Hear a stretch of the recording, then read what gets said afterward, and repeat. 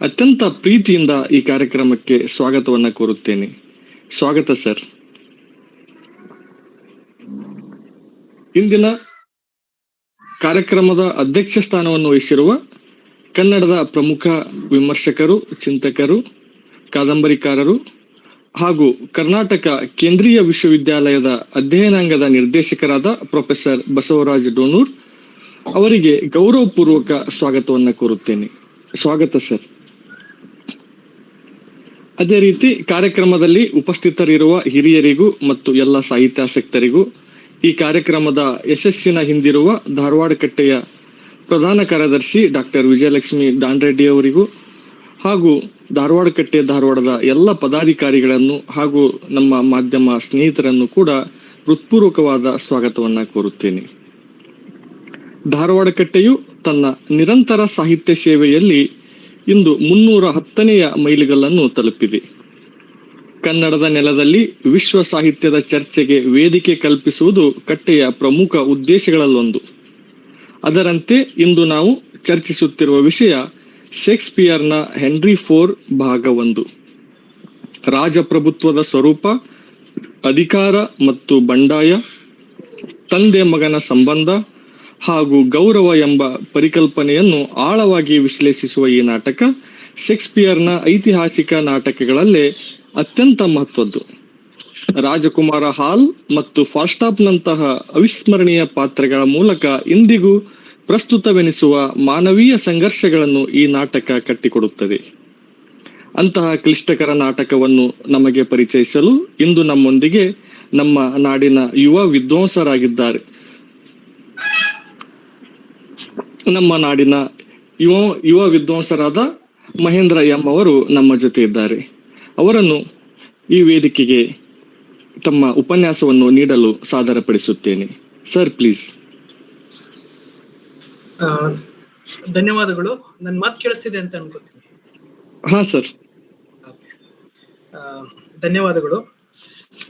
ಧಾರವಾಡ ಕಟ್ಟೆ ಧಾರವಾಡ ಅವರ ಸಹಯೋಗದಲ್ಲಿ ಶ್ರೀ ವಾಲ್ಮೀಕಿ ಮಹರ್ಷಿ ವಿಶ್ವವಿದ್ಯಾಲಯ ರಾಯಚೂರು ಹಾಗೂ ಸಿವಿಜಿ ಪಬ್ಲಿಕೇಶನ್ ಬೆಂಗಳೂರು ಪ್ರಾಯೋಜಿತ ಶೇಕ್ಸ್ಪಿಯರ್ ನಾಟಕಗಳು ಉಪನ್ಯಾಸ ಮಾಲಿಕೆಯಲ್ಲಿ ಶೇಕ್ಸ್ಪಿಯರ್ನ ಹೆನ್ರಿ IV ಭಾಗ 1 ನಾಟಕದ ಕುರಿತಾಗಿ ಮಾತನಾಡೋದಕ್ಕೆ ಅವಕಾಶ ನೀಡಿದ ಗುರುಗಳಾದ ಪ್ರೊಫೆಸರ್ ಬಸವರಾಜ್ ಡೋನೂರ್ ಸರ್ ಅವರಿಗೆ ಹಾಗೂ ಎಲ್ಲ ಪದಾಧಿಕಾರಿಗಳಿಗೆ, ಹಿರಿಯರು ಮತ್ತೆ ಸ್ನೇಹಿತರು ಎಲ್ಲರೂ ಇಲ್ಲಿದ್ದೀರಿ ಕೇಳಿಸ್ಕೊಳ್ಳೋದಿಕ್ಕೆ. ಎಲ್ಲರಿಗೂ ನನ್ನ ಕೃತಜ್ಞತೆ ಮತ್ತೆ ನಮಸ್ಕಾರಗಳನ್ನ ತಿಳಿಸಿ ನನ್ನ ಕೆಲವು ಮಾತುಗಳನ್ನ ಇಲ್ಲಿ ಹಂಚ್ಕೋತಾ ಇದ್ದೀನಿ. ಮೊದಲಿಗೆ ನಾನು ನಾಟಕದ ಕುರಿತಾಗಿ ಮಾತನಾಡೋದಕ್ಕಿಂತ ಮೊದಲು ಕೆಲವು ನಾಟಕಕ್ಕೆ ಸಂಬಂಧಪಟ್ಟ ಹಾಗೆ ಶೇಕ್ಸ್ಪಿಯರ್ ಮತ್ತೆ ಈ ನಾಟಕದ ಕೆಲವು ಕುರಿತಾದ ವಿಷಯಗಳನ್ನ ಮಾತಾಡಿ ನಂತರ ನಾಟಕ ಮತ್ತು ಸಂಬಂಧಪಟ್ಟಂತ ವಿಷಯಗಳನ್ನ ನಿಮ್ ಜೊತೆ ಚರ್ಚೆ ಮಾಡ್ತೇನೆ. ಮೊಟ್ಟ ಮೊದಲಿಗೆ ಶೇಕ್ಸ್ಪಿಯರ್ ಎಲ್ಲರಿಗೂ ಗೊತ್ತು. ಅವರ ಬಗ್ಗೆ ಒಂದು ಬೇರೆಯದೇ ರೀತಿಯಾದಂತಹ ಇಂಟ್ರೊಡಕ್ಷನ್ ಅಥವಾ ಒಂದು ಪರಿಚಯಾತ್ಮಕ ಆದಂತಹ ಒಂದು ಇದು ಬೇಡ ಅಂತ ನಾನು ಭಾವಿಸ್ಕೊತೀನಿ. ಆದ್ರೆ ಶೇಕ್ಸ್ಪಿಯರ್ನ ಕೆಲವು ವಿಷಯಗಳ ಬಗ್ಗೆ ಮಾತನಾಡದೆ ನಾನು ಹೆನ್ರಿ IV ಭಾಗ 1 ಬಗ್ಗೆ ಮಾತನಾಡಲಿಕ್ಕೆ ಸಾಧ್ಯ ಇಲ್ಲ ಈ ಸಮಯದಲ್ಲಿ. ನಿಮ್ಗೆಲ್ಲ ಗೊತ್ತಿರುವ ಹಾಗೆ ವಿಲಿಯಂ ಶೇಕ್ಸ್ಪಿಯರ್ 1564ರಲ್ಲಿ ಹುಟ್ಟಿದ್ರು, ಹಾಗೆ 1616ನಲ್ಲಿ ತೀರ್ಕೊಂಡ್ರು. ಅವ್ರನ್ನ ನಾವು ಇಂಗ್ಲಿಷ್ ಸಾಹಿತ್ಯದ ಅತ್ಯುತ್ತಮ ನಾಟಕಕಾರ ಮತ್ತು ಕವಿ ಅಂತ ಪರಿಗಣಿಸ್ತೇವೆ. ಆಕ್ಚುಲ್ ಆಗಿ ನಾವು ಇಂಗ್ಲಿಷ್ ಸಾಹಿತ್ಯದಲ್ಲಿ ನೋಡ್ಬೇಕಾದ್ರೆ ಅದನ್ನ ಕೆನಾನಿಕಲ್ ರೈಟರ್ ಅಂತ ಕರೆಯೋದು ಎಲ್ಲರಿಗೂ ಏನೋ ಚಿರುಪರಿಚಿತರಾದಂತಹ ಕೆನಾನಿಕಲ್ ರೈಟರ್ ಅಂತ ನಾವು ಹೇಳ್ತೀವಿ. ಸೊ ಅವರ ಸೃಜನಾತ್ಮಕ ಪ್ರತಿಭೆಯ ಬಗ್ಗೆ ಮಾತನಾಡೋದಾದ್ರೆ, ಅವರ ಸೃಜನಾತ್ಮಕತೆ ಅನ್ನೋದೇನಿದೆ ಅವರ ಮಾನವೀಯ ಅನುಭವಗಳ ಸಂಪೂರ್ಣ ವ್ಯಾಪ್ತಿಯನ್ನು ಒಳಗೊಳ್ಳುತ್ತದೆ. ಅವರ ಎಲ್ಲಾ ನಾಟಕಗಳಲ್ಲೂ ಈ ಮಾನವೀಯ ಅನುಭವಗಳು ಮತ್ತೆ ಮಾನವೀಯ ಒಂದು ರೂಪಕಗಳು, ಚಿತ್ರಣಗಳು ತುಂಬಿಕೊಂಡಿದ್ದಾವೆ.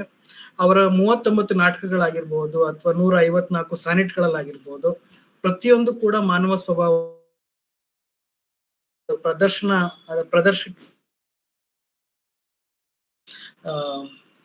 ಭಾವಿಸ್ಕೊತೀನಿ. ಇದು ಒಂದು ವಿಷಯವಾದ್ರೆ ಅವರ 39 ನಾಟಕಗಳು ಮತ್ತು 154 ಸಾನೆಟ್ಗಳು ಮಾನವೀಯ ಅನುಭವಗಳ ಮೇಲೆ ನಿರ್ಮಿತವಾದಂತಹ ನಾಟಕಗಳು ಮತ್ತು ಕವಿತೆಗಳು ಅನ್ನೋದು ಒಂದು ಕಡೆ ಆದ್ರೆ, ಹಾಗೆ ಅವರ ಭಾಷೆಯನ್ನು ಕೂಡ ನಾವು ಅಲ್ಲಿ ನೋಡ್ಬೇಕು. ಇಂಗ್ಲಿಷ್ನ ಎಷ್ಟು ಪರಿಪೂರ್ಣವಾಗಿ ಪರಿಪಕ್ವವಾಗಿ ಅವರು ತಮ್ಮ ನಾಟಕಗಳಲ್ಲಿ ಉಪಯೋಗಿಸ್ಕೊಂಡ್ರು ಅನ್ನೋದು ಕೂಡ ನಾವು ಇಲ್ಲಿ ಗಮನಿಸ್ಬೇಕಾಗುತ್ತೆ. ತಮ್ಮ 39 ನಾಟಕಗಳು ಹಾಗೂ 154 ಸಾನೆಟ್ಗಳಲ್ಲಿ ಶೇಕ್ಸ್ಪಿಯರ್ ಇಂಗ್ಲಿಷ್ ಭಾಷೆಯನ್ನ ಅಭೂತಪೂರ್ವವಾಗಿ ಬಳಸ್ಕೊಂಡಿದ್ದಾರೆ. ಅವರು ಸುಮಾರು 20,000 ವರ್ಡ್ಸ್ಗಳನ್ನ ಅದರಲ್ಲಿ ನಾಟಕಗಳು ಮತ್ತೆ ಸಾನೆಟ್ಗಳಲ್ಲಿ ಉಪಯೋಗಿಸ್ತಾ ಬರ್ತಾರೆ. ಆದ್ರೆ ಇವತ್ತು ನಾವು ಇಂಗ್ಲಿಷ್ನ ಭಾಷೆಯನ್ನು ನೋಡಿದಾಗ ಸುಮಾರು 1700 ಹೊಸ ಪದಗಳನ್ನ ಅವರು ಸೃಷ್ಟಿಸಿದಂತಹ ಉದಾಹರಣೆ ನಮ್ಗೆ ಇಂಗ್ಲಿಷ್ ಡಿಕ್ಷನರಿ ಮೂಲಕ ತಿಳಿಲಿಕ್ಕೆ ಆಗುತ್ತೆ. ಫಾರ್ ಎಕ್ಸಾಂಪಲ್ ಕೆಲವು ವರ್ಡ್ಸ್ ಗಳನ್ನ ನಾನು ಹೇಳ್ತೀನಿ ಅಲ್ಲಿ. ಫಾರ್ ಎಕ್ಸಾಂಪಲ್ ಅಸಾಸಿನೇಷನ್ ಅಂತ ನಾವ್ ಏನ್ ಹೇಳ್ತೀವಿ, ಅಥವಾ ಸ್ವ್ಯಾಗರ್, ಬಂಪ್, ಕ್ರಿಟಿಕ್, ಡಿಸ್ಮಿಸ್ ಅಂತ ಏನೇನು ವರ್ಡ್ಸ್ ಗಳನ್ನ ನಾವು ಹೇಳ್ತೇವೆ. ಹೀಗೆ 1700 ವರ್ಡ್ಸ್ ಗಳನ್ನ ಪದಗಳನ್ನ ಅವರು ಇಂಗ್ಲಿಷ್ ಭಾಷೆಗೆ ಕೊಡುಗೆಗಳಾಗಿ ಕೊಟ್ರು. ಈ ಭಾಷಾ ಪ್ರಯೋಗಗಳು ಇಂದಿಗೂ ಕೂಡ ಇಂಗ್ಲಿಷ್ ಭಾಷೆಯ ಭಾಗಗಳಾಗೆ ಉಳ್ಕೊಂಡಿದ್ದಾವೆ. ನಾವು ಶೇಕ್ಸ್ಪಿಯರ್ನ ನಾಟಕ ಅಥವಾ ಸಾನೆಟ್ಗಳನ್ನ ಓದ್ತಾ ಹೋದಾಗ ಈ ತರದ ಹೊಸ ಬಗೆಯಾದ ಪದಗಳನ್ನ ನಾವು ಇಂದಿಗೂ ಕಾಣಬಹುದು. ಮತ್ತೆ ಇನ್ನೊಂದು ಈ ನಾಟಕಕ್ಕೆ ಪೂರಕವಾಗಿ ನಾನು ಏನ್ ಹೇಳಲಿಕ್ಕೆ ಇಷ್ಟಪಡ್ತೀನಿ ಅಂತಂದ್ರೆ ಅವರ ಪಾತ್ರಗಳ ಚಿತ್ರಣ. ಓಕೆ, ಅಂದ್ರೆ ಪ್ರತಿಯೊಂದು ನಾಟಕಗಳಲ್ಲಿ ಒಂದು ಹೊಸದಾದ ಒಂದು ಕ್ಯಾರೆಕ್ಟರ್, ವೈವಿಧ್ಯವಾದಂತಹ ಒಂದು ಕ್ಯಾರೆಕ್ಟರ್ನ ಅವರು ಕ್ರಿಯೇಟ್ ಮಾಡಿರ್ತಾರೆ, ನಿರ್ಮಾಣ ಮಾಡಿರ್ತಾರೆ. ಅದೇ ರೀತಿ ಶೇಕ್ಸ್ಪಿಯರ್ನ ಪಾತ್ರಗಳು ಆಲ್ಮೋಸ್ಟ್ ಎಲ್ಲ ನಾಟಕಗಳಲ್ಲೂ ಕೂಡ ಬಹು ಆಯಾಮಿಯಾಗಿರುತ್ತದೆ ಮತ್ತು ಮಾನವೀಯವಾಗಿ ಕೂಡ ಕಂಡು ಬರ್ತವೆ. ನಾನು ಈ ನಾಟಕಕ್ಕೆ ಸಂಬಂಧಪಟ್ಟ ಹಾಗೆ ಫಾಲ್ಸ್ಟಾಫ್ ನ ಕುರಿತಾಗಿ ಒಂದಷ್ಟು ವಿಷಯಗಳನ್ನ ನಿಮ್ ಜೊತೆ ಮುಂದಿನ ಕೆಲವು ನಿಮಿಷಗಳಲ್ಲಿ ಹಂಚ್ಕೋತೀನಿ. ಹಾಗೆ ಬೇರೆ ಬೇರೆ ನಾಟಕಗಳಲ್ಲಿ, ಈಗ ಫಾರ್ ಎಕ್ಸಾಂಪಲ್ ಒಥೆಲೋದಲ್ಲಿ ಇಯಾಗೋ ಆಗಿರ್ಬಹುದು, ಅಥವಾ ಮರ್ಚೆಂಟ್ ಆಫ್ ವೆನಿಸ್ ನಲ್ಲಿ ಶೈಲಾಕ್ ಆಗಿರ್ಬಹುದು. ಈ ತರದ ಕೆಲವು ಕ್ಯಾರೆಕ್ಟರ್ಗಳನ್ನ ಅವರು ಕ್ರಿಯೇಟ್ ಮಾಡಿದ್ದಾರೆ. ಅವು ಆ ಪಾತ್ರಗಳೆಲ್ಲ ತುಂಬಾ ಬಹು ಆಯಾಮವಾಗಿ ನಾವು ನೋಡ್ಬಹುದು. ಹಾಗೆ ಮಾನವೀಯವಾಗಿ ಕೂಡ ನಾವು ಅದನ್ನ ನೋಡ್ಬಹುದು. ಆ ಪಾತ್ರಗಳ ಚಿತ್ರಣ ಹೇಗಿರುತ್ತೆ ಅಂತಂದ್ರೆ, ಅವರು ಇಲ್ಲಿವರೆಗೂ ಕ್ರಿಯೇಟ್ ಮಾಡಿದಂತಹ ಕ್ಯಾರೆಕ್ಟರ್ಗಳಲ್ಲಿ ಬಹುಶಃ ರಾಜರಿರ್ಬಹುದು, ರಾಣಿಯರು, ಸಾಮಾನ್ಯ ಜನರು, ಹಾಗೆ ಈ ಹಾಸ್ಯಮಯ ಪಾತ್ರಗಳು, ದುಷ್ಟ ಪಾತ್ರಗಳು ಎಲ್ಲ ಒಂದು ರೀತಿಯ ಸಮಾನವಾದಂತಹ ಕೌಶಲ್ಯದಿಂದ ತುಂಬಿರುವಂತಹ ಪಾತ್ರಗಳಾಗಿದ್ದಾವೆ. ಸೊ ಪ್ರತಿ ಪಾತ್ರ ಕೂಡ ಅದರದೇ ಆದ ತನ್ನ ವಿಶಿಷ್ಟ ಧ್ವನಿಯನ್ನ ಹೊಂದಿರುತ್ತೆ, ವಿಶಿಷ್ಟ ಪ್ರೇರಣೆಯನ್ನ ಹೊಂದಿದೆ. ಮತ್ತೆ ಹಾಗೆ ವಿಶಿಷ್ಟವಾದಂತಹ ಒಂದು ಮಾನಸಿಕ ಒಳನೋಟವನ್ನು ಕೂಡ ಅವು ಹೊಂದಿರ್ತವೆ. ಸೊ ಆದ್ರಿಂದ ಏನಾಗುತ್ತೆ, ನಾವು ಶೇಕ್ಸ್ಪಿಯರ್ ನಾಟಕಗಳನ್ನ ಚರ್ಚೆ ಮಾಡ್ಬೇಕಾದ್ರೆ ತುಂಬಾ ವಿಶಿಷ್ಟವಾಗಿ ಅವನು ನಿರ್ಮಾಣ ಮಾಡುವಂತಹ ಪಾತ್ರಗಳ ಬಗ್ಗೆ ಕೂಡ ನೋಡ್ಬೇಕಾದ ಅವಶ್ಯಕತೆ ಹೆಚ್ಚಿರುತ್ತೆ. ಕಥೆಯ ವಸ್ತುವಿನ ಜೊತೆ ಅವನು ನಿರ್ಮಾಣ ಮಾಡುವಂತಹ ಪಾತ್ರಗಳು ಕೂಡ ಅಷ್ಟೇ ಕ್ಷಣದಲ್ಲಿ ನಾನು ಹೇಳಲಿಕ್ಕೆ ಇಷ್ಟಪಡ್ತೀನಿ. ಹಾಗೆ ಶೇಕ್ಸ್ಪಿಯರ್ ಇಷ್ಟು ವರ್ಷಗಳಾದ್ರೂ ಕೂಡ 450-500 ವರ್ಷಗಳಾಗ್ತಾ ಬಂತು. ಶೇಕ್ಸ್ಪಿಯರ್ ಯಾಕೆ ಇಷ್ಟೊಂದು ಸಾರ್ವತ್ರಿಕವಾಗಿ ನಾವೆಲ್ಲರೂ ಇಷ್ಟಪಡ್ತೀವಿ? ಸುಮಾರು 450 ವರ್ಷಗಳಿಂದ ಅವನು ಬರೆದಂತಹ ನಾಟಕಗಳನ್ನ ಇವತ್ತು ಓದ್ತೀವಿ. ಇವತ್ತು ಅವನ್ನ ನಮ್ಮ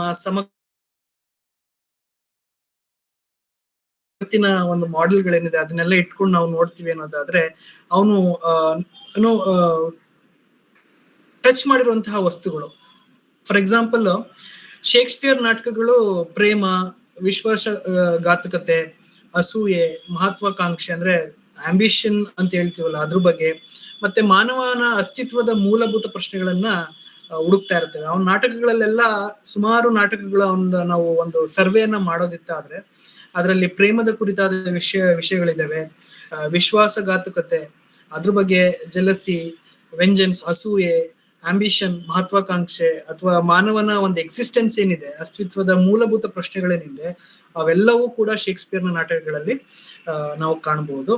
ಈ ವಿಷಯಗಳು ಅಷ್ಟು ಸಾರ್ವತ್ರಿಕವಾಗೋದಕ್ಕೆ ಕಾರಣ ಏನಂತಂದ್ರೆ, ಇವು ಕಾಲ ಮತ್ತು ಸ್ಥಳವನ್ನ ಮೀರಿ ಸಾರ್ವತ್ರಿಕವಾಗಿ ಪ್ರಸ್ತುತ ಆಗ್ತಿರ್ತವೆ. ಈಗ ನಾವು ಒಂದು ಯಾವುದೋ ಒಂದು ಲವ್ ಸ್ಟೋರಿನಲ್ಲಿ 12th ನೈಟ್ ಅಲ್ಲಿ ಒಂದು ಆಡುವಂತ ಒಂದು ಪ್ರೇಮ ಇರ್ಬೋದು. ಅದನ್ನ ನೋಡೋದಾದ್ರೆ ಇವತ್ತು ಕೂಡ ಅದೇ ತರಹದ ಒಂದು ಪ್ರೇಮ ಸಾರ್ವತ್ರಿಕವಾಗಿ ಸಿಗ್ತಾ ಇರುತ್ತೆ. ಒಂದು ಅಸೂಯೆ ಸಾರ್ವತ್ರಿಕವಾಗಿ ಕಾಣ್ತಾ ಇರುತ್ತೆ. ಒಂದು ಜಲಸಿ, ಮನುಷ್ಯನ ಐಡೆಂಟಿಟಿ ಮತ್ತೆ ಎಕ್ಸಿಸ್ಟೆನ್ಸ್ ಬಗ್ಗೆ ಇರುವಂತಹ ಕ್ವೆಶನ್ಸ್ಗಳು, ಇವೆಲ್ಲ ಕೂಡ ಸಾರ್ವತ್ರಿಕವಾಗಿ ನಮಗ್ ಕಾಣ್ತಾ ಇರ್ತವೆ. ಇವು ಹಾಗೆ ಕಾಲ ಮತ್ತು ಸ್ಥಳವನ್ನ ಮೀರಿದ್ದಾಗಿದೆ. ಇದರಿಂದಾಗಿ ಅವರ ಕೃತಿಗಳು ಇಂದಿಗೂ ಕೂಡ ಪ್ರೇಕ್ಷಕರನ್ನ ಆಕರ್ಷಿಸುತ್ತಲೇ ಇವೆ.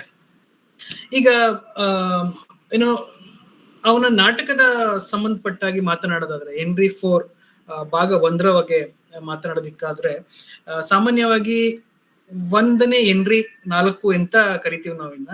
ಇಂಗ್ಲಿಷ್ ನಲ್ಲಿ ಹೆನ್ರಿ 4 ಭಾಗ 1 ಅನ್ನೋದಕ್ಕಿಂತ ನಾವು ಕನ್ನಡದಲ್ಲಿ ಮಾತಾಡ್ಬೇಕಾದ್ರೆ 1ನೇ ಹೆನ್ರಿ 4 ಎಂದು ಏನೋ ನಾವು ಕರ್ಕೋತೀವಿ. ಹಾಗೆ ಈ ಹೆನ್ರಿ ಮತ್ತೆ ಆತನ ಒಂದಷ್ಟು ವಿಷಯಗಳನ್ನ ತಿಳ್ಕೋಬೇಕಾಗಿತ್ತು ಅಂತಂದ್ರೆ, ಈ ನಾಟಕ ಹೇಗೆ ರಚನೆ ಆಯ್ತು ಅನ್ನೋ ವಿಷಯ ಕೂಡ ನಾವು ಚರ್ಚೆ ಮಾಡ್ಬೇಕಾಗುತ್ತೆ. ಇದನ್ನ ವಿಲಿಯಂ ಶೇಕ್ಸ್ಪಿಯರ್ ಒಂದು ಐತಿಹಾಸಿಕ ನಾಟಕವನ್ನಾಗಿ ಬರೆದಿದ್ದಾರೆ. ಇದನ್ನ 1597 ನಂತರ ಬರೆಯಲಾಗಿದೆ ಅಂತ ನಂಬಲಾಗ್ತದೆ. ಈ ನಾಟಕ ಇಂಗ್ಲೆಂಡ್ ನ ರಾಜ ಹೆನ್ರಿ 4 ಆಳ್ವಿಕೆಯ ಭಾಗವನ್ನ ನಾಟಕೀಯಗೊಳಿಸುತ್ತದೆ. ಅಂದ್ರೆ ಈ ಪೂರಾ ನಾಟಕದಲ್ಲಿ ರಾಜ ಹೆನ್ರಿ 4 ಬಗ್ಗೆ ಇದೆ, ಹಾಗೆ ಪ್ರಿನ್ಸ್ ಹಾಲ್ ಬಗ್ಗೆ ಇದೆ. ಆದ್ರೆ ಹೆಚ್ಚು ನಮ್ಗೆ ಕಾಣಸಿಗುವ ವಸ್ತು ಯಾವುದು ಅಂತ ಅಂದ್ರೆ, ಕಿಂಗ್ ಹೆನ್ರಿ 4 ಬಿಟ್ಟು ನಮ್ಗೆ ಹೆಚ್ಚು ಕಾಣುವಂಥದ್ದು ಫಾಲ್ಸ್ಟಾಫ್ ಒಂದು ಏನೋ ಅನದರ್ ಫಾದರ್ ಆಗಿ, ಮತ್ತೊಬ್ಬ ಏನೋ ಅಪ್ಪನಾಗಿ ಕಾಣಿಸ್ಕೊಳ್ಳುವಂತಹ ಹಲವಾರು ಭಾಗಗಳು ನಮ್ಗೆ ಈ ನಾಟಕದಲ್ಲಿ ಸಿಗ್ತದೆ. ಈ ನಾಟಕ ಸುಮಾರು 402ರ ಕೊನೆಯಲ್ಲಿ ಹೋಮಿಲ್ಡನ್ ಬೆಟ್ಟದಲ್ಲಿ ನಡೆದ ಯುದ್ಧದಿಂದ ಪ್ರಾರಂಭವಾಗಿ 403ರ ಮಧ್ಯದಲ್ಲಿ ಶ್ರೂಸ್ಬೆರಿ ಕದನದಲ್ಲಿ ರಾಜ ಹೆನ್ರಿಯ ವಿಜಯದೊಂದಿಗೆ ಕೊನೆ ಆಗ್ತದೆ. ಅಂದ್ರೆ ಇಷ್ಟ್ರ ಮಧ್ಯೆ ನಡೆಯುವಂತಹ ಒಂದು ಕಥಾ ಹಂದರವನ್ನ ಶೇಕ್ಸ್ಪಿಯರ್ ಯೂಸ್ ಮಾಡಿಕೊಂಡು ಈ ಕಥೆಯನ್ನ ಬರೀತಾರೆ. ಈ ಕಥೆಯನ್ನ ಬರೆದಿದ್ದು 1597ರ ನಂತರ. ಅಂದ್ರೆ ಒಂದು 1597 ಅಂತಂದ್ರೆ ಅಲ್ಲಿಗಾಗ್ಲೇ ಸುಮಾರಷ್ಟು ನಾಟಕಗಳನ್ನ ಶೇಕ್ಸ್ಪಿಯರ್ ಬರ್ದಿದ್ದ. ಮತ್ ಹಾಗೆ ಆತ ಒಂದು ಪ್ರಬುದ್ಧತೆಯನ್ನ ಅಲ್ಲಿ ಕಂಡ್ಕೊಂಡಿದ್ದ. ಆ ಪ್ರಬುದ್ಧತೆ ಕೂಡ ಈ ಹೆನ್ರಿ 4 ಭಾಗ 1ರಲ್ಲಿ, ಭಾಗ 2ರಲ್ಲಿ, ಹಾಗೆ ಹೆನ್ರಿ 5 ಅಂತ ನಾವೇನ್ ಹೇಳ್ತೀವಿ ಅದ್ರಲ್ಲೂ ಕೂಡ ಕಂಡು ಬರ್ತದೆ. ಸೊ ಈ ಘಟನಾವಳಿಗಳೇನಿದೆ ಅಂದ್ರೆ, ಈ ಹೆನ್ರಿ 4ನ ಸುತ್ತ ಆಗುವಂತಹ ಘಟನೆಗಳೇನಿದೆ, ಈ ಘಟನೆಗಳನ್ನ ಇಟ್ಕೊಂಡು ನಾಟಕವನ್ನ ಬರೀತಾರೆ.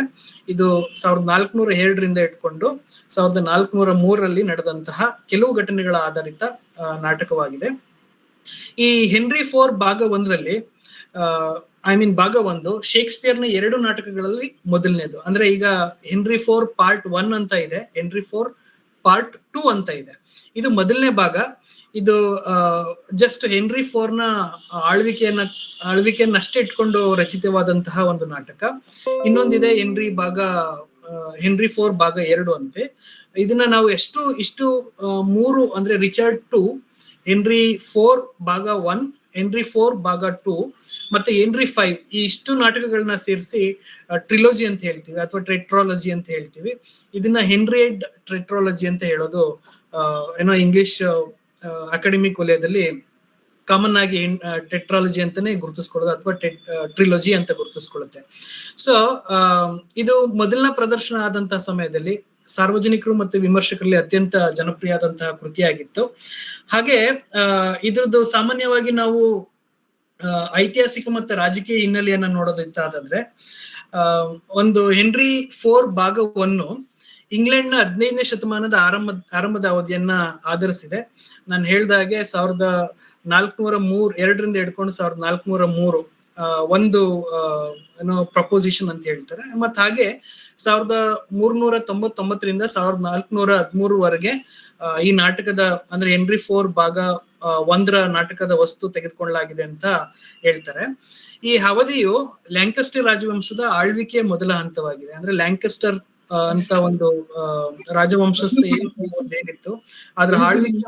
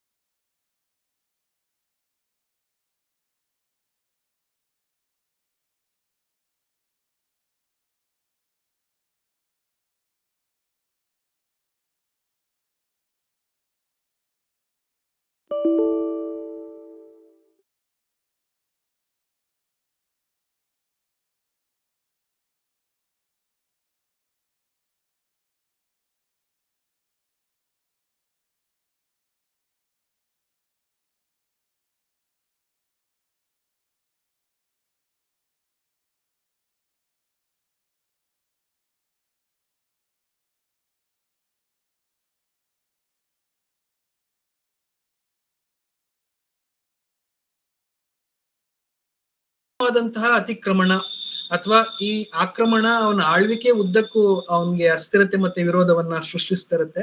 ಇದು ನಾಟಕದ ವಸ್ತು ಆಗಿದೆ. ಇದು ಕೂಡ ರಾಜಕೀಯ ಹಿನ್ನೆಲೆಯಿಂದ ಪ್ರೇರೇಪಿತವಾದಂತಹ ಒಂದು ನಾಟಕ. ಇಲ್ಲಿ ಕಿಂಗ್ ಹೆನ್ರಿ IV ಅವನು ರಿಚರ್ಡ್ II ಪದಚ್ಯುತಗೊಳಿಸಿ ಅಧಿಕಾರಕ್ಕೆ ಬಂದದ್ದಷ್ಟೇ ಮುಖ್ಯವಲ್ಲ, ಅದು ಹೇಗೆ ಒಂದು ಅಸ್ಥಿರತೆಯನ್ನ ಉಂಟು ಮಾಡ್ತು.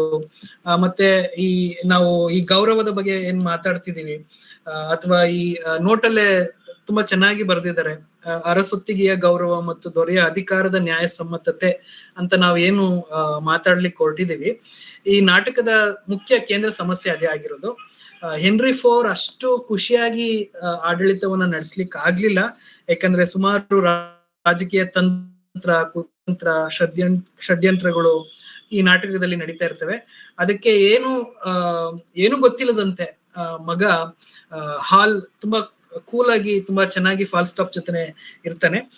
ಅದನ್ನು ಕೂಡ ನಾವು ಇಲ್ಲಿ ಗಮನಿಸ್ಬೇಕು. ಒಂದು ಕಡೆ ಒಂದು ಗೌರವದ ವಿಷಯವನ್ನ ನಾವು ನೋಡೋದಾದ್ರೆ, ನಾಟಕದಲ್ಲಿ ಗೌರವಕ್ಕೆ ಸಂಬಂಧಪಟ್ಟ ಹಾಗೆ ಸುಮಾರು ವಿಷಯಗಳು ಇದಾವೆ. ಫಾಲ್ ಸ್ಟಾಪ್ ನ ಒಂದು ಸ್ಪೀಚ್ ಆಗಿರ್ಬೋದು, ಗೌರವ ಅನ್ನೋದು ಜಸ್ಟ್ ಒಂದು ವರ್ಡ್ ಅಷ್ಟೇ, ಒಂದು ಪದ ಅಷ್ಟೇ, ಗೌರವ ಅಂದ್ರೆ ಏನು ಇಲ್ಲ, ಅದು ಇದು ಅನ್ನೋದು ಒಂದು ಫಾಲ್ ಸ್ಟಾಪ್ ನ ಒಂದು ಅಂಡರ್ಸ್ಟ್ಯಾಂಡಿಂಗ್ ಆಫ್ ಹಾನರ್, ಒಂದು ಗೌರವ. ಹಾಗೆ ಗೌರವವನ್ನ ಹಾಲ್ ಅರ್ಥ ಮಾಡ್ಕೊಳ್ಳೋ ರೀತಿ, ಅಥವಾ ಗೌರವವನ್ನ ಬೇರೆ ಬೇರೆ ಕ್ಯಾರೆಕ್ಟರ್ಗಳು ನೋಡೋ ರೀತಿ ಕೂಡ ಈ ಐತಿಹಾಸಿಕ ಮತ್ತೆ ರಾಜಕೀಯ ಹಿನ್ನೆಲೆಗೆ ಕೂಡ್ಕೊಂಡಂತಹ ಇದೆ. ಈ ಅಧಿಕಾರಕ್ಕೆ ಬಂದ ನಂತರ, ಹೆನ್ರಿ IV ಅಧಿಕಾರಕ್ಕೆ ಬಂದ ನಂತರ ಅವನ ಆಳ್ವಿಕೆ ಉದ್ದಕ್ಕೂ ತುಂಬಾ ಅಸ್ಥಿರತೆಯನ್ನು ನೋಡ್ಬೇಕಾಗುತ್ತೆ. ಯಾಕಂತಂದ್ರೆ ಹಿರಿಯ ಮಗ ಹಾಲ್ ಅಷ್ಟು ಏನು ಜವಾಬ್ದಾರಿಯುತವಾದಂತ ಮನುಷ್ಯ ಆಗಿರ್ಲಿಲ್ಲ. ಆತ ಸುಮಾರು ಸಮಯವನ್ನ ಫಾಲ್ ಸ್ಟಾಫ್ ಜೊತೆ ಈ ಟ್ಯಾವರ್ ನಲ್ಲಿ ಕಳೀತಾ ಇರ್ತಾನೆ. ಮದ್ಯಪಾನ ಮಾಡೋದು ಮತ್ತೆ ಕಾಲಹರಣ ಮಾಡೋದು ಅಷ್ಟೇ ಒಂದು ಇದಾಗಿರುತ್ತೆ. ಇದರಿಂದ ತುಂಬಾ ಜರ್ಜರಿತನಾಗಿರ್ತಾನೆ ಹೆನ್ರಿ IV.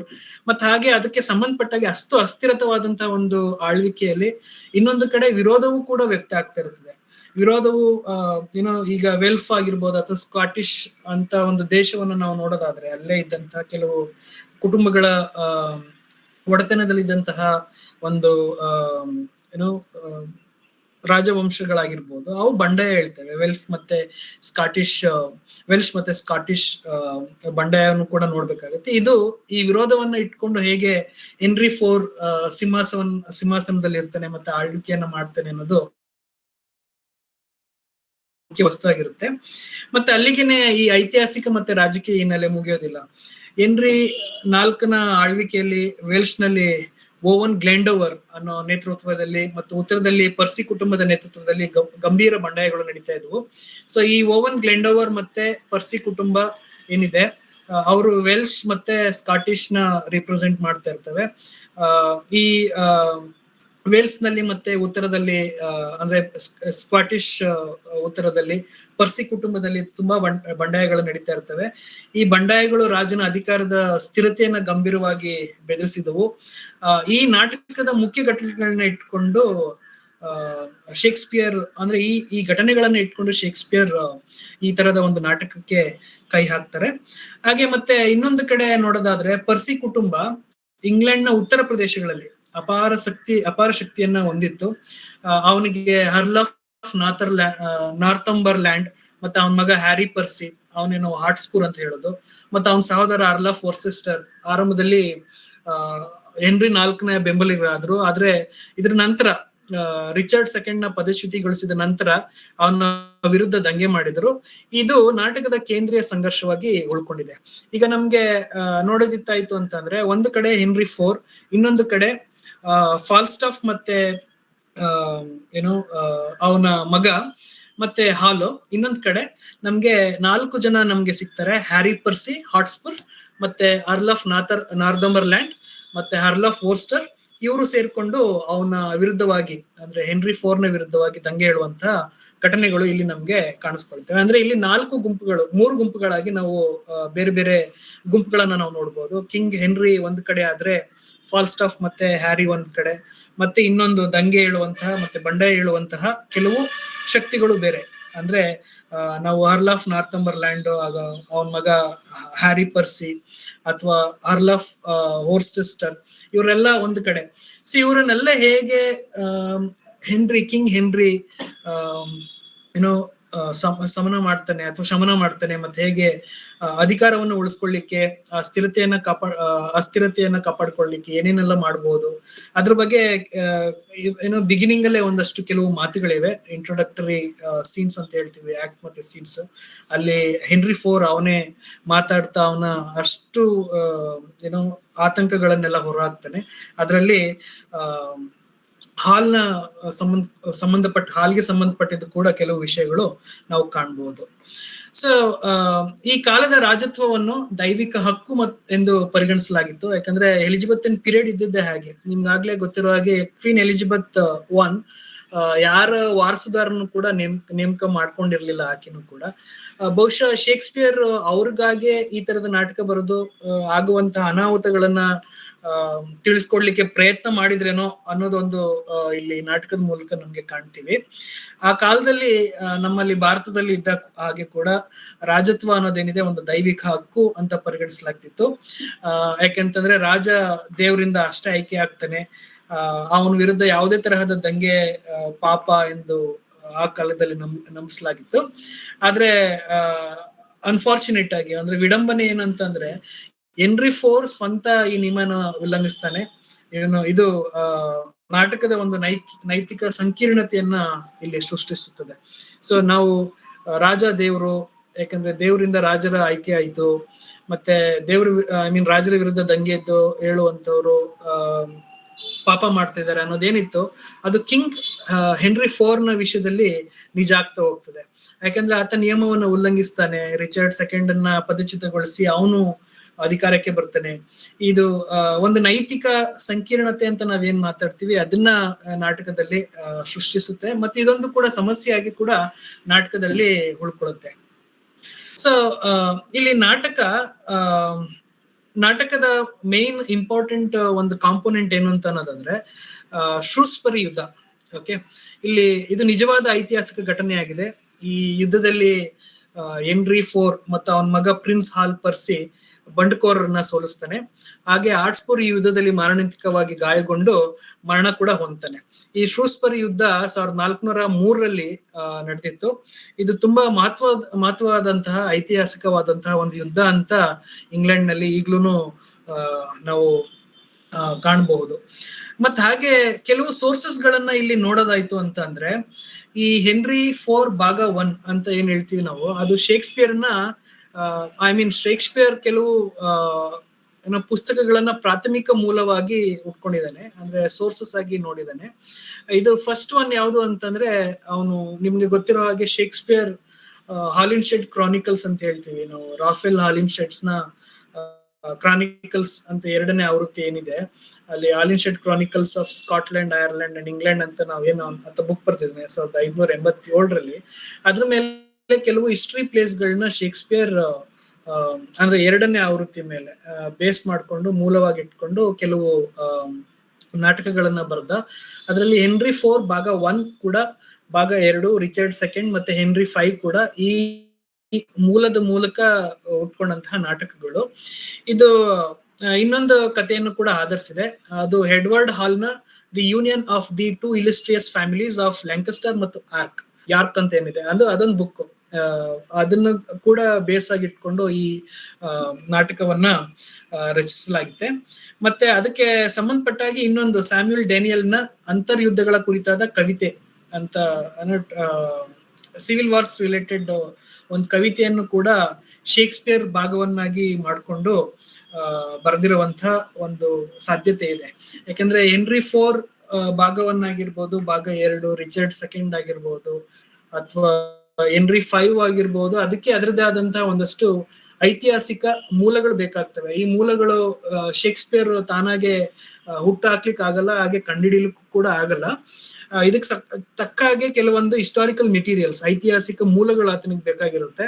ಅದರಿಂದ ನಿಮ್ಗೆ ರಾಫೆಲ್ ಹಾಲಿನ್ಶೆಡ್ ನ ಕ್ರಾನಿಕಲ್ಸ್ ಒಂದು ಪುಸ್ತಕ ಆದ್ರೆ, ಎಡ್ವರ್ಡ್ ಹಾಲ್ ನ the union of the two illustrious families of Lancaster and York ಅದೊಂದು ಪುಸ್ತಕ, ಮತ್ತೆ ಹಾಗೆ ಸ್ಯಾಮ್ಯುಯಲ್ ಡ್ಯಾನಿಯಲ್ ನ ಸಿವಿಲ್ ವಾರ್ ಕುರಿತಾದ ಒಂದು ಕವಿತೆ, ಮತ್ತೆ ಇನ್ನೊಂದು ಅನಾಮಧೇಯ ಅಂದ್ರೆ ಅನಾನಿಮಸ್ ಆಥರ್ ಬರೆದಿರುವಂತಹ ದಿ ಫೇಮಸ್ ವಿಕ್ಟರೀಸ್ ಅನ್ನೋ 4 ಮೂಲಗಳನ್ನ ಇಟ್ಕೊಂಡು ಈ ನಾಟಕವನ್ನ ಶೇಕ್ಸ್ಪಿಯರ್ ರಚಿಸಿದ್ದಾರೆ ಅನ್ನೋ ಒಂದು ಮಾತಿದೆ. ಸೊ ಹಾಗೆ ಈ ನಾಟಕಗಳ ಬಗ್ಗೆ ಮಾತಾಡ್ಬೇಕಾದ್ರೆ ಶೇಕ್ಸ್ಪಿಯರ್ ಎಸ್ಪೆಷಲಿ ಯಾವುದೇ ನಾಟಕಗಳಾಗಿರ್ಬೋದು ಅದ್ರ ಬಗ್ಗೆ ಮಾತಾಡ್ಬೇಕಾದ್ರೆ ಆತನ ಕೆಲವು ಸ್ಟ್ರಾಟಜೀಸ್ ಅಂತ ಏನ್ ಹೇಳ್ತೀವಿ, ರಚನೆಯಲ್ಲಿ ಆತ ಮಾಡುವಂತಹ ಒಂದಷ್ಟು ಕ್ರಿಯಾತ್ಮಕ ಒಂದು ಕೊಡುಗೆ ಏನಿದೆ, ಅದು ಭಾಷೆ ವಿಚಾರದಲ್ಲಾಗಿರ್ಬೋದು ಅಥವಾ ರಚನೆ ವಿಚಾರದಲ್ಲಾಗಿರ್ಬೋದು, ಅದನ್ನು ಕೂಡ ನಾವು ಕೂಲಂಕುಷವಾಗಿ ನೋಡ್ಬೇಕಾಗುತ್ತೆ. ಇಲ್ಲಿ ಒಂದು ನಾವೇನ್ ಇದ್ ಮಾಡ್ಬೇಕು ಅಂತಂದ್ರೆ, ಎಸ್ಪೆಷಲಿ ನಾನು ಹೆನ್ರಿ IV ಪಾರ್ಟ್ 1 ಬಗ್ಗೆ ಮಾತಾಡ್ತಾ ಇರೋದ್ರಿಂದ ಅದಕ್ಕಷ್ಟೇ ಸೀಮಿತವಾಗಿ ನಾನು ಈ ಒಂದಷ್ಟು ಕಾಮೆಂಟ್ಸ್ ಗಳನ್ನ ಮಾಡ್ತಾ ಇದ್ದೀನಿ. ಈ ಶೇಕ್ಸ್ಪಿಯರ್ ನಾಟಕದಲ್ಲಿ ಒಂದು ಅಸಾಧಾರಣವಾದಂತಹ ಒಂದು ಭಾಷಾ ಕೌಶಲ್ಯವನ್ನ ನಾವು ನೋಡ್ಬೋದು. ವಿವಿಧ ಪಾತ್ರಗಳು ವಿವಿಧ ರೀತಿ ಭಾಷೆಯನ್ನ ಮಾತನಾಡ್ತಾ ಇರ್ತವೆ. ರಾಜ ಅಥವಾ ಒಂದಷ್ಟು ಉದಾತ್ತ ಪಾತ್ರಗಳು ಔಪಚಾರಿಕವಾಗಿ ಕಾವ್ಯಾತ್ಮಕವಾಗಿ ಕಾವ್ಯಮಯ ಭಾಷೆಯನ್ನ ಬಳಸ್ತಾ ಇದ್ರೆ, ಮತ್ತೆ ಇನ್ನೊಂದಷ್ಟು ಕ್ಯಾರೆಕ್ಟರ್ಸ್, ಇನ್ನೊಂದಷ್ಟು ಪಾತ್ರಗಳು ಲೈಕ್ ಫಾಲ್ಸ್ಟಾಫ್ ಆಗಿರ್ಬೋದು ಅಥವಾ ಅವನ ಫ್ರೆಂಡ್ಸು ಸಾಮಾನ್ಯ ಮತ್ತು ಹಾಸ್ಯಮಯ ಮತ್ತು ದೈನಂದಿನ ಭಾಷೆಗಳನ್ನ ಬಳಸ್ತಾ ಇರ್ತಾರೆ. ಈ ಭಾಷಾ ವಿವಿಧತೆ ಏನಿದೆ ಅದು ಸಮಾಜದ ವಿವಿಧ ಸ್ತರಗಳನ್ನ ಪ್ರತಿಬಿಂಬಿಸ್ತಾ ಇರ್ತದೆ. ಹಾಗೆ ನಾವು ಶೇಕ್ಸ್ಪಿಯರ್ ನಲ್ಲಿ ಈ ಭಾಷೆಯನ್ನ ತುಂಬಾ ಕೂಲಂಕುಷವಾಗಿ ಪರಿಶೀಲಿಸಿದಾದ್ರೆ ಅಲ್ಲಿ ಡಿಫ್ರೆಂಟ್ ಕ್ಲಾಸ್ ಡಿವಿಷನ್ ಅಂತ ಏನಂತೀವಿ, ಸಮಾಜದ ವಿವಿಧ ಸ್ತರಗಳೇನಂತೀವಿ, ಅದ್ರ ಬಗ್ಗೆ ಒಂದು ವಿಶಿಷ್ಟವಾದಂತ ಒಂದು ಅಧ್ಯಯನ ಕೂಡ ಮಾಡಬಹುದು. ಸೊ ಶೇಕ್ಸ್ಪಿಯರ್ ಇಲ್ಲಿ ಪದ್ಯವನ್ನ ಯೂಸ್ ಮಾಡ್ಕೋಬೇಕಾದ್ರೆ ಐಯಾಂಬಿಕ್ ಪೆಂಟಾಮೀಟರ್ ಬಳಸ್ಕೊತಾನೆ ಮತ್ತು ಗದ್ಯ ಎರಡನ್ನು ಕುಶಲವಾಗಿ ನಾಟಕಕ್ಕೆ ಬಳಸ್ಕೊಂತ ಹೋಗ್ತಾರೆ. ಇದರಲ್ಲಿ ಗಂಭೀರ, ದುರಂತ ಮತ್ತು ರಾಜಕೀಯ ದೃಶ್ಯಗಳಲ್ಲಿ ಪದ್ಯವನ್ನ ಬಳಸಲಾಗಿದೆ. ನೀವು ನಾಟಕಗಳನ್ನ ಈ ನಾಟಕ ಓದಿದ್ರೆ ಗೊತ್ತಾಗುತ್ತೆ, ಎಲ್ಲೆಲ್ಲಿ ನಿಮ್ಗೆ ರಾಜಕೀಯ ದೃಶ್ಯಗಳಿದೆ ಅಲ್ಲೆಲ್ಲ ನಿಮ್ಗೆ ಗಂಭೀರವಾದಂತಹ ತುಂಬಾ ದುರಂತಮಯವಾದಂತಹ ರಾಜಕೀಯ ದೃಶ್ಯಗಳಲ್ಲಿ ನಾವು ಪದ್ಯವನ್ನ ಕಾಣ್ತೀವಿ. ಹಾಗೆ ಈ ಸಾಮಾನ್ಯ ಜನರ ದೃಶ್ಯಗಳು ಬಂದಾಗ ನಮ್ಗೆ ಹಾಸ್ಯ ಮತ್ತು ಹಾಗೆ ಒಂದು ತರಹದ ಗದ್ಯವನ್ನ ನೋಡ್ಲಿಕ್ಕೆ ನಮ್ಗೆ ಇದು ಇಲ್ಲಿ ನಾಟಕದಲ್ಲಿ ಸಿಗ್ತದೆ. ಈ ತಂತ್ರ ಏನಿದೆ ಇದು ನಾಟಕೀಯ ಪರಿಣಾಮವನ್ನ ಹೆಚ್ಚಿಸ್ತದೆ ಮತ್ತು ಹಾಗೆ ಪ್ರೇಕ್ಷಕರಿಗೆ ಒಂದ್ ತರಹದ ಬೇರೆ ಬೇರೆ ತರಹದ ಒಂದು ಮೂಡನ್ನ ಕ್ರಿಯೇಟ್ ಮಾಡುತ್ತೆ ಈ ನಾಟಕವನ್ನ ನೋಡ್ಬೇಕಾದ್ರೆ. ಮತ್ ಹಾಗೆ ನನಗೆ ಇನ್ನೊಂದಷ್ಟು ಏನ್ ಇಷ್ಟ ಆಯ್ತು ಅಂತಂದ್ರೆ, ಶೇಕ್ಸ್ಪಿಯರ್ ಯೂಸ್ ಮಾಡುವಂತಹ ಇಮೇಜರೀಸ್ ಅಥವಾ ಮೆಟಾಫರ್ಸ್ ಈ ನಾಟಕದಲ್ಲಿ, ಪ್ರಸ್ತುತ ನಾಟಕದಲ್ಲಿ ಕಿಂಗ್ ಹೆನ್ರಿ IV ಪಾರ್ಟ್ 1 ಅಲ್ಲಿ ನಾಟಕದುದ್ದಕ್ಕೂ ಕೆಲವು ಇಮೇಜರಿ ಮತ್ತೆ ಮೆಟಾಫರ್ಸ್ಗಳು, ಚಿತ್ರಕಲ್ಪನೆ ಮತ್ತೆ ರೂಪಕಗಳನ್ನ ಬಳಸ್ತಾನೆ. ಇದರಲ್ಲಿ ಸೂರ್ಯ ಮತ್ತು ಚಂದ್ರ, ಬೆಳಕು ಮತ್ತೆ ಕತ್ಲೆ ಆಗಿರ್ಬೋದು, ಗೌರವ ಮತ್ತೆ ಅವಮಾನ, ಆಟ ಮತ್ತು ರಂಗವೇದಿಕೆಯ ರೂಪಕಗಳೇನಿದೆ ಪದೇ ಪದೇ ಬರ್ತಾ ಇರ್ತವೆ. ಸೊ ಫಾರ್ ಎಕ್ಸಾಂಪಲ್ ನಾವು ಸೂರ್ಯ ಅಂತ ನೋಡಿದಾಗ ಪ್ರಿನ್ಸ್ ಹಾಲ್ ಒಂದು ಇದರಲ್ಲಿ ಮಾತಾಡ್ಬೇಕಾದ್ರೆ ಆತನ ಹೇಳ್ತಾನೆ, I am like a rising sun coming out of the cloud. ಅಂದ್ರೆ ಒಂದು ಕ್ಲೌಡ್ ಈ ಎಲ್ಲ ಏನೋ ಮೋಡಗಳನ್ನ ಸೀಳ್ಕೊಂಡು ಬರುವಂತ ಒಂದು ಸೂರ್ಯನ ಹಾಗೆ ನಾನು ಅಂತ ಹೇಳ್ತಿರ್ತೇನೆ. ಅವನ ಮಾತು ನಿಜ ಕೂಡ ಆಗುತ್ತೆ. ಯುದ್ಧದಲ್ಲಿ ಅವನು ಏನೋ ಪರಾಕ್ರಮವಾಗಿ ಹೋರಾಡುವಂಥದ್ದು, ಮತ್ತೆ ಆತನನ್ನ ಕೊಂದು ವಿಜಯಿಯಾಗುವಂಥದ್ದು, ಇದು ಈ ರೂಪಕಗಳ ಮೂಲಕನೇ ಆಗುವಂಥದ್ದು ಅಂತ ನಾನು ಭಾವಿಸ್ಕೊತೀನಿ. ಮತ್ತೆ ಹಾಗೆ ಗೌರವ ಮತ್ತೆ ಅವಮಾನ, ಈ ಗೌರವದ ಬಗ್ಗೆ ಹ್ಯಾರಿ ಮಾತಾಡೋ ರೀತಿ ಅಥವಾ ಹಾಲ್ ಮಾತಾಡೋ ರೀತಿ, ಫಾಲ್ಸ್ಟಾಫ್ ಮಾತಾಡೋ ರೀತಿ, ಮತ್ತೆ ಕಿಂಗ್ ಹೆನ್ರಿ IV ಹೇಗೆ ತನ್ನ ಮಗನನ್ನ ಅವಮಾನಿಸ್ತಾನೆ, ಅದೆಲ್ಲ ನೋಡ್ತಾ ಹೋದ್ರೆ ಕೆಲವು ಇಮೇಜರೀಸ್ಗಳು ಮತ್ತೆ ಮೆಟಾಫರ್ಸ್ ಗಳನ್ನ ಶೇಕ್ಸ್ಪಿಯರ್ ಯೂಸ್ ಮಾಡ್ಕೊತಾ ಕತೆ ಉದ್ದಕ್ಕೂ ಕ್ಯಾರೆಕ್ಟರ್ಸ್, ಪಾತ್ರಗಳ ಜೊತೆ ಮತ್ತೆ ವಸ್ತುವಿನ ಜೊತೆ ಇಮೇಜರಿ ಮತ್ತೆ ಮೆಟಾಫರ್ಸ್ಗಳು, ಚಿತ್ರಕಲ್ಪನೆ ಮತ್ತು ರೂಪಕಗಳನ್ನ ತೆಗೆದುಕೊಂಡು ಅವನು ವಿವಿಧ ಭಾಷೆನಲ್ಲಿ ಮಾತಾಡ್ತಾ ಹೋಗ್ತಾನೆ. ಸೊ ಮತ್ತೆ ಇನ್ನೊಂದೇನ್ ಇಂಪಾರ್ಟೆಂಟ್ ಈ ನಾಟಕದಲ್ಲಿ ಅಂತಂದ್ರೆ ವಿಡಂಬನೆ. ವಿಡಂಬನೆ ಈ ನಾಟಕದ ರಚನೆಯಲ್ಲಿ ಎದ್ದು ಕಾಣ್ತದೆ. ಗಂಭೀರ ರಾಜಕೀಯ ದೃಶ್ಯಗಳ ನಂತರ ಹಾಸ್ಯ ದೃಶ್ಯಗಳು ಬಂದಾಗ ಫಾಲ್ಸ್ಟಾಫ್ ಎಸ್ಪೆಷಲಿ ಫಾಲ್ಸ್ಟಾಫ್ ದೃಶ್ಯಗಳು ಗಂಭೀರ ವಿಷಯಗಳನ್ನ ವಿಡಂಬನೆ ಮಾಡ್ತಿರ್ತದೆ. ಉದಾಹರಣೆಗೆ ಗೌರವದ ಬಗ್ಗೆ ಅವನ ಸಿನಿಕಲ್ ಆಗಿ ಮಾತಾಡುವಂತಹ ವಿಚಾರಗಳಾಗಿರ್ಬೋದು, ಅಥವಾ ಆರ್ಟ್ಸ್ ಪೂರ್ಣ ಆದರ್ಶವಾದಿ ಗೌರವ ಪ್ರೀತಿಯನ್ನ ವಿರೋಧಿಸೋ ರೀತಿ ಆಗಿರ್ಬೋದು, ಒಂದು ವಿಡಂಬನೆಯಾಗಿ ನಾಟಕದ ಉದ್ದಕ್ಕೂ ಕಾಣ್ತದೆ. ಅಂದ್ರೆ ಫಾಲ್ಸ್ಟಾಫ್ ನ ಬಹುಶಃ ಅವನೊಂದು ಕ್ರಿಯೇಷನ್ ಏನಿದೆ, ಇದು ಬಹುಶಃ ಶೇಕ್ಸ್ಪಿಯರ್ ವಿಡಂಬನೆಗೋಸ್ಕರನೇ ಇಟ್ಕೊಂಡಿದ್ದಾನೆ. ಮತ್ತೆ ಅಲ್ಲಿ ಈ ತರದ ನಾಟಕಗಳಲ್ಲಿ, ಐತಿಹಾಸಿಕ ನಾಟಕಗಳಲ್ಲಿ ಬರುವಂತಹ ತುಂಬಾ ಸೂಕ್ಷ್ಮವಾದಂತಹ ದುರಂತ ಸನ್ನಿವೇಶಗಳನ್ನ ತಿಳಿಯಾಗಿಸಕ್ಕೋಸ್ಕರ ಫಾಲ್ಸ್ಟಾಫ್ ನಂತಹ ಕ್ಯಾರೆಕ್ಟರ್ಗಳನ್ನ ಇಟ್ಕೊಂಡು ತುಂಬಾ ಗಂಭೀರವಾದ ವಿಷಯಗಳ ಚರ್ಚೆ ಆದಾಗ ಫಾಲ್ಸ್ಟಾಫ್ ನ ತುಂಬಾ ಹಗುರವಾದ ಮಾತುಗಳಿಂದ ಅವನ್ನೆಲ್ಲ ಒಡೆದಾಕಿ ಬೇರೆ ರೀತಿಯ ಒಂದು ನರೇಷನ್ ಅಥವಾ ನರೇಟಿವ್ ಕಟ್ಟೋ ಒಂದು ಕ್ರಿಯೇಟಿವಿಟಿ ಇಲ್ಲಿ ಕಾಣ್ತದೆ ಅಂತ ನಾನು ಇಲ್ಲಿ ಹೇಳ್ತೀನಿ. ಮತ್ತೆ ಇನ್ನೊಂದು ಇಂಪಾರ್ಟೆಂಟ್ ವಿಷಯ ಏನಂತಂದ್ರೆ ಸೊಲಿಲೋಕ್ವೀಸ್. ಓಕೆ, ಏಕಾಂಕಿ ಭಾಷಣ ಅಂತ ಅನ್ಕೋತೀನಿ ನಾನು. ಇದರಲ್ಲಿ ಒಂದು ಇಂಪಾರ್ಟೆಂಟ್ ಸಾಲಿಲೋಕಿ ಇದೆ, ಪ್ರಿನ್ಸ್ ಹಾಲ್ ನ I know you all. Okay, ಇದು ನಾಟಕದ ಅತ್ಯಂತ ಮಹತ್ವದ ಭಾಷಣವಾಗಿದೆ. ಇದರಲ್ಲಿ ಅವನು ತನ್ನ ನಿಜವಾದ ಉದ್ದೇಶಗಳನ್ನ ಬಹಿರಂಗಪಡಿಸ್ಕೊತಾನೆ. ಅಂದ್ರೆ ಪ್ರಿನ್ಸ್ ಹಾಲ್ ಅಷ್ಟು ತುಂಬಾ ಏನೋ ಇಂಡಲ್ಸ್ಡ್ ಇನ್ ಡ್ರಿಂಕಿಂಗ್ ಅಥವಾ ತುಂಬಾ ಏನೋ ಇರ್ರೆಸ್ಪಾನ್ಸಿಬಲ್ ಅಂತ ನಾವು ಹೇಳ್ತೀವಿ, ಜವಾಬ್ದಾರಿ ಇಲ್ಲದ ಮನುಷ್ಯನಾಗಿ, ಕುಡುಕನಾಗಿ ಅಥವಾ ಮದ್ಯಪಾನಿಯಾಗಿ ಇರೋದು ನಮ್ಗೆ ಕಂಡು ಬರೋದಿಲ್ಲ.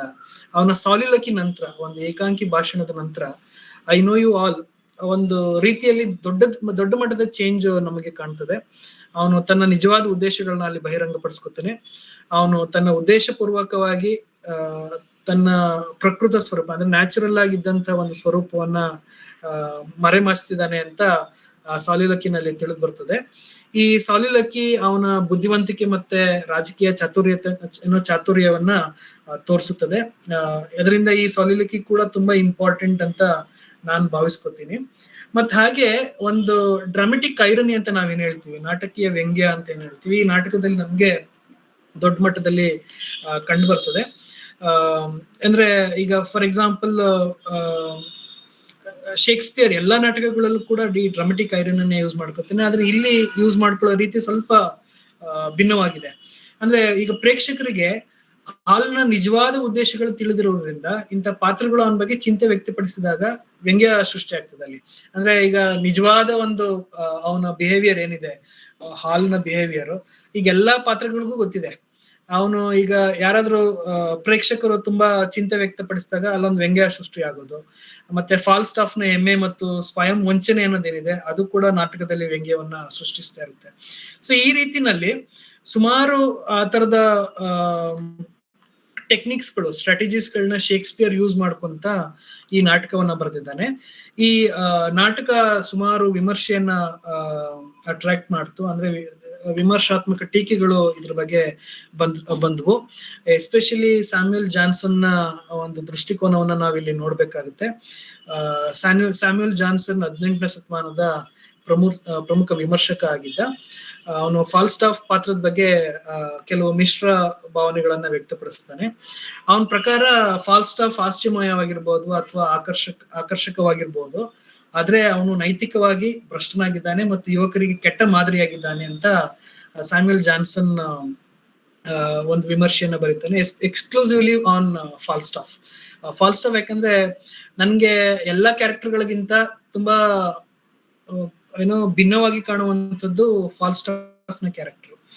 ಆತ ಇರುವಂತಹ ರೀತಿ, ಅವನು ಒಂದು ತರಹದ ಮೆಂಟರ್ಶಿಪ್ ಅಂತ ನಾವ್ ಹೇಳ್ತೀವಿ. ಪ್ರಿನ್ಸ್ ಹಾಲ್ಗೆ ಮೆಂಟರ್ ಆಗಿ ಉಳ್ಕೊಂಡಿರ್ತಾನೆ. ಅವನನ್ನ ಒಬ್ಬ ಮಾತೃ ಹೃದಯಾಗಿ ಕೂಡ ನೋಡ್ಬಹುದು. ಒಂದ್ ಕಡೆ ನೀವು ಕಿಂಗ್ ಹೆನ್ರಿ IV ತುಂಬಾ ಕಠಿಣ ಅಪ್ಪನಾದ್ರೆ, ಫಾಲ್ಸ್ಟಾಫ್ ಒಬ್ಬ ತುಂಬಾ ಲಿಬರಲ್ ಆದಂತಹ ಮಾತೃ ಹೃದಯ ಒಂದಂತಹ ಒಂದು ಕ್ಯಾರೆಕ್ಟರ್. ಸೊ ಅವನು ಎಷ್ಟೇ ಚೆನ್ನಾಗಿದ್ರು ಕೂಡ, ಎಷ್ಟೇ ಹಾಸ್ಯಮಯವಾಗಿದ್ರು ಕೂಡ ಅವನು ನೈತಿಕವಾಗಿ ಭ್ರಷ್ಟನಾಗಿದ್ದಾನೆ. ಯಾಕಂದ್ರೆ ಆ ಭ್ರಷ್ಟತನ ನಮ್ಗೆ ನಾಟಕದಲ್ಲಿ ಕಾಣಿಸುತ್ತೆ. ಆತ ನಾವೇನಾದ್ರೂ ಫಾಲ್ಸ್ಟಾಫ್ ನ ಫಾಲೋ ಮಾಡೋದಿತ್ತು ಅಂತಂದ್ರೆ ಆತ ಒಬ್ಬ ಕೆಟ್ಟ ಮಾದರಿ ಆಗ್ತಾನೆ ಅಂತ ಸ್ಯಾಮ್ಯುಯಲ್ ಜಾನ್ಸನ್ 18ನೇ ಶತಮಾನದಲ್ಲಿ ಹೇಳಿದ್ರು. ಹಾಗೆ ಜಾನ್ಸನ್ಸ್ ಪ್ರಿನ್ಸ್ ಹಾಲ್ನ ಒಂದು ನೈತಿಕ ಸಂಕೀರ್ಣತೆಯನ್ನು ಕೂಡ ಈ ಕ್ರಿಟಿಸಿಸಂ ನಲ್ಲಿ, ವಿಮರ್ಶೆನಲ್ಲಿ ಗುರುತಿಸ್ತಾನೆ ಅಂತ ಹೇಳ್ಬೋದು.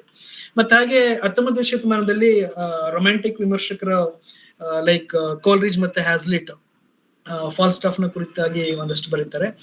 ಈ ಕೋಲ್ರಿಜ್ ಮತ್ತೆ ಹ್ಯಾಸ್ಲಿಟ್ ಅವರು ಒಪಿನಿಯನ್ ಅಂದ್ರೆ ಅವರ ಫಾಲ್ಸ್ಟಾಫ್ ನ ಕುರಿತಾದಂತ ಒಂದಷ್ಟು ಒಪಿನಿಯನ್ಗಳೇನಿದೆ ಅವು ತುಂಬಾ ಸಹಾನುಭೂತಿಯಿಂದ ಕೂಡಿದಂತಹ ಆಗಿದೆ.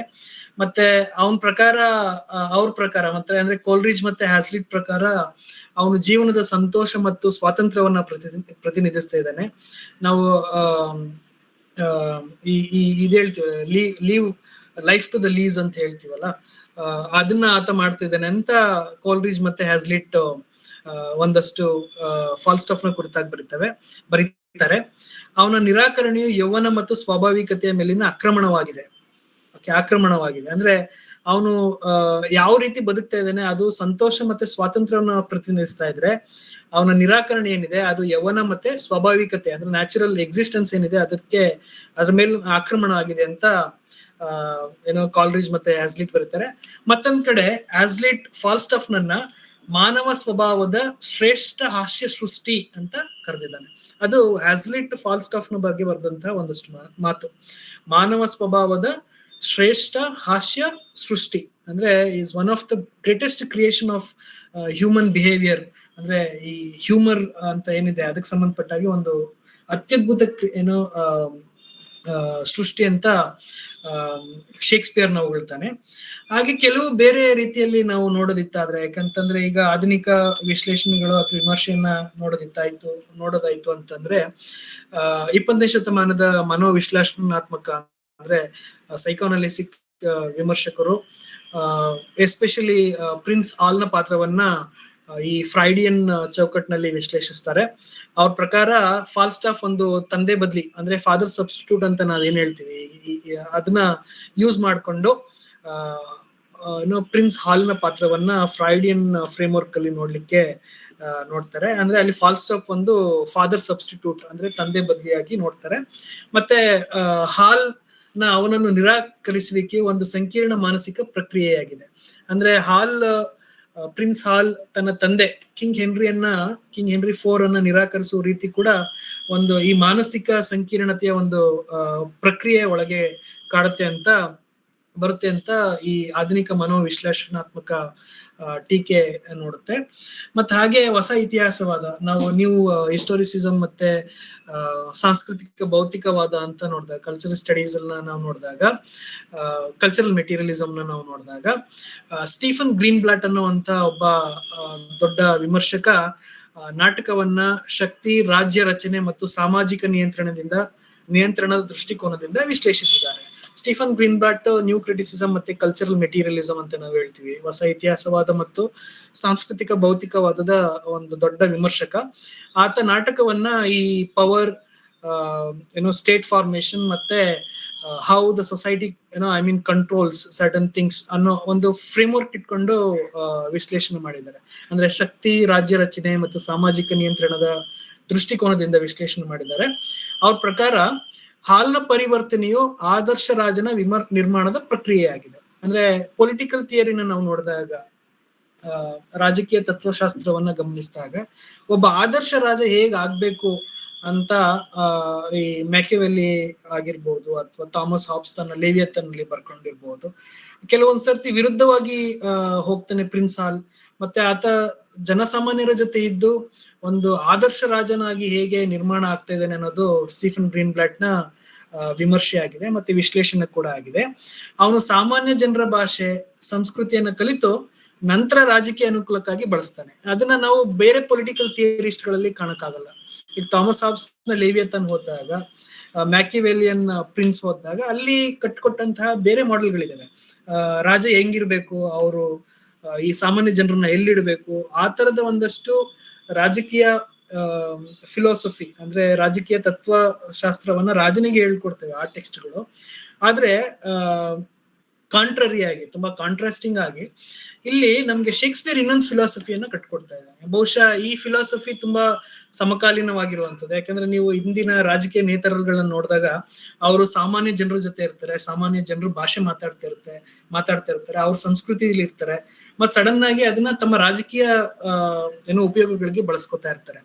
ಅದೇ ರೀತಿ ಪ್ರಿನ್ಸ್ ಹಾಲ್ ತನ್ನ ರಾಜಕೀಯ ಏನೋ ಒಂದು ಜೀವನ ಏನಿದೆ ಅದನ್ನ ಸಾಮಾನ್ಯ ಜನರ ಭಾಷೆ ಕಲಿಯೋದ್ರ ಮೂಲಕ, ಸಾಮಾನ್ಯ ಜನರ ಸಂಸ್ಕೃತಿಯ ಮೂಲಕ, ಮತ್ ಹಾಗೆ ಅವ್ರ ಜೊತೆ ಇದ್ಕೊಂಡೆ ತನ್ನ ರಾಜಕೀಯ ಅನುಕೂಲಕ್ಕಾಗಿ ಬಳಸ್ಕೊಳ್ತಾನೆ. ಅದು ಒಂದು ಹೊಸ ಇತಿಹಾಸವಾದ ಮತ್ತೆ ಸಾಂಸ್ಕೃತಿಕ ಭೌತಿಕವಾದ ಹಿನ್ನೆಲೆಯಲ್ಲಿ ಸ್ಟೀಫನ್ ಗ್ರೀನ್ ಬ್ಲಾಟ್ ನೋಡಿದಂತಹ ಒಂದು ವಿಮರ್ಶೆ. ಮತ್ ಹಾಗೆ ಫೆಮಿನಿಸ್ಟ್ ವಿಮರ್ಶೆಯನ್ನ ಗಮನಿಸಿದಾಗ ಫೆಮಿನಿಸ್ಟ್ ವಿಮರ್ಶಕರು ನಾಟಕದಲ್ಲಿ ಮಹಿಳೆಯರ ಅನುಪಸ್ಥಿತಿ ಮತ್ತೆ ಪುರುಷರ ಆಧಿಪತ್ಯದ ಒಂದು ಪ್ರಬಲವಾದಂತಹ ಒಂದು ಪ್ರಾಬಲ್ಯವನ್ನ ಗಮನಿಸಿದ್ದಾರೆ. ಲೇಡಿ ಫರ್ಸಿ ಮತ್ತೆ ಮಿಸ್ಟ್ರೆಸ್ ಕ್ವಿಕ್ಲಿ ಮುಂತಾದ ಕೆಲವೇ ಮಹಿಳಾ ಪಾತ್ರಗಳಿವೆ. ಅವೇನು ಅಷ್ಟು ಡಾಮಿನೆಂಟ್ ಪಾತ್ರಗಳಲ್ಲ, ಸುಮ್ಮನೆ ಬಂದು ಹೋಗುವಂತಹ ಮನುಷ್ಯರ ಅಂದ್ರೆ ಸಾಮಾನ್ಯ ಪುರುಷರ ಕ್ರಿಯೆಗಳಿಗೆ ಪ್ರತಿಕ್ರಿಯಿಸುವಂತಹ ಪಾತ್ರಗಳಾಗಿ ಅವು ಅಷ್ಟು ಕಾಣಿಸ್ಕೊತವೆ. ಇದನ್ನ ಫೆಮಿನಿಸ್ಟ್ ಪರ್ಸ್ಪೆಕ್ಟಿವ್ ಅಲ್ಲಿ ಅಥವಾ ಫೆಮಿನಿಸ್ಟ್ ಸ್ತ್ರೀವಾದ ವಿಮರ್ಶೆಯಲ್ಲಿ ನಾನು ನೋಡೋದಿದ್ದಾದಂದ್ರೆ ಇದನ್ನ ಲಿಂಗ ರಾಜಕೀಯ ಒಂದು ವಿಶ್ಲೇಷಣೆಯ ಮೂಲಕ ಈ ನಾಟಕವನ್ನ ಕೂಡ ನಾವು ಅಧ್ಯಯನ ಮಾಡಬಹುದು. ಅದೇ ರೀತಿ ಈಗಿನ ಸಮಕಾಲೀನ ಅಧ್ಯಯನಗಳನ್ನ ನಾವು ನೋಡೋದಿದ್ದಾಯ್ತು ಅಂತಂದ್ರೆ ಆಧುನಿಕ ರಂಗ ವೇದಿಕೆಯಲ್ಲಿ ಮತ್ತೆ ಚಲನಚಿತ್ರ ರೂಪಾಂತರಗಳಲ್ಲಿ ಈ ನಾಟಕನ ಸುಮಾರು ಡೈರೆಕ್ಟರ್ಸ್ಗಳು ಬಳಸ್ಕೊಂಡಿದ್ದಾರೆ. ಅದರಲ್ಲಿ ಮೇನ್ ಅಂತಂದ್ರೆ ಅರ್ಸನ್ ವೆಲ್ಲೆಸ್ ನ ಚೈಮ್ಸ್ ಅಟ್ ಮಿಡ್ ನೈಟ್ ಅಂತ ಒಂದು ಸೀರೀಸ್ ಇದೆ, ಅದು BBC ಸೀರೀಸ್ ಅಂತ ಹೇಳ್ತೀವಿ. ಅದರಲ್ಲಿ ಕಿಂಗ್ ಹೆನ್ರಿ 4 ಪಾರ್ಟ್ 1 ಮತ್ತೆ ಹಾಗೆ Richard II part 2 and king henry 5 ಇದನ್ನ ಇಟ್ಕೊಂಡು ಬೇರೆ ರೀತಿಯಲ್ಲಿ ರೂಪಾಂತರಗಳನ್ನ ಮಾಡಿ BBC ನಲ್ಲಿ ಪ್ರಸ್ತುತಪಡಿಸಿದ್ದಾರೆ. ಮತ್ತೆ ಹಾಗೆ ಫಾಲ್ಸ್ಟಾಪ್ ನ ಪಾತ್ರವನ್ನು ಕೂಡ ಹೊಸ ಬೆಳಕಲ್ಲಿ ಸುಮಾರು ಸೀರೀಸ್ಗಳಲ್ಲಿ ತೋರಿಸಿದ್ದಾರೆ. ಇದನ್ನೆಲ್ಲ ನೋಡೋದಿತ್ತು ಅಂತಂದ್ರೆ ಹೇಗೆ ಕಿಂಗ್ ಹೆನ್ರಿ 4 ಪಾರ್ಟ್ 1 ಅಥವಾ ಪಾರ್ಟ್ 2 ಆಗಿರ್ಬೋದು, ರಿಚರ್ಡ್ 2 ಆಗಿರ್ಬೋದು, ಕಿಂಗ್ ಹೆನ್ರಿ ಪಾರ್ಟ್ 5 ಆಗಿರ್ಬೋದು, ಎಷ್ಟು ಈಗಿನ ಕಾಲಕ್ಕೂ ಎಷ್ಟು ಸಮಕಾಲೀನವಾಗಿ ಪ್ರಸ್ತುತಿಯನ್ನ ಹೊಂದ್ಕೊಂಡಿದ್ದಾವೆ ಅಂತ ನಾವು ಈಗಿನ ಆಧುನಿಕ ರೂಪಾಂತರಗಳ ಅಥವಾ ಹೊಸ ನಾಟಕಗಳ ಚಲನಚಿತ್ರ ರೂಪಾಂತರಗಳ ಮೂಲಕ ಕಂಡ್ಕೋಬಹುದು. ಸೊ ಇದ್ರ ನಂತರ ನಾನು ಕೆಲವು ಮುಖ್ಯ ಪಾತ್ರಗಳ ಬಗ್ಗೆ ಮಾತಾಡ್ತೀನಿ. ಯಾಕಂದ್ರೆ ಪಾತ್ರಗಳು ಸುಮ್ಮನೆ ಆಗಿ ಕ್ರಿಯೇಟ್ ಮಾಡಿದಂತಹ ಪಾತ್ರಗಳಲ್ಲ, ಅದರದೇ ಆದಂತಹ ಕೆಲವು ಮೆಟಫಾರಿಕಲ್ ಮೀನಿಂಗ್ಗಳು ಇದರಲ್ಲಿದೆ. ನಾವು ಫಸ್ಟ್ ನೋಡ್ಬೇಕು ಅಂತಂದ್ರೆ ಕಿಂಗ್ ಹೆನ್ರಿ 4 ರಾಜ ಹೆನ್ರಿ 4, ನಾನು ಆಗ್ಲೇ ಹೇಳಿದಾಗೆ ಇದನ್ನ ಹೆನ್ರಿ ಬೋಲಿಂಗ್ ಬ್ರೋಕ್ ಅಂತ ಹೇಳ್ತೀವಿ ನಾವು. ಆತ ಇಂಗ್ಲೆಂಡ್ ನ ರಾಜ. ಈ ಹಿಂದೆ ರಿಚರ್ಡ್ II ಅನ್ನ ಪದಚ್ಯುತಿಗೊಳಿಸಿ ಸಿಂಹಾಸನವನ್ನ ವಶಪಡಿಸಿಕೊಂಡಿರ್ತಾನೆ. ಅವನು ತನ್ನ ಅಧಿಕಾರದ ಕಾನೂನು ಬದ್ಧತೆಯ ಬಗ್ಗೆ ಚಿಂತಿತನಾಗಿದ್ದಾನೆ ಮತ್ತು ತನ್ನ ಮಗನ ನಡವಳಿಕೆಯಿಂದ ನಿರಾಶೆಗೊಂಡಿದ್ದಾನೆ. ಅವನು ಒಂದು ಸಂಕೀರ್ಣ ಪಾತ್ರ ಮತ್ತು ಸಮರ್ಥ ರಾಜಕಾರಣಿ ಮತ್ತು ಅದೇ ರೀತಿ ತಪ್ಪಿತಸ್ಥ ಭಾವನೆಯಿಂದ ತುಂಬಾ ಕಾಡಲ್ಪಟ್ಟವನು. ಅಂದ್ರೆ ಇದು ಒಂದು ಫ್ರೇಮ್ ವರ್ಕ್ ನಾವು ನಾಟಕವನ್ನ ಡಿಸ್ಕಸ್ ಮಾಡ್ಲಿಕ್ಕೆ. ಕಿಂಗ್ ಹೆನ್ರಿ 4 ಅವನ ಒಂದು ಪರ್ಸನಾಲಿಟಿ ಹೇಗಿತ್ತು, ಅವನು ಹೇಗೆ ಕಿಂಗ್ ಹೆನ್ರಿನ ಪದಚ್ಯುತಿಗೊಳಿಸಿ ಅಧಿಕಾರವನ್ನ ಪಡ್ಕೊಂಡ, ಈ ಪಡೆದುಕೊಂಡ ನಂತರ ಅವನು ತಪ್ಪಿತಸ್ಥ ಭಾವನೆಯಿಂದ ಹೊರಬರಕ್ಕಾಗದೆ ಹೇಗೆ ಒದ್ದಾಡ್ತಾ ಇದ್ದಾನೆ, ಅವನ ಮಗ ಪ್ರಿನ್ಸ್ ಹಾಲ್ ಯಾವ ರೀತಿಯಲ್ಲಿ ಒಂದು ರೀತಿ ಕೆಟ್ಟ ನಡವಳಿಕೆಗಳಿಂದ ಪರಿಚಿತನಾಗಿದ್ದಾನೆ, ಈ ನಿರಾಶೆ ಎಲ್ಲ ಹೇಗೆ ಇವನ್ ಮೇಲೆ ಇಂಪ್ಯಾಕ್ಟ್ ಮಾಡಿದೆ ಅನ್ನೋದು ಒಂದು ತರಹದ ಇದನ್ನ ಇಟ್ಕೊಂಡ ನಂತರ ನಾವು ಇನ್ನೊಂದು ಕ್ಯಾರೆಕ್ಟರ್ ನೋಡ್ಬೇಕಾದಂತಂದ್ರೆ ಪ್ರಿನ್ಸ್ ಹಾಲ್. ಈತ ಭವಿಷ್ಯದ ಹೆನ್ರಿ 5 ಅಂದ್ರೆ ಹೆನ್ರಿ 5 ಅಂತ ನಾವು ಟೆಟ್ರಾಲಜಿನಲ್ಲಿ ಅಥವಾ ಟ್ರಿಲೋಜಿನಲ್ಲಿ ನಾವೇನ್ ಡಿಸ್ಕಸ್ ಮಾಡ್ತಿದ್ವಿ ಹೆನ್ರಿ 5 ಅಂತ. ಆತ ಪ್ರಿನ್ಸ್ ಹಾಲ್. ಈತ ನಾಟಕದ ನಾಯಕ ಮತ್ತು ಹಾಗೆ ಅತ್ಯಂತ ಸಂಕೀರ್ಣವಾದಂತಹ ಪಾತ್ರ. ಸಂಕೀರ್ಣ ಅಂತಂದ್ರೆ ತುಂಬಾ ಕಾಂಪ್ಲೆಕ್ಸ್ ಆಗಿರುವಂತಹ ಕ್ಯಾರೆಕ್ಟರ್. ಹೆನ್ರಿ 4 ಕೂಡ ಒಂದು ಕಾಂಪ್ಲೆಕ್ಸ್ ಕ್ಯಾರೆಕ್ಟರ್, ಪ್ರಿನ್ಸ್ ಹಾಲ್ ಕೂಡ ಒಂದು ಕಾಂಪ್ಲೆಕ್ಸ್ ಕ್ಯಾರೆಕ್ಟರ್. ಅವನು ಇಂಟರ್ನಲ್ಲಿ ತುಂಬಾ ಆಲಸ್ಯ ಮತ್ತು ಅಸಭ್ಯ ಜೀವನ ನಡೆಸುವಂತ ಕಾಣ್ತಾನೆ. ಅಂದ್ರೆ ಅವನು ಇರೋದೇ ಹಾಗೆ. ಓಕೆ, ತುಂಬಾ ಹೊರಗಡೆನವ್ರು ನೋಡಿದ್ರೆ, ಬಾಹ್ಯವಾಗಿ ನೋಡಿದ್ರೆ ತುಂಬಾ ಆಲಸ್ಯವಾದಂತಹ ವ್ಯಕ್ತಿ ಮತ್ತೆ ತುಂಬಾ ಅಸಭ್ಯವಾದಂತ ಜೀವನವನ್ನ ನಡೆಸ್ತಾ ಇದ್ದಾನೆ ಅಂತ ಕಾಣಿಸುತ್ತೆ. ಆದ್ರೆ ಅಂತರಂಗದಲ್ಲಿ ತುಂಬಾ ಬುದ್ಧಿವಂತ ಆತ ಮತ್ತೆ ವೆರಿ ಆರ್ಗನೈಸ್ಡ್, ಯೋಜನಾಬದ್ಧನಾಗಿದ್ದಾನೆ ಆತ. ನಾಟಕದುದ್ದಕ್ಕೂ ಅವನು ಅಸಮರ್ಥ ರಾಜಪುತ್ರನಿಂದ ಜವಾಬ್ದಾರಿಯುತ ಮತ್ತೆ ವೇರ ನೇತರನಾಗಿ ರೂಪಾಂತರಗೊಳ್ತಾನೆ. ಅಂದ್ರೆ ನಾಟಕದುದ್ದಕ್ಕೂ ನೀವು ನೋಡೋದಿತ್ತ ಅಂತಂದ್ರೆ ಅವನ ಅಲಸ್ಯ ಅಸಭ್ಯ ಜೀವನ ಒಂದ್ ಕಡೆ ಆಯ್ತು ಅಂತಂದ್ರೆ ಅವನು ಇಂಟರ್ನಲಿ ತುಂಬಾ ಬುದ್ಧಿವಂತ, ಅವ್ನು ತುಂಬಾ ಯೋಜನೆ ಬದ್ಧನ, ವೆರಿ ರೆಸ್ಪಾನ್ಸಿಬಲ್ ಮತ್ತೆ organised kind of A character ಅಂತ ಅನ್ಸುತ್ತೆ. ಅವ್ನ ನಾಟಕದುದ್ದಕ್ಕೂ ತುಂಬಾ ಅಸಮರ್ಥ ಅಂತ ಅನ್ಸ್ಕೊಂಡಿದ್ರು ಕೂಡ ನಾಟಕದ ಕೊನೆ ಭಾಗದಲ್ಲಿ ವೀರ ನೇತರನಾಗಿ ಹೊರಹೊಮ್ಮತಾನೆ. ಅದು ಪ್ರಿನ್ಸ್ ಹಾಲ್ ಕುರಿತಾದಂತಹ ಒಂದಷ್ಟು ಅಬ್ಸರ್ವೇಷನ್ಸ್. ಮತ್ತೆ ಹಾಗೆ ಸರ್ ಜಾನ್ ಫಾಲ್ಸ್ಟಾಫ್, ಶೇಕ್ಸ್ಪಿಯರ್ನ ಅತ್ಯಂತ ಜನಪ್ರಿಯ ಹಾಸ್ಯ ಪಾತ್ರಗಳಲ್ಲಿ ಈತ ವಯಸ್ಸಾದ ಸ್ಥೂಲಕಾಯ ಮದ್ಯಪಾನಿ, ನೈಟ್ ಅಂತ ಹೇಳ್ತೀವಿ, KNIGST ನೈಟ್. ಅವನು ಬುದ್ಧಿವಂತ ಕೂಡ, ಹಾಸ್ಯಮಯ ಮತ್ತೆ ಆಕರ್ಷಕ ವ್ಯಕ್ತಿತ್ವವನ್ನ ಹೊಂದಿದಂತವನು. ಆದ್ರೆ ಅವನು ತುಂಬಾ ಭ್ರಷ್ಟ, ಸ್ವಾರ್ಥಿ ಮತ್ತು ಹಾಗೆ ಒಂದು ತರಹದ ಬಿಹೇವಿಯರ್ ನ ಹೊಂದಂತವನು. ಅಂದ್ರೆ ನಾವು ಯೂಶುವಲಿ ಕವರ್ಡ್ ಅಂತ ಏನ್ ಹೇಳ್ತೀವಿ, ಕವರ್ಡ್ ಅಂತ ಅಂದ್ರೆ ಏನೋ ಒಂದು ಕ್ರಿಯೇಟ್ ಮಾಡಿ ಔತ್ಕೊಳ್ಳುವಂಥದ್ದು, ಹೇಡಿ ತರಹದ ಒಂದು ಕ್ಯಾರೆಕ್ಟರ್.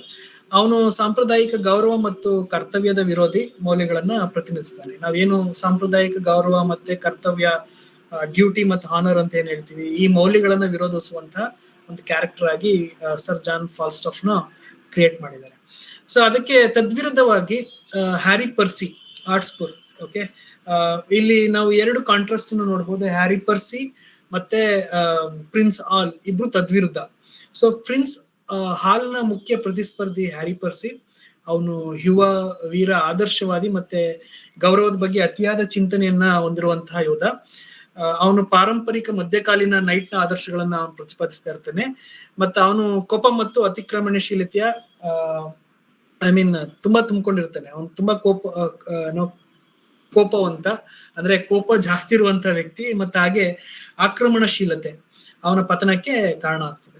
ಸೊ ಇವೆರಡನ್ನ ಕ್ಯಾರೆಕ್ಟರ್ನ ನಾವು ಕಾಂಟ್ರಾಸ್ಟ್ ಆಗಿ ನೋಡೋದಾದ್ರೆ, ಒಂದು ಕಡೆ ನಾವು ಪ್ರಿನ್ಸ್ ಹಾಲ್ ನ ನೋಡೋದಾಯ್ತಂದ್ರೆ ಆಲಸ್ಯ ಮತ್ತೆ ಅಸಭ್ಯ ಜೀವನವನ್ನು ನಡೆಸುವಂತವನು. ಅದಕ್ಕೆ ವಿರುದ್ಧವಾಗಿ ನಮ್ಗೆ ಹ್ಯಾರಿ ಪರ್ಸಿ ತುಂಬಾ ವೀರ ಮತ್ತೆ ಆದರ್ಶವಾದಿ ಮತ್ತೆ ಗೌರವದ ಬಗ್ಗೆ ಅತಿಯಾದ ಚಿಂತನೆಯಿಂದ ಹೊಂದಿರುವಂತಹ ಒಬ್ಬ ಯೋಧನಾಗಿ ಕಾಣಿಸ್ಕೊತೀವಿ. ಸೊ ಹ್ಯಾರಿ ಪರ್ಸಿ ಮತ್ತೆ ಪ್ರಿನ್ಸ್ ಹಾಲ್ ಇಬ್ರು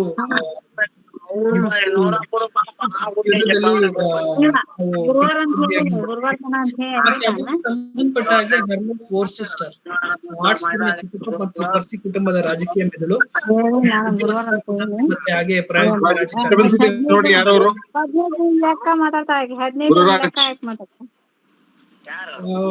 ಪ್ಲೀಸ್ ಯಾರು ಗುರುರಾಜ್ ರಿಮೂವ್ ಮಾಡ್ತೀನಿ ಸರ್. ಮಾಡಿ ಸೊ ಅರ್ಲಾ ಫೋರ್ಸಿಸ್ಟರ್ ಅಂತ ಏನ್ ಹೇಳ್ತೀವಿ, ಅರ್ಲಾ ಫೋರ್ಸ್ಟರ್, ಆತ ಅತಿ ಬುದ್ಧಿವಂತ ಮತ್ತೆ ಕುತಂತ್ರಿ ಕೂಡ, ರಾಜಕಾರಣಿ. ಅವನು ತನ್ನ ಸೋದರಳಿನ ಉತ್ಸವನ ನೋಡಿ ರಾಜಕೀಯಕ್ಕಾಗಿ ಬಳಸ್ಕೊತಾನೆ. ಅದನ್ನ ಬಿಟ್ರೆ ಓವನ್ ಗ್ಲೆಂಡೋವರ್ ಅಂತ ಇನ್ನೊಬ್ಬ, ಆತ ವೆಲ್ಸ್ ಅಲೌಕಿಕ ನಂಬಿಸಿ ಎಲ್ಲರಿಗೂ ಹೇಳ್ಕೊತಾ ಇರ್ತಾನೆ. ಅವನು ಪರ್ಸಿ ಕುಟುಂಬದ ವೇದಿದಾರ ಮತ್ತು ಮುಖಿ ಒಕ್ಕೂಟದ ಸದಸ್ಯ. ಅಂದ್ರೆ 3 powers they are coming together. ಅಂದ್ರೆ 3 ಒಕ್ಕೂಟಗಳು ಸೇರಿ ಕಿಂಗ್ ಹೆನ್ರಿ ಮೇಲೆ ಅಟ್ಯಾಕ್ ಮಾಡ್ಲಿಕ್ಕೆ ಒಂದು ಗ್ಲೆಂಡೋವರ್ ಕೂಡ ಅದರಲ್ಲಿ ಒಂದು ಪಾತ್ರವನ್ನ ವಹಿಸ್ತಾನೆ. ಸೊ ಇದು ಅದ್ ಬಿಟ್ರೆ ನಂತರ ಕೆಲವು ಪಾತ್ರಗಳಿದಾವೆ. ಪಹಿನ್ಸ್ ಇರ್ಬೋದು, ಅಥವಾ ಬಾರ್ಡಲ್ಫ್ ಅಥವಾ ಪೆಟ್, ಅರ್ಲಫ್ ನಾಥ, ಡಗ್ಲಾಸ್ ಮತ್ತೆ ಸರ್ ವಾಲ್ಟರ್ ಬ್ಲಂಟ್, ಇವರೆಲ್ಲ ಬೇರೆ ಬೇರೆ ಪಾತ್ರಗಳಿದಾವೆ. ಆದ್ರೆ ಈ ಪಾತ್ರಗಳು ಅಷ್ಟು ಮುಖ್ಯವಲ್ಲದ ಕಾರಣ ನಾನು ಮಾತನಾಡ್ಲಿಕ್ಕೆ ಹೋಗಲ್ಲ. ಈಗ ನಾಟಕದಲ್ಲಿ ಏನಾಗುತ್ತೆ ಅಂತ ನೋಡೋದಿತ್ತಾಯ್ತು ಅಂತಂದ್ರೆ, ಈಗ ಮೊದಲನೇ ಒಂದಷ್ಟು ಇದನ್ನ ನಾವು ಗಮನಿಸೋದಾದ್ರೆ, ನಾಟಕದಲ್ಲಿ ಬಿಗಿನಿಂಗ್ ನೋಡಿದಾಗ ನಾಟಕ ಲಂಡನ್ ನಲ್ಲಿ ರಾಜ ಹೆನ್ರಿ 4ನೇ ಅರಮನೆಯಲ್ಲಿ ಪ್ರಾರಂಭವಾಗ್ತದೆ. ರಾಜ ತನ್ನ ಸಾಮ್ರಾಜ್ಯದಲ್ಲಿ ನಡೀತಿರುವ ಅಸ್ಥಿರತೆ ಮತ್ತು ಬಂಡಾಯಗಳಿಂದ ಚಿಂತಿತನಾದಂತೆ ಕಾಣ್ತದೆ. ಅದನ್ನು ಕೂಡ ಅವನು ಹೇಳ್ಕೊತಾನೆ. ಅವನು ಪವಿತ್ರ ಭೂಮಿಗೆ ತೀರ್ಥಯಾತ್ರೆ ಮಾಡೋ ತನ್ನ ಯೋಜನೆಯನ್ನ ಮುಂದೂಡಬೇಕಾಗಿ ಬಂದಿದೆ. ಯಾಕೆಂತಂದ್ರೆ ವೆಲ್ಸ್ ನಲ್ಲಿ ಓವನ್ ಗ್ಲೆಂಡೋವರ್ ದಂಗೆ ಮತ್ತು ಸ್ಕಾಟ್ಲೆಂಡ್ ನೊಂದಿಗೆ ಸಂಘರ್ಷಗಳು ನಾವು ಕಾಡ್ತಾ ಇರ್ತೇವೆ. ಇದು ಪ್ರಾರಂಭಿಕ ಸಂಘರ್ಷ ಮತ್ತು ಹಿನ್ನೆಲೆಯನ್ನ ಸೃಷ್ಟಿ ಮಾಡ್ತದೆ ನಾಟಕದಲ್ಲಿ. ಮತ್ತೆ ಹಾಗೆ ಕಿಂಗ್ ಹೆನ್ರಿ ತುಂಬಾ ನಿರಾಶನಾಗಿದ್ದಾನೆ. ಯಾಕಂತಂದ್ರೆ ರಾಜ್ಪುತ್ರ ಪ್ರಿನ್ಸ್ ಹಾಲ್ ತನ್ನ ಅಪ್ಪನಿಗೆ ನಿರಾಶೆಯನ್ನ ಮಾಡ್ತಾ ಇದ್ದಾನೆ. ಅವನು ತನ್ನ ಸಮಯವನ್ನ ಲಂಡನ್ ನ ಮದ್ಯಪಾನ ಟ್ಯಾವರ್ನ್ ಅಂತ ಹೇಳ್ತೀವಲ್ಲ ನಾವು, ಸರ್ ಜಾನ್ ಫಾಲ್ಸ್ಟಾಫ್ ಮತ್ತೆ ಇತರ ಸಂಗಾತಿಗಳೊಂದಿಗೆ ಕಳೀತಾ ಇದ್ದಾನೆ. ಫಾಲ್ಸ್ಟಾಫ್ ತುಂಬಾ ವಯಸ್ಸಾದಂತಹ ಸ್ಥೂಲಕಾಯ, ಮದ್ಯಪಾನಿ ಮತ್ತು ಆಸ್ತಿಮೆಯ ವ್ಯಕ್ತಿತ್ವ ನೈಟ್ ಆಗಿದ್ದ. ಅವನು ಪ್ರಿನ್ಸ್ ನ ಮೇಲಿನ ಪ್ರಭಾವ ಬೀರ್ತಾನೆ ಮತ್ತು ಅವನನ್ನು ಅನೈತಿಕ ಚಟುವಟಿಕೆಗಳಲ್ಲಿ ತೊಡಗಿಸಿರ್ತಾನೆ. ಸೊ ಇದು ಒಂದು ರೀತಿಯಾದಂತಹ ಇಂಪಾರ್ಟೆಂಟ್ ಫೇಸ್. ಯಾಕಂತಂದ್ರೆ ಪ್ರಿನ್ಸ್ ಹಾಲ್ ಮತ್ತು ಸರ್ ಜಾನ್ ಫಾಲ್ಸ್ಟಾಫ್ ನ ಸಂಬಂಧ ಏನಿದೆ ಅದು ಕಿಂಗ್ ಹೆನ್ರಿ ಮತ್ತೆ ಪ್ರಿನ್ಸ್ ಹಾಲ್ ತರಹನೇ ಇದೆ. ಯಾಕಂದ್ರೆ ಕಾಂಟ್ರಾಸ್ಟ್ ಆಗಿ ನಿಲ್ತಾರೆ. ಜಾನ್ ಫಾಲ್ಸ್ಟಾಫ್ ಮತ್ತೆ ಕಿಂಗ್ ಹೆನ್ರಿ IV ಇಬ್ರು ಕಾಂಟ್ರಾಸ್ಟ್ ಆಗಿ ನಿಂತುವಂತಹ ಒಂದು ಉದಾಹರಣೆಗೋಸ್ಕರ ಬಹುಶಃ ಶೇಕ್ಸ್ಪಿಯರ್ ಈ ತರದ ಒಂದು ಕ್ಯಾರೆಕ್ಟರ್ ನ ಕ್ರಿಯೇಟ್ ಮಾಡಿದ್ದಾರೆ. ಪ್ರಿನ್ಸ್ ಹಾಲ್ದಲ್ಲಿ ಆಳವಾದ ಒಂದು ಸಂಕೀರ್ಣತೆಯನ್ನು ನಾವು ಕಾಣಬಹುದು. ಅವನು ಹೊರಗಿನಿಂದ ನೋಡಿದಾಗ ತುಂಬಾ ಆಲಸ್ಯ ಮತ್ತು ಉತ್ತರದಲ್ಲಿ ಪರ್ಸಿ ಕುಟುಂಬ ರಾಜಿ ಹೆನ್ರಿ IV ಅಸಮಾಧಾನ ಹೊಂದಿದೆ. ಮತ್ ಹಾಗೆ ಹ್ಯಾರಿ ಪರ್ಸಿ ಆರ್ಟ್ಸ್ಪುರ್ ಅಂತ ನಾವೇನ್ ಹೇಳ್ತೀವಿ, ಯುವ ತುಂಬಾ ಧೈರ್ಯಶಾಲಿ ಮತ್ತೆ ಗೌರವಯುತ ಯೋಧ ಏನಾಗಿದ್ದ, ಆತ ಕೂಡ ಕಿಂಗ್ ಹೆನ್ರಿ ವಿರುದ್ಧವಾಗಿ ನಿಂತಿದ್ದಾನೆ. ಸ್ಕಾಟಿಷ್ ಯೋಧ ಡಗ್ಲಾಸ್ ನ ವಿರುದ್ಧ ಹೊಮಿಲ್ಡನ್ ಯುದ್ಧದಲ್ಲಿ ಮಹಾ ವಿಜಯ ಸಾಧಿಸಿದ್ದಾನೆ ಇವರು ಆರ್ಟ್ಸ್ಪುರ್. ಸೊ ಆದ್ರೆ ಅವನು ತನ್ನ ಯುದ್ಧ ಸೆರೆಯಾಳುಗಳನ್ನು ರಾಜ ಇನ್ಸಿಡೆಂಟ್ಸ್ ಆದ್ರಿಂದ ಕಿಂಗ್ ಹೆನ್ರಿ IV ಮತ್ತೆ ಆರ್ಟ್ಸ್ಪುರ್ ಮಧ್ಯೆ ಕೆಲವೊಂದಷ್ಟು ಮಾತುಕತೆಗಳು ಕೂಡ ಆಗ್ತವೆ. ಅದ್ಯಾವುದು ಏನು ಫಲಪ್ರದವಾಗದೇ ಇರೋದ ಕಾರಣದಿಂದ ಈ ಯುದ್ಧವನ್ನ ಅವರು ಪ್ಲಾನ್ ಮಾಡ್ಬೇಕಾದಂತಹ ಅವಶ್ಯಕತೆ ಕೂಡ್ ಬರ್ತದೆ. ಸೊ ಇಲ್ಲಿ ಪರ್ಸಿ ಕುಟುಂಬದ ಬಂಡಾಯದ ಯೋಜನೆ ಕೂಡ ನಾವು ನೋಡ್ಬೇಕಾಗುತ್ತೆ. ಪರ್ಸಿ ಕುಟುಂಬ ಹೆನ್ರಿ IV ವಿರುದ್ಧ ದಂಗೆಗೆ ಯೋಜಿಸ್ತದೆ.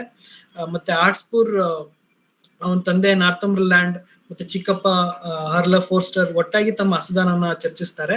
ಅವ್ರಿಗೆ ಹೆನ್ರಿ ಸಿಂಹಾಸನದ ಮೇಲೆ ಯಾರೇ ಸಹಾಯ ಮಾಡಿದ್ರು ಕೂಡ ಇವರೆಲ್ಲ ಕೂಡ ಬಹುಶಃ ಏನು ರಿಚರ್ಡ್ II ನ ಪದಚ್ಯುತಿಗೊಳಿಸಿ ಅವನು ಹೆನ್ರಿ IV ಸಿಂಹಾಸನಕ್ಕೆ ಬರ್ಲಿಕ್ಕೆ ಸಹಾಯ ಮಾಡಿದ್ರು. ಈಗ ಹೆನ್ರಿ IV ತಮ್ಮನ್ನ ನಿರ್ಲಕ್ಷಿಸ್ತಿದ್ದಾನೆ ಅಂತ ಅವ್ರು ಅನ್ಕೊಂಡು ಮತ್ತ ಹಾಗೆ ಎಲ್ಲಾ ಶತ್ರುಗಳನ್ನ ಕಿಂಗ್ ಹೆನ್ರಿ IV ಬೆಂಬಲಿಸ್ತಾ ಇದ್ದಾನೆ ಅಂತ ಆರೋಪಿಸ್ಕೊಂಡು ಒಂದು ಬಂಡಾಯದ ಯೋಜನೆಯನ್ನ ರೆಡಿ ಮಾಡ್ಕೋತಾರೆ. ಸೊ ಇದೇ ಈ ರೀತಿನಲ್ಲಿ ಅವರು ಒಂದು ತ್ರಿಮುಖಿ ಒಕ್ಕೂಟವನ್ನ ನಿರ್ಮಾಣ ಮಾಡ್ಕೋತಾರೆ. ಇದರಲ್ಲಿ ಪರ್ಸಿ ಕುಟುಂಬದ ವೆಲ್ಸ್ ನೇತ ಓವನ್ ಗ್ಲೆಂಡೋವರ್ ಮತ್ತು ಇಂಗ್ಲೆಂಡ್ ನ ಉತ್ತರ ಪ್ರದೇಶದ ಅಧಿಕಾರಿ ಮಾರ್ಟಿಮರ್ ನೊಂದಿಗೆ ಮೈತ್ರಿ ಮಾಡ್ಕೊಳ್ತದೆ. ಅವರು ಇಂಗ್ಲೆಂಡ್ ಅನ್ನು 3 ಭಾಗಗಳಾಗಿ ವಿಭಜನೆ ಮಾಡಿಕೊಂಡು ರೂಲ್ ಮಾಡೋ ಯೋಜನೆ ರೂಪಿಸ್ತಾರೆ. ಗ್ಲೆಂಡೋವರ್ಗೆ ವೆಲ್ಸ್, ಮಾರ್ಟಿಮರ್ಗೆ ಮಧ್ಯ ಇಂಗ್ಲೆಂಡ್ ಹಾಗೂ ಆರ್ಟ್ಸ್ಬರ್ಗ್ಗೆ ಉತ್ತರ ಇಂಗ್ಲೆಂಡ್ ಸಿಗುವಂತೆ ಯೋಜನೆ ಇಟ್ಕೊಂಡು ಒಂದು ತ್ರಿಮುಖಿ ಒಕ್ಕೂಟವನ್ನ ಮಾಡಿ ಬಂಡಾಯ ಹೇಳಲಿಕ್ಕೆ ಯೋಜನೆನ ಹಾಕೋತಾರೆ. ಇದ್ರ ಮಧ್ಯೆ ನಮ್ಗೆ ಫಾಲ್ಸ್ಟಾಫ್ ನ ಹಾಸ್ಯ ಪ್ರಸಂಗಗಳು ಕಾಣಿಸ್ಕೊತವೆ. ನಾಟಕದ ಹಾಸ್ಯ ಅಂಶವು ಮುಖ್ಯವಾಗಿ ಫಾಲ್ಸ್ಟಾಫ್ ಮತ್ತು ಅವನ ಸಂಗಾತಿಗಳ ಸುತ್ತುತ್ತದೆ. ಇಲ್ಲಿ ಗ್ಯಾಡಿ ಹಿಲ್ಸ್ ನಲ್ಲಿ ಅವರು ಪ್ರಯಾಣಿಕರನ್ನ ದರೋಡೆ ಮಾಡುವ ಯೋಜನೆ ರೂಪಿಸ್ತಾರೆ. ಮತ್ತೆ ಹಾಗೆ ಪ್ರಿನ್ಸ್ ಹಾಲ್ ಮತ್ತು ಫೈನ್ಸ್ ಈ ದರೋಡೆಯಲ್ಲಿ ಮೊದಲು ಭಾಗವಹಿಸಂತೆ ಕಾಣಿಸ್ಕೊತಾರೆ. ನಂತರ ಫಾಲ್ಸ್ಟಾಫ್ ನಿಂದ ದರೋಡೆ ಮಾಡಿದ ಹಣವನ್ನ ವಾಪಸ್ ತೆಗೆದುಕೊಳ್ತಾರೆ. ಇದೆಲ್ಲ ಒಂದು ನಡೆಯುವಂತಹ ಒಂದು ನಾಟಕದ ಭಾಗ್ಯವಾಗಿ ನಡೆಯುವಂತಹ ಒಂದು ಹಾಸ್ಯ ದೃಶ್ಯಗಳು. ಆದ್ರೆ ನಾವು ಏನ್ ಮಾತಾಡ್ಬೇಕು ಇಲ್ಲಿ ತುಂಬಾ ಮುಖ್ಯವಾಗಿ ಅಂತಂದ್ರೆ ಹಾಲ್ ಮತ್ತು ಜಾನ್ ಫಾಲ್ಸ್ಟಾಫ್ ನ ಸಂಬಂಧ. ಈಗ ಬೋರ್ಸೈಡ್ ಟ್ಯಾವರ್ ನಲ್ಲಿ ಪ್ರಿನ್ಸ್ ಹಾಲ್ ಮತ್ತು ಫಾಲ್ಸ್ಟಾಫ್ ನಟಿಯನ್ನೇ ಒಂದು ಪ್ರಸಿದ್ಧ ದೃಶ್ಯವಿದೆ. ಅಲ್ಲಿ ರಾಜ ಮತ್ತು ಪುತ್ರನ ಪಾತ್ರಗಳಲ್ಲಿ ಅವ್ರು ನಟಿಸ್ತಾರೆ. ಮೊದಲು ಫಾಲ್ಸ್ಟಾಫ್ ರಾಜನ ಪಾತ್ರದಲ್ಲಿ, ನಂತರ ಹಾಲ್ ರಾಜನ ಪಾತ್ರದಲ್ಲಿ ನಟಿಸ್ತಾನೆ. ಈ ದೃಶ್ಯವು ಅವರ ಸಂಬಂಧದ ಸಂಕೀರ್ಣತೆಯನ್ನ ಮತ್ತು ಭವಿಷ್ಯದ ಬಗ್ಗೆ ಸುಳಿವುಗಳನ್ನ ನೀಡ್ತದೆ. ಅಂದ್ರೆ ಇವರು ಸುಮ್ನೆ ಮಾಡಿದ್ದಲ್ಲ ಅದು. ಈ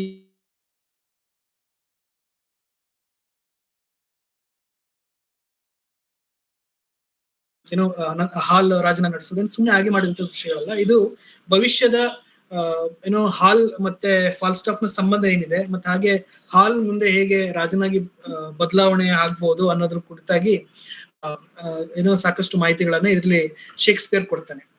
ಸೊ ಮತ್ತೆ ಹಾಗೆ ರಾಜ್ ಹೆನ್ರಿ ಮತ್ತೆ ಪ್ರಿನ್ಸ್ ಹಾಲ್ ನ ಸಂಭಾಷಣೆ ಕೂಡ ಆಗ್ತದೆ. ರಾಜ ತನ್ನ ಮಗನ ನಡವಳಿಕೆಯಿಂದ ಅಸಮಾಧಾನ ಹೊಂದಿ ಅವನನ್ನು ಪರಸ್ಪರ ಭೇಟಿಯಾಗಿ ಮಾತಾಡ್ಲಿಕ್ಕೆ ಇದ್ ಮಾಡ್ತಾನೆ. ಅವನು ಹಾಲ್ನನ್ನ ಆರ್ಟ್ಸ್ಪೂರ್ನೊಂದಿಗೆ ಹೋಲಿಸ್ಕೊಳ್ತಾನೆ ಮತ್ತು ಅವನು ಒಂದು ತರಹದ ಜೀವನ ಶೈಲಿ, ಅಲಸ್ಯ ಜೀವನ ಶೈಲಿ, ಅಸಭ್ಯ ಜೀವನ ಶೈಲಿಯನ್ನು ಖಂಡಿಸ್ತಾನೆ. ಈ ಸಂಭಾಷಣೆಯಲ್ಲಿ ಹಾಲ್ ತನ್ನ ನಿಜವಾದ ಏನೋ ಪರ್ಸನಾಲಿಟಿಯನ್ನ ಬಹಿರಂಗಪಡಿಸ್ತಾನೆ. ಮತ್ತೆ ಆತ ಕಿಂಗ್ ಹೆನ್ರಿಗೆ ಹೇಳ್ತಾನೆ, ಸೂಕ್ತ ಸಮಯ ಮತ್ತೆ ಸೂಕ್ತವಾದಂತಹ ಸ್ಥಳದಲ್ಲಿ ತನ್ನ ಕರ್ತವ್ಯವನ್ನು ನಿಭಾಯಿಸುವುದಾಗಿ ಅಲ್ಲಿ ಭರವಸೆಯನ್ನ ತನ್ನ ಅಪ್ಪ ರಾಜ ಹೆನ್ರಿಗೆ ಪ್ರಿನ್ಸ್ ಹಾಲ್ ನೀಡ್ತಾನೆ. ಮತ್ತ ಆ ತರುವಾಯ ನಮ್ಗೆ ಯುದ್ಧದ ತಯಾರಿ ಆಗ್ತಿರುವಂತಹ ಒಂದಷ್ಟು ಮಾಹಿತಿಗಳು ಸಿಗ್ತವೆ. ಪರ್ಸಿ ಬಂಡಾಯದ ಬಗ್ಗೆ ತಿಳಿದ ರಾಜ ಹೆನ್ರಿ IV ಯುದ್ಧಕ್ಕೆ ತಯಾರಾಗ್ತಾನೆ. ಪ್ರಿನ್ಸ್ ಹಾಲ್ ತನ್ನ ಹಿಂದಿನ ಜೀವನ ಶೈಲಿಯನ್ನು ತ್ಯಜಿಸಿ ತನ್ನ ರಾಜಕೀಯ ಮತ್ತು ಮಿಲಿಟರಿ ಕರ್ತವ್ಯಗಳತ್ತ ತಿರುಗ್ತಾನೆ. ಮತ್ತು ತನ್ನ ತಂದೆಯ ಸೇನೆಯಲ್ಲಿ ಸೇರಿಕೊಂಡು ಬಂಡುಕೋರರನ್ನ ಸೋಲಿಸ್ಲಿಕ್ಕೆ ಸಿದ್ಧನಾಗ್ತಾನೆ ಅಲ್ಲಿ. ಮತ್ತೆ ಈ ಸಮಯದಲ್ಲೇ ಫಾಲ್ಸ್ಟಾಫ್ನಿಗೂ ಕೂಡ ಸೈನಿಕ ನೇಮಕಾತಿಗೆ ಒಂದು ಇದು ಕೊಡ್ತಾರೆ. ಅಲ್ಲಿ ಕ್ಯಾಪ್ಟನ್ ಆಗಿ ಹುದ್ದೆಯನ್ನ ನೀಡಲಾಗ್ತದೆ ಮತ್ತು ಸೈನಿಕರನ್ನ ನೇಮಕ ಮಾಡುವ ಅಧಿಕಾರ ಕೂಡ ಅವನಿಗೆ ಕೊಡಲಾಗ್ತದೆ.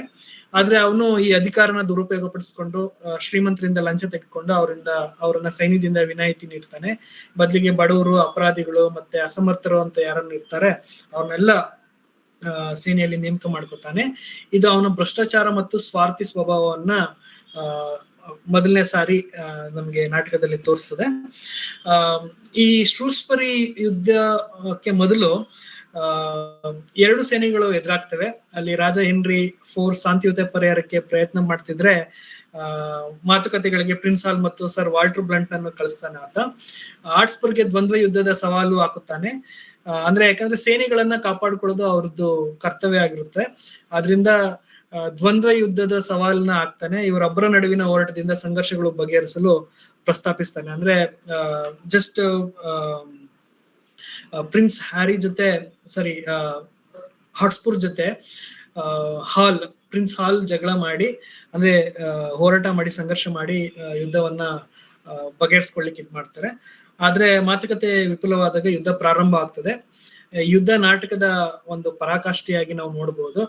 ಪ್ರಿನ್ಸ್ ಹಾಲ್ ತನ್ನ ನಿಜವಾದ ವೀರತ್ವ ಮತ್ತು ಸಾಮರ್ಥ್ಯವನ್ನ ಇಲ್ಲಿ ಪ್ರದರ್ಶನ ಮಾಡ್ತಾನೆ. ಯಾಕಂದ್ರೆ ಒಂದು ವಿಡಂಬನೆಯಾಗಿ ನಾವು ನೋಡ್ಬೋದು. ಎಲ್ಲಿ ಒಬ್ಬ ಪ್ರಿನ್ಸ್ ಹಾಲ್ ತುಂಬಾ ಆಲಸ್ಯ ಮತ್ತೆ ಅಸಭ್ಯ ವ್ಯಕ್ತಿಯಾಗಿರ್ತಾನೆ. ಆತ ಯುದ್ಧ ಭೂಮಿಯಲ್ಲಿ ರಣಾಂಗಣದಲ್ಲಿ ವೀರತ್ವ ಮತ್ತೆ ಸಾಮರ್ಥ್ಯವನ್ನ ಪ್ರದರ್ಶಿಸ್ತಾನೆ ಮತ್ತು ಅವನ ತಂದೆಯ ಜೀವ ರಕ್ಷಿಸ್ತಾನೆ. ಮತ್ತೆ ಹಾಗೆ ಸ್ಕಾಟಿಷ್ ಅರ್ಲ್ ಡಗ್ಲಾಸ್ ನನ್ನು ಕೂಡ ಸೋಲಿಸ್ತಾನೆ ಶೂಸ್ಬರಿ ಯುದ್ಧದಲ್ಲಿ. ಮತ್ತು ಇದಾದ ನಂತರ ಹಾಲ್ ಮತ್ತು ಆರ್ಟ್ಸ್ಪೂರ್ನ ದ್ವಂದ್ವ ಯುದ್ಧ ಶುರು ಆಗುತ್ತೆ. ಇದು ನಾಟಕದ ಅತ್ಯಂತ ನಾಟಕೀಯ ಕ್ಷಣ.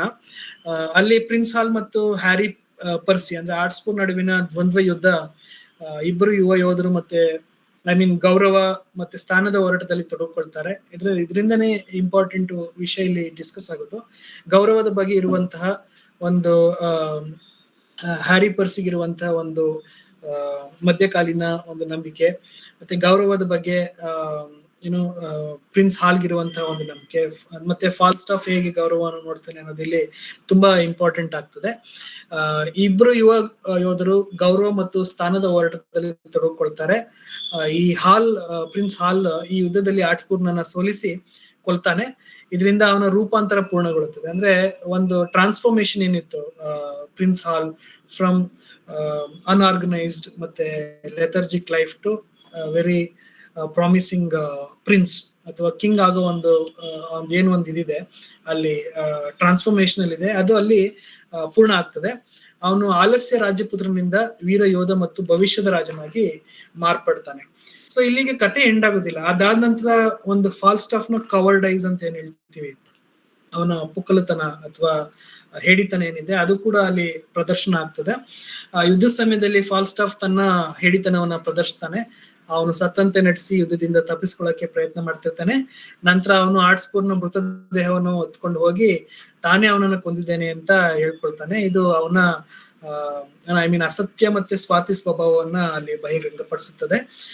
ನಾಟಕದ ಅಂತ್ಯ ಅಂತ ನೋಡ್ಲಿಕ್ಕೆ ಬಂದಾಗ ಇಲ್ಲಿ ಕಿಂಗ್ ಹೆನ್ರಿ IV ಅಥವಾ ಪ್ರಿನ್ಸ್ ಹಾಲ್ ಸೇನೆಯು ವಿಜಯಶೀಲಿ ಆಗ್ತದೆ, ಮತ್ತೆ ಬಂಡಾಯವು ಕೂಡ ನಿಗ್ರಹವಾಗ್ತದೆ. ಆ ಒಂದು ಮೂಮೆಂಟ್ ನಲ್ಲಿ ಅರ್ಲ್ ಆಫ್ ಓಸ್ಟರ್ ಸೆರೆ ಆಗ್ತಾನೆ, ಮತ್ತೆ ಮರಣದಂಡನೆಗೆ ಆತ ಗುರಿ ಆಗ್ತಾನೆ. ಈ ಡಗ್ಲಾಸ್ ಅನ್ನ ಹೇಗೆ ಅಂದ್ರೆ ಕೂಡಿಟ್ಕೊಂಡಿರ್ತಾರೋ ಅವನು ಪ್ರಿನ್ಸ್ ಹಾಲ್ನ ಉದಾರತೆಯಿಂದ ಬಿಡುಗಡೆ ಮಾಡಲಾಗ್ತದೆ. ಮತ್ತೆ ಹಾಗೆ ಅರ್ಲ್ ಆಫ್ ನಾರ್ಥಂಬರ್ಲ್ಯಾಂಡ್ ಮತ್ತೆ ಆರ್ಕ್ ಬಿಷಪ್ಸ್ ಗ್ರೂಪ್ ಕೂಡ ತಮ್ಮ ಬಂಡಾಯವನ್ನು ಮುಂದುವರಿಸ್ತಾ ಇರ್ತಾರೆ. ಅಂದ್ರೆ ಅದ್ ನಾಟಕ ಅಲ್ಲಿಗೆ ಎಂಡ್ ಆಗೋದಿಲ್ಲ, ಈ ಒಂದು ಐತಿಹಾಸಿಕ ನಾಟಕ ಅಲ್ಲಿಗೆ ಕೊನೆ ಆಗೋದಿಲ್ಲ. ಈ ಬಂಡಾಯ ಮತ್ತೆ ಈ ಅಸ್ಥಿರತೆ ಏನಿದೆ ಅದು ಕೂಡ ಕಂಟಿನ್ಯೂ ಆಗ್ತದೆ ಅಂತ. ಈ ಸ್ಥಿರತೆ ಬರುದಿಲ್ಲ, ಈಗ ರಾಜನಿಗೆ ಸ್ಥಿರತೆ ಇರೋದಿಲ್ಲ. ಮತ್ತೆ ಹಾಗೆ ಎಲ್ಲಾ ಬಂಡಾಯಕೋರರನ್ನ ಅಲ್ಲಿ ಶಮನ ಮಾಡಿದ್ದೇವೆ ಅಂತನೂ ಕೂಡ ಅನ್ಕೊಳ್ಳಿಕ್ಕಾಗಲ್ಲ. ಯಾಕಂತಂದ್ರೆ ಇಲ್ಲಿ ಅರ್ಲ್ ಆಫ್ ನಾರ್ಥಂಬರ್ಲ್ಯಾಂಡ್ ಮತ್ತೆ ಆರ್ಚ್ ಬಿಷಪ್ ಆಫ್ ಸ್ಕ್ರೂಪ್ ಅವರು ಕೂಡ ಬಂಡಾಯವನ್ನ ಮುಂದುವರಿಸ್ತಿರ್ತಾರೆ. ಇದು ಹೆನ್ರಿ IV ನ ಭಾಗ 2 ಅಂತ ಏನಿದೆ ನಾಟಕ ಟೆಟ್ರಾಲಜಿನಲ್ಲಿ, ಇದು ಕಂಟಿನ್ಯೂ ಆಗುತ್ತೆ. ಹೆನ್ರಿ IV ಪಾರ್ಟ್ 2 ನಲ್ಲಿ ನಾರ್ಥಂಬರ್ಲ್ಯಾಂಡ್, ಅರ್ಲ್ ಆಫ್ ನಾರ್ಥಂಬರ್ಲ್ಯಾಂಡ್ ಮತ್ತೆ ಆರ್ಚ್ ಬಿಷಪ್ ಸ್ಕ್ರೂಪ್ ಕುರಿತಾದಂತಹ ಕತೆ ಮುಂದುವರಿಯುತ್ತದೆ. ಸೊ ಹಾಗೆ ಇನ್ನೊಂದು 2 ನಿಮಿಷದಲ್ಲಿ ನಾನು ಇದನ್ನು ಮುಗಿಸ್ತೀನಿ. ಕೆಲವು ಘಟನೆಗಳು ಮತ್ತು ವಿಷಯಗಳಿಗೆ ಸಂಬಂಧಪಟ್ಟ ಹಾಗೆ ಈ ನಾಟಕನ ತುಂಬಾ ಬೇರೆ ರೀತಿಯಲ್ಲಿ ನಾವು ಓದ್ಬೋದು. ಎಸ್ಪೆಷಲಿ ಗೌರವ ಮತ್ತು ಅದರ ಸ್ವರೂಪ, nature of honour and what exactly the honour ಅಂತ. ಈ ಗೌರವ ನಾಟಕದ ಕೇಂದ್ರೀಯ ವಸ್ತುವಾಗಿದೆ. ಈ ಆರ್ಟ್ಸ್ಪುರ್ ಸಾಂಪ್ರದಾಯಿಕ ಮಧ್ಯಕಾಲೀನ ಗೌರವವನ್ನು ಪ್ರತಿನಿಧಿಸಿದ್ರೆ ಅಂದ್ರೆ ಅವನು ಯುದ್ಧದಲ್ಲಿ ವೀರತ್ವ, ವೈಯಕ್ತಿಕ ಪ್ರತಿಷ್ಠೆ ಮತ್ತು ಖ್ಯಾತಿ ಇದನ್ನ ಪ್ರತಿನಿಧಿಸ್ತಾ ಇದ್ರೆ, ಪ್ರಿನ್ಸ್ ಹಾಲ್ ಹೊಸ ರೀತಿ ಗೌರವವನ್ನ ಅಭಿವೃದ್ಧಿ ಪಡಿಸ್ತಾ ಇದ್ದಾನೆ ಅಲ್ಲಿ. ಅದು ಕರ್ತವ್ಯ, ಜವಾಬ್ದಾರಿ ಮತ್ತು ರಾಜಕೀಯ ಬುದ್ಧಿವಂತಿಕೆಯ ಮೇಲೆ ಆಧಾರಿತವಾಗಿದೆ. ಈ ಫಾಲ್ಸ್ಟಾಫ್ ಎಲ್ಲಾ ರೀತಿಯ ಗೌರವವನ್ನು ನಿರಾಕರಿಸ್ತಾನೆ ಮತ್ತು ಅವನು ಖಾಲಿ ಪದ ಅಂತ ಕರೀತಾನೆ. Honour is just a word ಅಂತ ಫಾಲ್ಸ್ಟಾಫ್ ಹೇಳೋದು. ಬಟ್ ಈ 2 ಕ್ಯಾರೆಕ್ಟರ್ಗಳೇನಿದೆ, ಒಂದು ಪ್ರಿನ್ಸ್ ಹ್ಯಾರಿ ಆಗಿರ್ಬೋದು ಅಥವಾ ಪ್ರಿನ್ಸ್ ಹಾಲ್ ಆಗಿರ್ಬೋದು, ಅವರು ರಿಪ್ರೆಸೆಂಟ್ ಮಾಡುವಂತಹ ಗೌರವ ಬೇರೆ ರೀತಿಯಲ್ಲಿ ಆಗಿರುವಂತಹ ಒಂದು ಗೌರವ ಅಂತ ನಾಟಕ ಉದ್ದಗಲಕ್ಕೂ ಹೇಳ್ಕೊಡುತ್ತೆ. ಮತ್ತೆ ಈ ಹೆನ್ರಿ IV ಸಿಂಹಾಸನ ಕಾನೂನುಬದ್ಧವೇ ಎಂಬ ಪ್ರಶ್ನೆ ನಾಟಕದುದ್ದಕ್ಕೂ ಮುಂದುವರಿತದೆ. ಅವನು ನಿಜವಾಗ್ಲೂ ಕಾನೂನುಬದ್ಧವಾಗಿ ಅಧಿಕಾರವನ್ನ ವಹಿಸಿಕೊಂಡ ಅಥವಾ ರಿಚರ್ಡ್ II ಸುಮ್ನೆ ಪದಚ್ಯುತಿಗೊಳಿಸಿ ಸಾಯಿಸಿ ಅಧಿಕಾರ ವಶಪಡಿಸ್ಕೊಂಡ ಅನ್ನೋದು ಈ ನಾಟಕದ ಪೂರ ವಸ್ತು ಅದೇ ಅಂತ ಅನ್ಸುತ್ತೆ. ಆದ್ರೆ ಈಗ ಅವನೇ ಅದೇ ರೀತಿ ತರದ ಒಂದು ಬಂಡಾಯವನ್ನ ಎದುರಿಸ್ತಾ ಇದ್ದಾನೆ. ಇದು ಅಧಿಕಾರ ಮತ್ತೆ ನ್ಯಾಯಸಮ್ಮತತೆ ಮತ್ತು ಅದರ ಪರಿಣಾಮಗಳ ಬಗ್ಗೆ ಗಂಭೀರ ಪ್ರಶ್ನೆಗಳನ್ನ ಎತ್ತುತ್ತದೆ ಈ ನಾಟಕದಲ್ಲಿ. ಯಾರು ಕೂಡ ಅಧಿಕಾರ, ನ್ಯಾಯಸಮ್ಮತತೆ ಮತ್ತು ಅದರ ಪರಿಣಾಮಗಳ ಬಗ್ಗೆ ಕೂಲಂಕುಷವಾಗಿ ನೋಡ್ತಾ ಹೋದ್ರೆ, ಹೆನ್ರಿ IV ಈ ಸಿಂಹಾಸನ ಪಡೆದುಕೊಂಡದ್ದು ಕಾನೂನುಬದ್ಧವೇ ಇಲ್ಲವೇ ಅಂತ ನೋಡಿ ನಾವು ಅಧಿಕಾರ, ನ್ಯಾಯಸಮ್ಮತತೆ ಮತ್ತು ಅದರಿಂದ ಆಗುವಂತಹ ಪರಿಣಾಮಗಳ ಬಗ್ಗೆ ಗಂಭೀರ ಪ್ರಶ್ನೆಗಳನ್ನ ಎತ್ತಬೇಕಾಗುತ್ತೆ ಅಂತ ನಾವು ಭಾವಿಸ್ಕೋಬೇಕು. ಅದಕ್ಕೂ ಮೀರಿ ಕಿಂಗ್ ಹೆನ್ರಿ IV ಪಾರ್ಟ್ 1 ಏನ್ ಮಾತನಾಡುತ್ತೆ ಅಂತಂದ್ರೆ, ತಂದೆ ಮಗನ ಸಂಬಂಧದ ಕುರಿತಾಗಿ ಕೆಲವಷ್ಟು ಉದಾಹರಣೆಗಳನ್ನು ಕೊಡ್ತದೆ. ನಾಟಕದಲ್ಲಿ ಅನೇಕ ತಂದೆ ಮಗನ ಸಂಬಂಧಗಳಿವೆ. ಫಾರ್ ಎಕ್ಸಾಂಪಲ್ ಹೆನ್ರಿ IV ಮತ್ತು ಹಾಲ್, ನಾರ್ಥಂಬರ್ಲ್ಯಾಂಡ್ ಮತ್ತೆ ಆರ್ಟ್ಸ್ಪುರ್. ಮತ್ತು ಸಾಂಕೇತಿಕವಾಗಿ ನೋಡೋದಿತ್ತು ಅಂತಂದ್ರೆ ಫಾಲ್ಸ್ಟಾಫ್ ಮತ್ತು ಹಾಲ್. ಈ ಪ್ರತಿ ಸಂಬಂಧವೂ ಕೂಡ ವಿಭಿನ್ನ ಮತ್ತೆ ಒಂದು ತರಹದ ಗತಿಶೀಲತೆಯನ್ನ ಪ್ರಸ್ತುತಪಡಿಸ್ತಾ ಇರ್ತದೆ. ಇವೆಲ್ಲವೂ ಪೀಳಿಗೆಯ ಸಂಘರ್ಷ, ಆಶಯಗಳು ಮತ್ತು ವಿಫಲತೆಗಳನ್ನ ಪರಿಶೋಧಿಸ್ತಾ ಇರ್ತದೆ. ಈ ನಾರ್ಥಂಬರ್ಲ್ಯಾಂಡ್, ಅರ್ಲ್ ಆಫ್ ನಾರ್ಥಂಬರ್ಲ್ಯಾಂಡ್ ಮತ್ತು ಆರ್ಟ್ಸ್ಪುರ್ನ ಒಂದು ಸಂಬಂಧ ತುಂಬಾ ಅನ್ಯೋನ್ಯವಾದಂತಹ ಸಂಬಂಧ. ಮತ್ತೆ ಹಾಗೆ ಕಿಂಗ್ ಹೆನ್ರಿ IV ಮತ್ತು ಹಾಲ್ನ ಸಂಬಂಧ ಬೇರೆ ರೀತಿಯದು. ಇದನ್ನ ನಾವು ಬೇರೆ ಈಗ ಹೋಮರ್ನ ಇಲಿಯಡ್ ನಲ್ಲಿ ನೋಡೋದಿತ್ತ ಅಂತ ಅಂದ್ರೆ ಹೆಕ್ಟರ್ ಮತ್ತೆ ಪ್ರಿಯಾಮ್ ನಡುವಿನ ಒಂದು ತರಹದ ಸಂಬಂಧ. ಇದು ಅರ್ಲ್ ಆಫ್ ನಾರ್ಥಂಬರ್ಲ್ಯಾಂಡ್ ಮತ್ತೆ ಆರ್ಟ್ಸ್ಪುರ್ಗೆ ಸಂಬಂಧಪಟ್ಟಿದ್ದು. ಆ ಕಡೆ ಅಕಿಲೆಸ್ ಅಗಮೆಮ್ನಾನ್ ಮಾತನ್ನ ಕೇಳದೆ ಇದ್ರು ಕೂಡ ಅದು ಬೇರೆ ತರಹದ ಸಂಬಂಧ. ಅಂದ್ರೆ ಹೆನ್ರಿ IV ನಾನು ಅಗಮೆಮ್ನಾನ್ ಅಂತ ನೋಡೋದಾದ್ರೆ, ಹಾಲ್ ಅವನ ಮಗ ಅಂತ ಅಂದ್ರೆ ಅಕಿಲೆಸ್ ಅವನ ಮಗ ಅಂತ ಅನ್ನೋದಾದ್ರೆ ಅಲ್ಲ ನೋಡೋದಿತ್ತ ಅಂದ್ರೆ ಅದು ಇಬ್ರದ್ದು ಕಾಂಟ್ರಾಸ್ಟ್. ಇಬ್ರು ಒಬ್ರಿಗೊಬ್ರನ್ನ ಇಷ್ಟಪಡದೆ ಇರುವಂತಹ ಒಂದಷ್ಟು ಇದು ಈ ತಂದೆ ಮಗನ ಸಂಬಂಧ ಇಲ್ಲಿ ಕಾಣಿಸ್ಕೊತದೆ. ಮತ್ತೆ ಸಾಂಕೇತಿಕವಾಗಿ ತುಂಬಾ ಸಿಂಬಾಲಿಕ್ ಆಗಿ ನೋಡೋದಿತ್ತಂದ್ರೆ ಫಾಲ್ಸ್ಟಾಫ್ ಮತ್ತೆ ಹಾಲ್ ಅವರ ಸಂಬಂಧ ಈ ಮನುಷ್ಯ ಮತ್ತೆ ತಂದೆ ಮಗನ ಸಂಬಂಧವನ್ನ ಮೀರಿದಂತಹ ಸಂಬಂಧ ಆಗಿರುತ್ತೆ. ಅವನು ಹಾಲ್ ಏನೇನು ಆಗ್ಬೇಕು ಅದೆಲ್ಲ ಮರೆಮಾಚಿ ಆಗ್ಲಿಕ್ಕೆ ಜಾನ್ ಫಾಲ್ಸ್ಟಾಫೇ ಕಾರಣ ಅಂತ ನಮ್ಗೆ ಇದ್ರ ಮೂಲಕ ತಿಳಿಯುತ್ತೆ. ಮತ್ತೆ ಇನ್ನ ಒಂದು ಇಂಪಾರ್ಟೆಂಟ್ ಕಥಾ ವಸ್ತು ಏನು ಅಂತ ಅಂದ್ರೆ ಪ್ರಿನ್ಸ್ ಹಾಲ್ನ ರೂಪಾಂತರ. ಅಂದ್ರೆ ಈ ರಾಜಕೀಯ ಪರಿಪಕ್ವತೆ ಮತ್ತೆ ಅವನ ರೂಪಾಂತರ ಏನಿದೆ ಅದು ನಾಟಕದ ಉದ್ದಕ್ಕೂ ನಾವು ಕಾಣ್ತಾ ಹೋಗ್ತೀವಿ. ಅವನು ಆಲಸಿ ಯುವಕನಿಂದ ಜವಾಬ್ದಾರ ನೇತನಾಗಿ ಬದಲಾಗೋದು, ಈ ಪ್ರಕ್ರಿಯೆಯಲ್ಲಿ ಅವನು ತನ್ನ ಹಿಂದಿನ ಜೀವನವನ್ನ ಮತ್ತೆ ಫಾಲ್ಸ್ಟಾಫ್ನಂತ ಸಂಗಾತಿಗಳನ್ನ ಬಿಡಬೇಕಾಗುವಂಥದ್ದು, ತ್ಯಜಿಸಬೇಕಾದಂಥದ್ದು, ಈ ವ್ಯಕ್ತಿಗತ ವೆಚ್ಚದಲ್ಲಿ ಸಾರ್ವಜನಿಕ ಜವಾಬ್ದಾರಿನ ಸ್ವೀಕರಿಸುವ ಕಥೆಯಾಗಿ ನಾವು ನೋಡ್ತೀವಿ. ಅವನು ರಾಜನಾದ ನಂತರ ಜಾನ್ ಫಾಲ್ಸ್ಟಾಫ್ ಮತ್ತೆ ಇತರ ಸಂಗಾತಿಗಳ ಜೊತೆ ಅದೇ ರೀತಿ ಬಾರ್ನಲ್ಲಿ ಅಂದ್ರೆ ಟ್ಯಾವರ್ನಲ್ಲಿ ಕೂತು ಒಡನಾಡ್ಲಿಕ್ಕೆ ಸಾಧ್ಯ ಆಗೋದಿಲ್ಲ. ಆತ ತಾನು ಬದಲಾಗಬೇಕಾದಂತಹ ಒಂದು ರಾಜಕೀಯ ಪ್ರಬುದ್ಧತೆ ಅಥವಾ ರಾಜಕೀಯ ಪರಿಪಕ್ವತೆ ಆತನಿಗೆ ಬೇಕಾಗುತ್ತೆ. ಅದನ್ನು ಕೂಡ ನಾವು ಇಲ್ಲಿ ನೋಡಬಹುದು. ಹಾಗೆ ನೋಡ್ತಾ ಹೋದ್ರೆ ಸುಮಾರು ಇನ್ನಷ್ಟು ಕೆಲವು ಮಾಹಿತಿಗಳು ನಮಗೆ ಸಿಗ್ತವೆ. ಸಾಮಾಜಿಕ ವರ್ಗ ಮತ್ತೆ ಗುರುತು, ಒಂದು ನ್ಯಾಷನಲ್ ಐಡೆಂಟಿಟಿ ಅಂತ ನಾವು ಇಂಗ್ಲೆಂಡ್ ನ್ಯಾಷನಲ್ ಐಡೆಂಟಿಟಿ ಅಂತ ಏನ್ ಮಾತಾಡ್ತೀವಿ, ಅದು ಈ ಕಾಲದಲ್ಲಿ ರಚನೆ ಆಗ್ತಾ ಇರುತ್ತೆ. ಅದು ಕೂಡ ನಾವು ಇಲ್ಲಿ ಗಮನಿಸಬಹುದು. ಮತ್ತೆ ಹಾಗೆ ವ್ಯಕ್ತಿಗತ ಬಯಕೆ ಮತ್ತು ಸಾರ್ವಜನಿಕ ಕರ್ತವ್ಯದ ಕುರಿತಾದ ಒಂದಷ್ಟು ವಿಷಯಗಳನ್ನ ಇಟ್ಕೊಂಡು ಕೂಡ ನಾವು ಇಲ್ಲಿ ಮಾತಾಡಬಹುದು. ಈಗ ಸಮಕಾಲೀನ ಪ್ರಸ್ತುತತೆ ಅಂತ ಬಂದಾಗ ಕಿಂಗ್ ಹೆನ್ರಿ IV ಅನ್ನ ರಾಜಕೀಯ ನಾಯಕತ್ವ ಮತ್ತು ಜನಪ್ರಿಯತೆಗೆ ಇಟ್ಟು ನಾವು ಈಗಿನ ಕಾಲದಲ್ಲಿ ಓದ್ಬೋದು. ಮತ್ತು ಹಾಗೆ ಮಾಧ್ಯಮ ಮತ್ತು ಸಾರ್ವಜನಿಕ ಚಿತ್ರಣ ಏನಿದೆ ಅದರ ಒಂದು ಸಮಕಾಲೀನ ರೀತಿನಲ್ಲಿ ಕೂಡ ಕಿಂಗ್ ಹೆನ್ರಿ IV ಪಾರ್ಟ್ 1 ಅನ್ನ ನಾವು ಓದ್ಬೋದು. ಮತ್ತೆ ಯುವ ಸಂಸ್ಕೃತಿ ಮತ್ತು ಬಾಳಿಕೆ ಅಂತ ಏನಿದೆ, ಅಥವಾ ಮಾನಸಿಕ ಆರೋಗ್ಯ ಮತ್ತೆ ಪ್ರಾಮಾಣಿಕತೆ ಅಂತ ನಾವೇನು ಇವತ್ತಿನ ಕಾಲದಲ್ಲಿ ಮಾತಾಡ್ತೀವಿ, ಇದರ ಈ ತರದ ವಿಷಯಗಳನ್ನ ಇಟ್ಕೊಂಡು ನಾವು ಶೇಕ್ಸ್ಪಿಯರ್ ಅನ್ನ ಮತ್ತೆ ಶೇಕ್ಸ್ಪಿಯರ್ನ ಕಿಂಗ್ ಹೆನ್ರಿ IV ಪಾರ್ಟ್ 1 ಆಗಿರ್ಲಿ ಅಥವಾ part 4 king henry V Richard II ನಾವು ಓದ್ಬೋದು.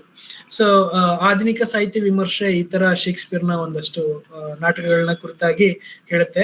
ಶೇಕ್ಸ್ಪಿಯರ್ನ ನಾಟಕಗಳು ಶಾಶ್ವತ ಮಾನವೀಯ ಸತ್ಯಗಳನ್ನು ಒಳಗೊಂಡಿರುವುದರಿಂದ ಅವು ಪ್ರತಿ ಯುಗದಲ್ಲಿ ಹೊಸ ಅರ್ಥಗಳನ್ನು ಪಡೆಯುತ್ತಲೇ ಇರುತ್ತವೆ. ಅಂದ್ರೆ ಶೇಕ್ಸ್ಪಿಯರ್ನ ನಾಟಕಗಳು they are always they always talk about universal truth, ಒಂದು ಮಾನವೀಯ ಸತ್ಯಗಳನ್ನ, ಶಾಶ್ವತ ಮಾನವೀಯ ಸತ್ಯಗಳನ್ನ ಮಾತಾಡ್ತಿರುತ್ತೆ.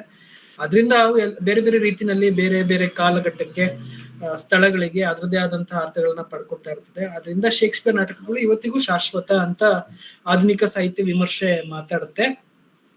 ಅದೇ ರೀತಿ ಹೆನ್ರಿ IV ಭಾಗ 1 ಇಂದಿಗೂ ಯಾಕೆ ಪ್ರಸ್ತುತ ಆಗುತ್ತೆ ಅನ್ನೋದಾದ್ರೆ, ಇದು ಮಾನವ ಸ್ವಭಾವ, ಅಧಿಕಾರ ಮತ್ತು ವೈಯಕ್ತಿಕ ಬೆಳವಣಿಗೆಯ ಬಗ್ಗೆ ಶಾಶ್ವತ ಪ್ರಶ್ನೆಗಳನ್ನ ಎತ್ತುತ್ತಾ ಇರ್ತದೆ.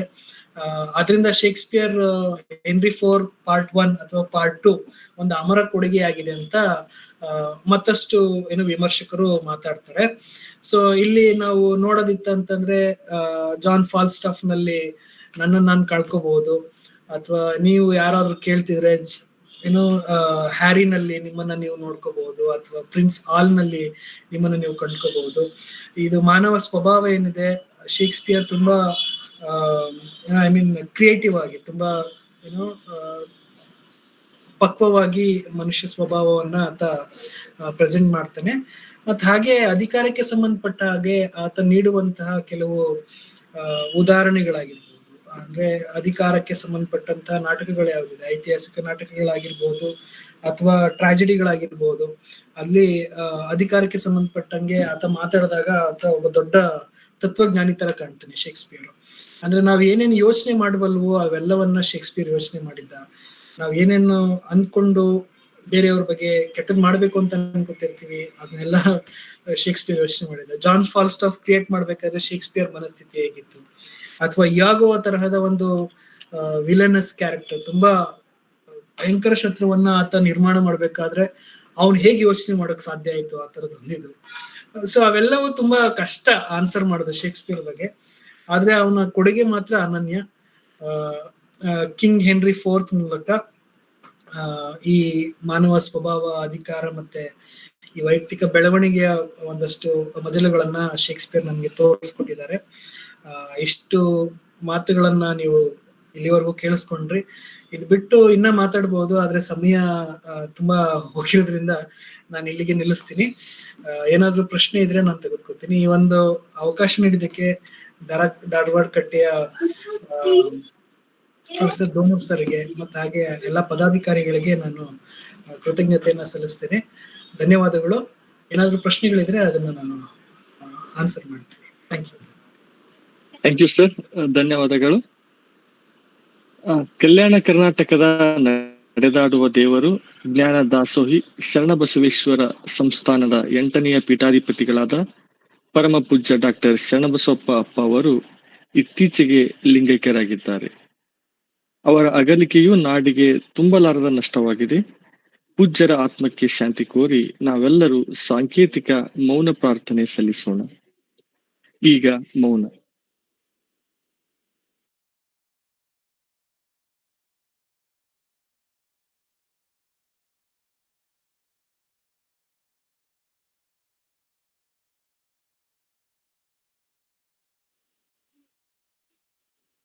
ಓಂ ಶಾಂತಿ. ಈಗ ಅಧ್ಯಕ್ಷೀಯ ನುಡಿಗಳು.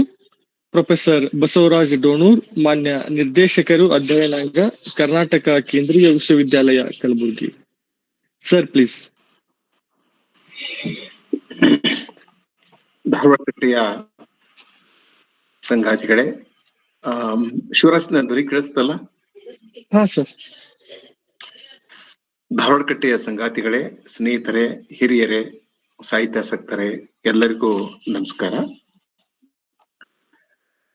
ಪ್ರಾರಂಭದಲ್ಲಿ ನಾನು ಶರಣಬಸಪ್ಪ ಅಪ್ಪ ಅವರ ಆತ್ಮಕ್ಕೆ ಚಿರಶಾಂತಿಯನ್ನು ಕೋರುತ್ತೇನೆ. ಕಲಬುರಗಿಯ ಸಾಹಿತ್ಯಿಕ, ಸಾಂಸ್ಕೃತಿಕ, ಧಾರ್ಮಿಕ, ಆರ್ಥಿಕ ಪರಿಸರವನ್ನು ನಿರ್ಮಿಸುವಲ್ಲಿ ಶರಣಬಸಪ್ಪ ಅಪ್ಪ ಅವರು ತುಂಬಾ ಮಹತ್ವದ ಕೆಲಸವನ್ನ ಮಾಡಿದ್ದರು. ಸಮಾಜದಲ್ಲಿ ಅವರಿಗೆ ಅಪಾರವಾದ ಗೌರವ ಇತ್ತು. ಅನೇಕ ವರ್ಷಗಳವರೆಗೆ ಧಾರ್ಮಿಕ ಮತ್ತು ಶೈಕ್ಷಣಿಕ ಸೇವೆಯನ್ನ ಮಾಡಿ ಇತ್ತೀಚೆಗೆ ನಮ್ಮನ್ನು ಅಗಲಿದ್ದಾರೆ. ಧಾರವಾಡಕಟ್ಟೆ ಅವರ ಆತ್ಮಕ್ಕೆ ಚಿರಶಾಂತಿ ಕೋರುತ್ತದೆ. ಸ್ನೇಹಿತರೆ, ಇಲ್ಲಿವರೆಗೆ ಕರ್ನಾಟಕ ಕೇಂದ್ರೀಯ ವಿಶ್ವವಿದ್ಯಾಲಯದ ಇಂಗ್ಲಿಷ್ ವಿಭಾಗದಲ್ಲಿ ನನ್ನ ಸಹೋದ್ಯೋಗಿಯಾಗಿರುವ ನನ್ನ ಬಹಳ ಪ್ರೀತಿಯ ಮಿತ್ರ ಎಂ ಮಹೇಂದ್ರ ಅವರು ಶೇಕ್ಸ್ಪಿಯರ್ನ ಹೆನ್ರಿ ಫೋರ್ತ್ ನಾಟಕದ ಬಗ್ಗೆ ಮಾತನಾಡಿದ್ರು. ಮಹೇಂದ್ರ ಈ ನಾಟಕದ ಬಗ್ಗೆ ಅನೇಕ ಸಂಗತಿಗಳನ್ನ ನಮ್ಮೊಂದಿಗೆ ಹಂಚಿಕೊಂಡಿದ್ದಾರೆ. ಮಹೇಂದ್ರ ಅವರ ಓದು, ಬರಹ, ಅಧ್ಯಯನಶೀಲತೆ, ಸಾಹಿತ್ಯ ನಿಷ್ಠೆ ನನಗೆ ಬಹಳ ಇಷ್ಟ. ಈ ನಾಟಕದ ಬಗ್ಗೆ ಬಹಳ ನಿರರ್ಗಳವಾಗಿ ಸುಮಾರು 1 ಗಂಟೆಯ ಕಾಲ ಮಾತನಾಡಿದರು. ನಾಟಕದ ಹೆಚ್ಚು ಕಡಿಮೆ ಎಲ್ಲ ಆಯಾಮಗಳ ಕುರಿತು ಬಹಳ ಒಳ್ಳೆಯ ಚರ್ಚೆಯನ್ನ ಮಾಡಿದ್ರು. ಶೇಕ್ಸ್ಪಿಯರ್ನ ಭಾಷೆ ಬಗ್ಗೆ ಅನೇಕ ಹೊಸ ಸಂಗತಿಗಳನ್ನ ನಮ್ಮ ಗಮನಕ್ಕೆ ತಂದ್ರು. ಯಾಕಂದ್ರೆ ಇಂಗ್ಲಿಷ್ ಭಾಷೆಗೆ ಶೇಕ್ಸ್ಪಿಯರ್ ನೀಡಿದ ಕೊಡುಗೆ ಬಗ್ಗೆ ನಾವು ಇತ್ತೀಚೆಗೆ ಮಾತನಾಡ್ತಿಲ್ಲ. ಇಂಗ್ಲಿಷ್ ಭಾಷೆಯ ಶ್ರೀಮಂತಿಕೆಗೆ ಶೇಕ್ಸ್ಪಿಯರ್ನ ನಾಟಕಗಳು, ಸುನಿತಗಳು ಬಹುಮಟ್ಟಿಗೆ ಕಾರಣ. ಬೈಬಲ್ ನಂತರ ಶೇಕ್ಸ್ಪಿಯರ್ ಇಂಗ್ಲಿಷ್ ಭಾಷೆಗೆ ಹೆಚ್ಚು ಶಬ್ದಗಳನ್ನ ನೀಡಿದ.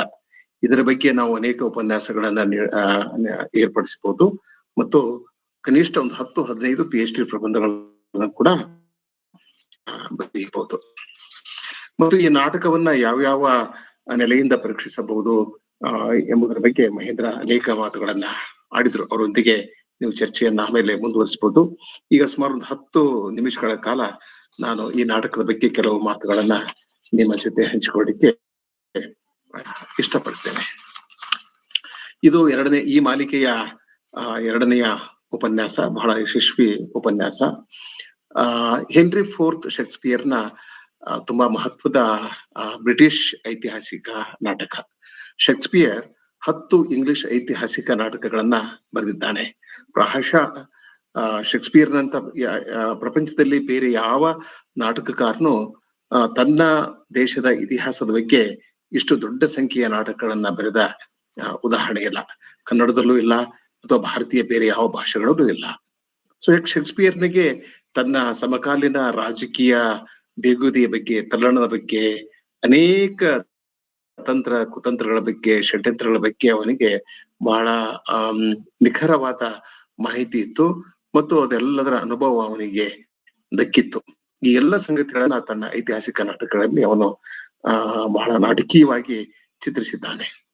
ಅಲ್ಲದೆ ಶೇಕ್ಸ್ಪಿಯರ್ನಿಗೆ ತನ್ನ ಇತಿಹಾಸದ ಬಗ್ಗೆ, ತನ್ನ ದೇಶದ ಇತಿಹಾಸದ ಬಗ್ಗೆ ಅಭಿಮಾನ ಇತ್ತು. ಎಸ್ಪೆಷಲಿ ಟ್ಯೂಡರ್ ಡೈನೆಸ್ಟಿ ಬಗ್ಗೆ ಅವನಿಗೆ ತುಂಬಾ ಹೆಮ್ಮೆ ಇತ್ತು ಮತ್ತು ಅಭಿಮಾನ ಇತ್ತು. ಈ ಹೆಮ್ಮೆ ಮತ್ತು ಅಭಿಮಾನ ಅವನ ಅನೇಕ ಬ್ರಿಟಿಷ್ ಐತಿಹಾಸಿಕ ನಾಟಕಗಳಲ್ಲಿ ವ್ಯಕ್ತವಾಗಿದೆ. ಸಾಮಾನ್ಯವಾಗಿ ನಾವು ಇಂಗ್ಲಿಷ್ ಪ್ರಾಧ್ಯಾಪಕರು, ಇಂಗ್ಲಿಷ್ ಸಾಹಿತ್ಯದ ಓದುಗರು ಶೇಕ್ಸ್ಪಿಯರ್ನ ಒಂದು 7-8 ನಾಟಕಗಳ ಮೇಲೆ ಗಮನ ಹರಿಸ್ತೇವೆ. ಕೆಲವು ದುರಂತ ನಾಟಕಗಳು, ರುದ್ರ ನಾಟಕಗಳು, ಕೆಲವು ಕಾಮಿಕ್ ನಾಟಕಗಳ ಬಗ್ಗೆ ನಾವು ಗಮನ ಹರಿಸ್ತೇವೆ. ಆದ್ರೆ ಅವನ ಐತಿಹಾಸಿಕ ನಾಟಕಗಳ ಬಗ್ಗೆ ಹೆಚ್ಚು ಚರ್ಚೆಯನ್ನ ಮಾಡೋದಿಲ್ಲ. ಇಂಗ್ಲಿಷ್ ಸಾಹಿತ್ಯದಲ್ಲಿ 2 ಟೈಟಾನಿಕ್ ವಿಲನ್ಸ್ ಗಳನ್ನ ನಾವು ಕಾಣಬಹುದು. ಅಂದ್ರೆ ಬಹಳ ಭೀಕರವಾದ, ಭಯಾನಕವಾದ ಇಬ್ಬರು ಖಳನಾಯಕರನ್ನ ನಾವು ಕಾಣ್ತೇವೆ. ಒಂದು ರಿಚರ್ಡ್ ಥರ್ಡ್, ಮತ್ತೊಂದು ಮಿಲ್ಟನ್ ನ ಮಹಾಕಾವ್ಯದಲ್ಲಿ ಕಾಣಿಸುವ ಸೇಟನ್. ಸೊ ಇಯಾಗೋ ಅಂತ ದೊಡ್ಡ ಖಳನಾಯಕ ಅಲ್ಲ, ಆದ್ರೆ ರಿಚರ್ಡ್ ಥರ್ಡ್ ಶೇಕ್ಸ್ಪಿಯರ್ ಸೃಷ್ಟಿಸಿದ ಅತ್ಯಂತ ಭೀಕರ ಭಯಾನಕ ಖಳನಾಯಕ. ಅವನಿಗೆ ಟೈಟಾನಿಕ್ ವಿಲನ್ ಅಂತ ನಾವು ಕರಿತಾ ಇದ್ದೇವೆ. ಈ ಟೈಟಾನಿಕ್ ವಿಲನ್ ಬ್ರಿಟಿಷ್ ಐತಿಹಾಸಿಕ ನಾಟಕಗಳಲ್ಲಿ ನಮಗೆ ಸಿಗ್ತಾನೆ, ಅವನ ದುರಂತ ನಾಟಕಗಳಲ್ಲಿ ಸಿಗೋದಿಲ್ಲ. ಈ ಒಂದು ಸಂಗತಿಯನ್ನ ನನಗೆ ಹೇಳ್ಬೇಕು ಅನಿಸ್ತು. ಇಲ್ಲಿ ಪ್ರತಿಷ್ಠೆ ಮತ್ತು ರಾಜನ ಅಧಿಕಾರದ ನ್ಯಾಯ ಸಮ್ಮತತೆ, ಲೆಜಿಟಿಮೆಸಿ ಈ ನಾಟಕದ ಒಂದು ವಸ್ತುವಾಗಿದೆ. ಅನೇಕ ಐತಿಹಾಸಿಕ ನಾಟಕಗಳ ವಸ್ತು ಇದೇ ಆಗಿರ್ತದೆ, ರಾಜನ ಅಧಿಕಾರ, ದೊರೆಯ ಅಧಿಕಾರ. ಈಗಲೂ ಕೂಡ ಈ ಸಮಸ್ಯೆ ಇದೆ. ಪ್ರಜಾಪ್ರಭುತ್ವ ವ್ಯವಸ್ಥೆಯಲ್ಲೂ ಕೂಡ ನಾವು ಈ ಪ್ರಶ್ನೆಯನ್ನ ಮಾಡ್ತೇವೆ. ನೀವು ಮುಖ್ಯಮಂತ್ರಿ ಹೇಗಾದ್ರಿ, ಪ್ರಧಾನಮಂತ್ರಿ ಹೇಗಾದ್ರಿ, ಚುನಾವಣೆ ಹೇಗಾಯ್ತು ಅಂತಕ್ಕಂಥ ಪ್ರಶ್ನೆಗಳಿವೆ ಅಲ್ಲ, ಅದು ಒಬ್ಬ ದೊರೆಯ ಅಧಿಕಾರವನ್ನ ಪ್ರಶ್ನಿಸಿದ ಹಾಗೇನೆ. ಈ ನಾಟಕದ ಸಮಕಾಲೀನ ಪ್ರಸ್ತುತತೆ ಬಹಳ ಅದ್ಭುತವಾದದ್ದು. ಈ ಪ್ರಿನ್ಸ್ ಹಾಲ್ ಮತ್ತು ಹಾಟ್ಸ್ಪರ್ ಎಂಬ 2 ವ್ಯತಿರಿಕ್ತ ಪಾತ್ರಗಳ ಮೂಲಕ ಕೇಂದ್ರ ಸಮಸ್ಯೆಯನ್ನ ಇಲ್ಲಿ ಚರ್ಚಿಸಿದ್ದಾನೆ. ಅಂತರ್ಯುದ್ಧ ಈ ನಾಟಕದ ಮುಖ್ಯ ವಸ್ತು. ಇದು ನಾಟಕದ ನಾಟಕೀಯತೆ ಹೆಚ್ಚಿಸಿದೆ. ವಿವಿಧ ಬಣಗಳು ಇಂಗ್ಲಿಷ್ ಸಿಂಹಾಸನದಲ್ಲಿ ಹಿಡಿತ ಸಾಧಿಸಲು ಪ್ರಯತ್ನಿಸುತ್ತವೆ. ಶೇಕ್ಸ್ಪಿಯರ್ ಐತಿಹಾಸಿಕ ನಾಟಕಗಳಲ್ಲಿ ಶೇಕ್ಸ್ಪಿಯರ್ನ ಕಾಳಜಿ ಏನಾಗಿತ್ತು, ಅವನ ಆಶಯ ಏನಾಗಿತ್ತು ಎಂಬುದನ್ನ ನಾವು ತಿಳಿದುಕೊಳ್ಬೇಕು. ಈ ಬಂಡಾಯ ಅನ್ನೋದೇನಿದೆಯಲ್ಲ, ರಿಬೆಲಿಯನ್, ಬಂಡಾಯ ನಡೆದರೆ ಹಿಂಸೆ, ಅಶಾಂತಿ ಮತ್ತು ಅಸ್ಥಿರತೆ ಉಂಟಾಗ್ತದೆ. ಯಾವುದೇ ದೇಶದಲ್ಲಿ ಸ್ಥಿರತೆ ಬೇಕು ಅಂತಂದ್ರೆ, ಹಿಂಸೆ ನಡೀಬಾರದು ಅಂತಂದ್ರೆ, ಶಾಂತಿ ನೆಲೆಸ್ಬೇಕು ಅಂತಂದ್ರೆ ಬಂಡಾಯ ನಡಿಬಾರ್ದು, ಬಂಡಾಯಗಳು ಆಗ್ಬಾರ್ದು. ಬಂಡಾಯಗಳು ಆದಾಗ ಸಹಜವಾಗಿ ಶಾಂತಿಗೆ ಭಂಗ ಬರ್ತದೆ, ಎಲ್ಲೆಲ್ಲೂ ಹಿಂಸೆ ತಾಂಡವ ನೃತ್ಯ ಆಗ್ತದೆ, ಅಸ್ಥಿರತೆ ಉಂಟಾಗ್ತದೆ. ಶೇಕ್ಸ್ಪಿಯರ್ನಿಗೆ ಸ್ಥಿರತೆ ಬಹಳ ಮುಖ್ಯವಾಗಿತ್ತು. He was for stability. ಆ ಸ್ಟೆಬಿಲಿಟಿಗೆ ಥ್ರೆಟ್ ಎಲ್ಲಿಂದ ಅಂತಂದ್ರ ಈ ಬಂಡುಕೋರರಿಂದ. ಭಾರತದಿಂದ ಅನೇಕ ಬಂಡಾಯಗಳು ನಡೆದು ಹೋಗಿ ಬಗ್ಗೆ ನಾನು ಪ್ರಸ್ತಾಪ ಮಾಡೋದಿಲ್ಲ. ಮಹೇಂದ್ರ ಹೇಳಿದ ಹಾಗೆ ಇಲ್ಲಿಯ ಪ್ರಶ್ನೆ ಏನಂದ್ರೆ, ದೊರೆ ಹೆನ್ರಿಯ ಆಳ್ವಿಕೆಯ ನ್ಯಾಯ ಸಮ್ಮತತೆ, ಲೆಜಿಟಿಮಸಿ, ಮತ್ತು ಅವನ ಅಧಿಕಾರ ಪ್ರಶ್ನಿಸುವ ಹಕ್ಕಿನ ಬಗ್ಗೆ ಪ್ರಶ್ನೆಗಳನ್ನ ಈ ನಾಟಕ ಹುಟ್ಟಾಕ್ತದೆ.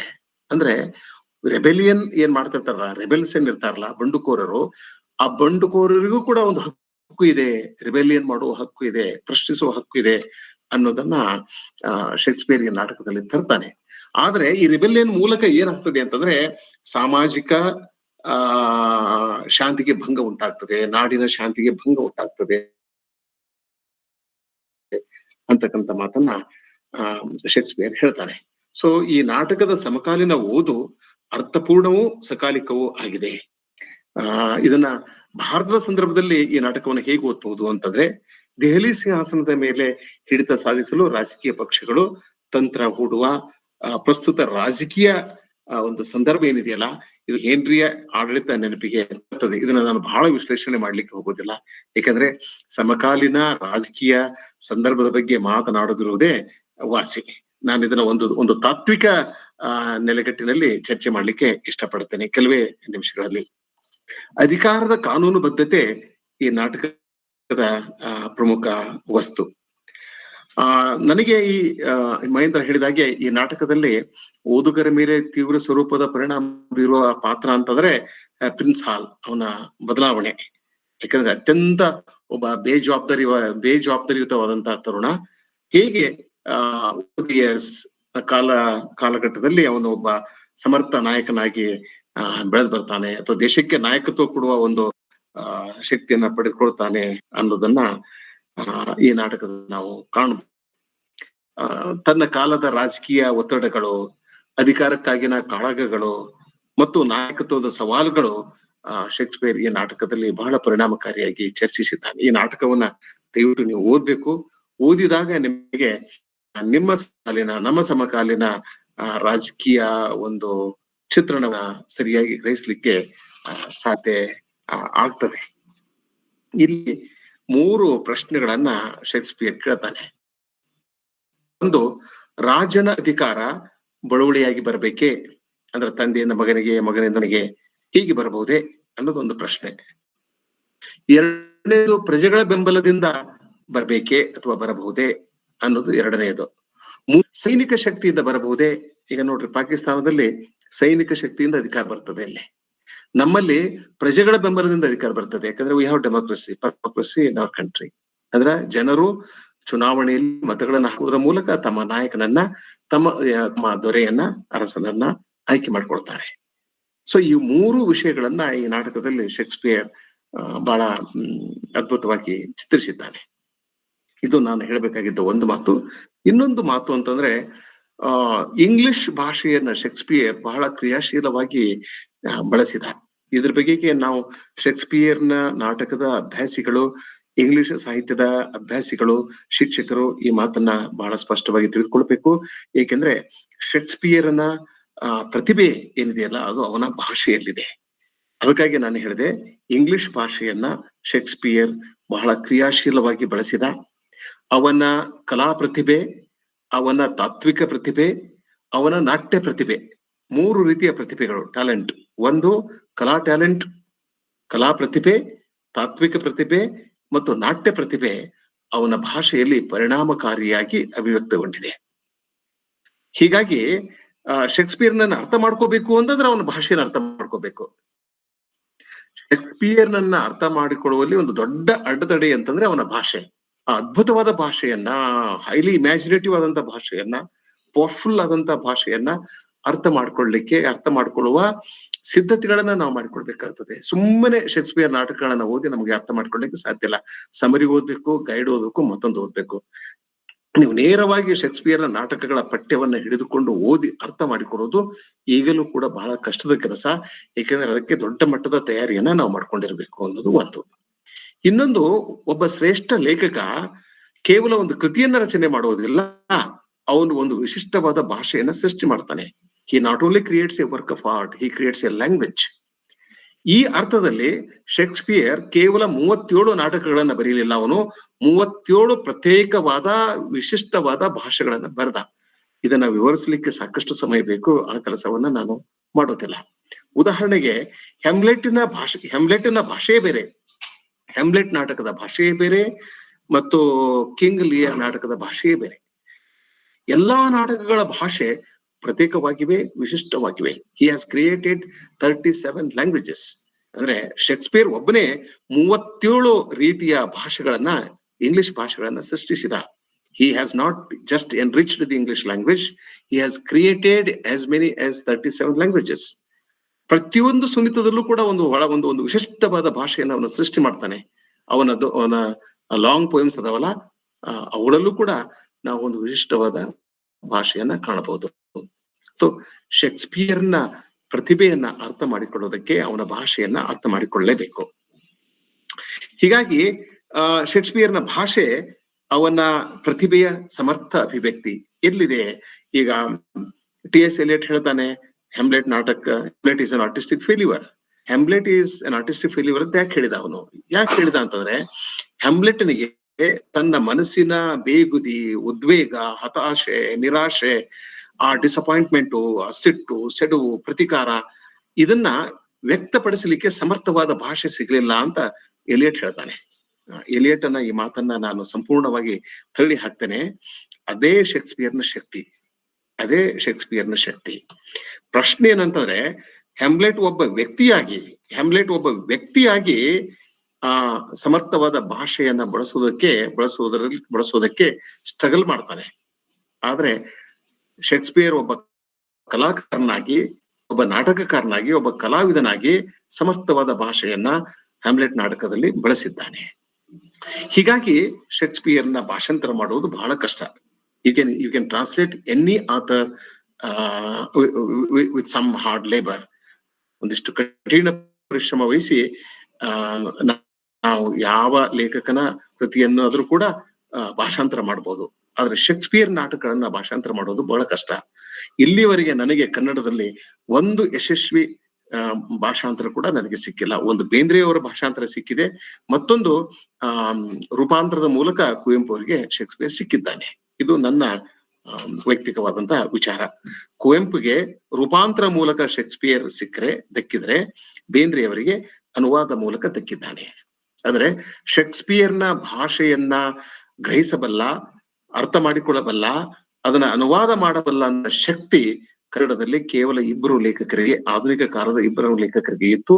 ಒಂದು ಕುವೆಂಪು ಮತ್ತು ಒಂದು ಬೇಂದ್ರೆ. ಕುವೆಂಪು ಮತ್ತು ಬೇಂದ್ರೆಯವರಂತ ಅತ್ಯಂತ ಪ್ರತಿಭಾವಂತ ಕವಿಗಳು, ನಾಟಕಕಾರರು ಮಾತ್ರ ಶೇಕ್ಸ್ಪಿಯರ್ನ ನಾಟಕಗಳ ಭಾಷೆಯನ್ನ ಗ್ರಹಿಸಬಲ್ಲರು, ಅಂತರ್ಗತ ಮಾಡಿಕೊಳ್ಳಬಲ್ಲರು, ಅದನ್ನ ತರ್ಜುಮೆ ಅಥವಾ ಅನುವಾದ ಮಾಡಬಲ್ಲರು. ಇಲ್ದಿದ್ರೆ ಬಹಳ ಕಷ್ಟದ ಕೆಲಸ. ಇಂಥ ಅತ್ಯಂತ ಮಹತ್ವದ ಬ್ರಿಟಿಷ್ ನಾಟಕಕಾರ ಶೇಕ್ಸ್ಪಿಯರ್ನ ಹೆನ್ರಿ IV ಭಾಗ 1 ನಾಟಕದ ಬಗ್ಗೆ ಮಹೇಂದ್ರ ಬಹಳ ಅಚ್ಚುಕಟ್ಟಾಗಿ, ಬಹಳ ಶಿಸ್ತಿನಿಂದ, ಸಂಯಮದಿಂದ, ನಿರರ್ಗಳವಾಗಿ ಮಾತನಾಡಿದ್ದಾರೆ. ಅನೇಕ ವಿಚಾರಗಳನ್ನ ನಮ್ಮ ಮುಂದೆ ಇಟ್ಟಿದ್ದಾರೆ. ನಾವು ಅವರೊಂದಿಗೆ ಚರ್ಚೆಯನ್ನ ಮಾಡಬಹುದು, ಅಥವಾ ಅವರ ಮಾತಿಗೆ ಪೂರಕವಾಗಿ ನೀವು ಕೂಡ ಸಂಕ್ಷಿಪ್ತದಲ್ಲಿ ಕೆಲವು ಮಾತುಗಳನ್ನ ಆಡ್ಬೋದು. ಇಷ್ಟು ಮಾತುಗಳು ಈ ಸಂದರ್ಭದಲ್ಲಿ ಸಾಕು. ಒಂದು ಪ್ರಕಟಣೆ, ಅದೇನಂದ್ರೆ ಅನೇಕ ಜನ ಲೇಖಕರು, ಸಂಶೋಧನಾ ವಿದ್ಯಾರ್ಥಿಗಳು, ಸ್ನೇಹಿತರು ನಮಗೆ ಮೇಲಿಂದ ಮೇಲೆ ಕರೆ ಮಾಡಿ, ಸರ್ ನೀವು ಶೇಕ್ಸ್ಪಿಯರ್ ನಾಟಕಗಳನ್ನ ಕುರಿತು ಒಂದು ವಿಶೇಷ ಉಪನ್ಯಾಸ ಮಾಲಿಕೆಯನ್ನ ಶುರು ಮಾಡಿದ್ದೀರಿ, ಹಾಗೆಯೇ ಭಾರತೀಯ ನಾಟಕಕಾರರ ಬಗ್ಗೆ, ವಿಶೇಷವಾಗಿ ಸಂಸ್ಕೃತ ನಾಟಕಕಾರರ ಬಗ್ಗೆ ನೀವು ಯಾಕೆ ಒಂದು ವಿಶೇಷ ಉಪನ್ಯಾಸ ಮಾಲಿಕೆಯನ್ನ ಪ್ರಾರಂಭ ಮಾಡಬಾರದು ಅಂತ ಕೇಳಿದ್ರು. ನಾನು ಇಂದು ಬೆಳಿಗ್ಗೆ ದೆಹಲಿಯಲ್ಲಿರುವ ಸಂಸ್ಕೃತ್ ಸೆಂಟ್ರಲ್ ಯೂನಿವರ್ಸಿಟಿಯ ಕುಲಪತಿಗಳಿಗೆ ನಾನು ಕರೆ ಮಾಡಿದ್ದೆ. ಶ್ರೀನಿವಾಸ್ ಅವರು ಕರ್ನಾಟಕದವರು, ಸಂಸ್ಕೃತದಲ್ಲಿ ಬಹಳ ದೊಡ್ಡ ಹೆಸರು, ದೆಹಲಿಯಲ್ಲಿದ್ದಾರೆ. ದೆಹಲಿಯ ಕೇಂದ್ರೀಯ ಸಂಸ್ಕೃತ ವಿಶ್ವವಿದ್ಯಾಲಯದ ಕುಲಪತಿಗಳಾಗಿದ್ದಾರೆ. ನಾನು ಅವ್ರಿಗೆ ಕೇಳಿದೆ, ಸರ್ ನೀವು ಸಹಯೋಗ ಕೊಡೋದಾದ್ರೆ ನಾವು ಕನ್ನಡ ಅಥವಾ ಇಂಗ್ಲಿಷ್ ನಲ್ಲಿ ಎಲ್ಲಾ ಸಂಸ್ಕೃತ ನಾಟಕಗಳ ಬಗ್ಗೆ ಒಂದು ಉಪನ್ಯಾಸ ಮಾಲಿಕೆಯನ್ನ ಶುರು ಮಾಡ್ತೇವೆ ಅಂತ ಹೇಳಿದಾಗ ಅವರು ಒಪ್ಕೊಂಡ್ರು. ಸೊ ಇನ್ನೊಂದು 15-20 ದಿನಗಳಲ್ಲಿ ಇನ್ನೊಂದು ಹೊಸ ಉಪನ್ಯಾಸ ಮಾಲಿಕೆ ಶುರು ಆಗ್ತದೆ. ಇದರ ಪ್ರಾರಂಭೋತ್ಸವ ದೆಹಲಿಯಲ್ಲಿ ನಡೆಯಲಿದೆ. ನಿಮಗೆ ಆಹ್ವಾನ ನೀಡ್ತೇವೆ. ನಮ್ಮ ಉಪನ್ಯಾಸಗಳನ್ನ ದಯವಿಟ್ಟು ಆಲಿಸಿ. ಎಲ್ಲರಿಗೂ ಶುಭವಾಗ್ಲಿ. ನಮಸ್ಕಾರ. ಧನ್ಯವಾದಗಳು ಸರ್. ಈಗ ವೇದಿಕೆ ಚರ್ಚೆಗೆ ತೆರೆದುಕೊಳ್ಳಲಿದೆ. ಸಾಹಿತ್ಯಾಸಕ್ತರು ನೇರವಾಗಿ ಉಪನ್ಯಾಸಕರೊಂದಿಗೆ ಚರ್ಚೆಯಲ್ಲಿ ಭಾಗವಹಿಸಬಹುದು.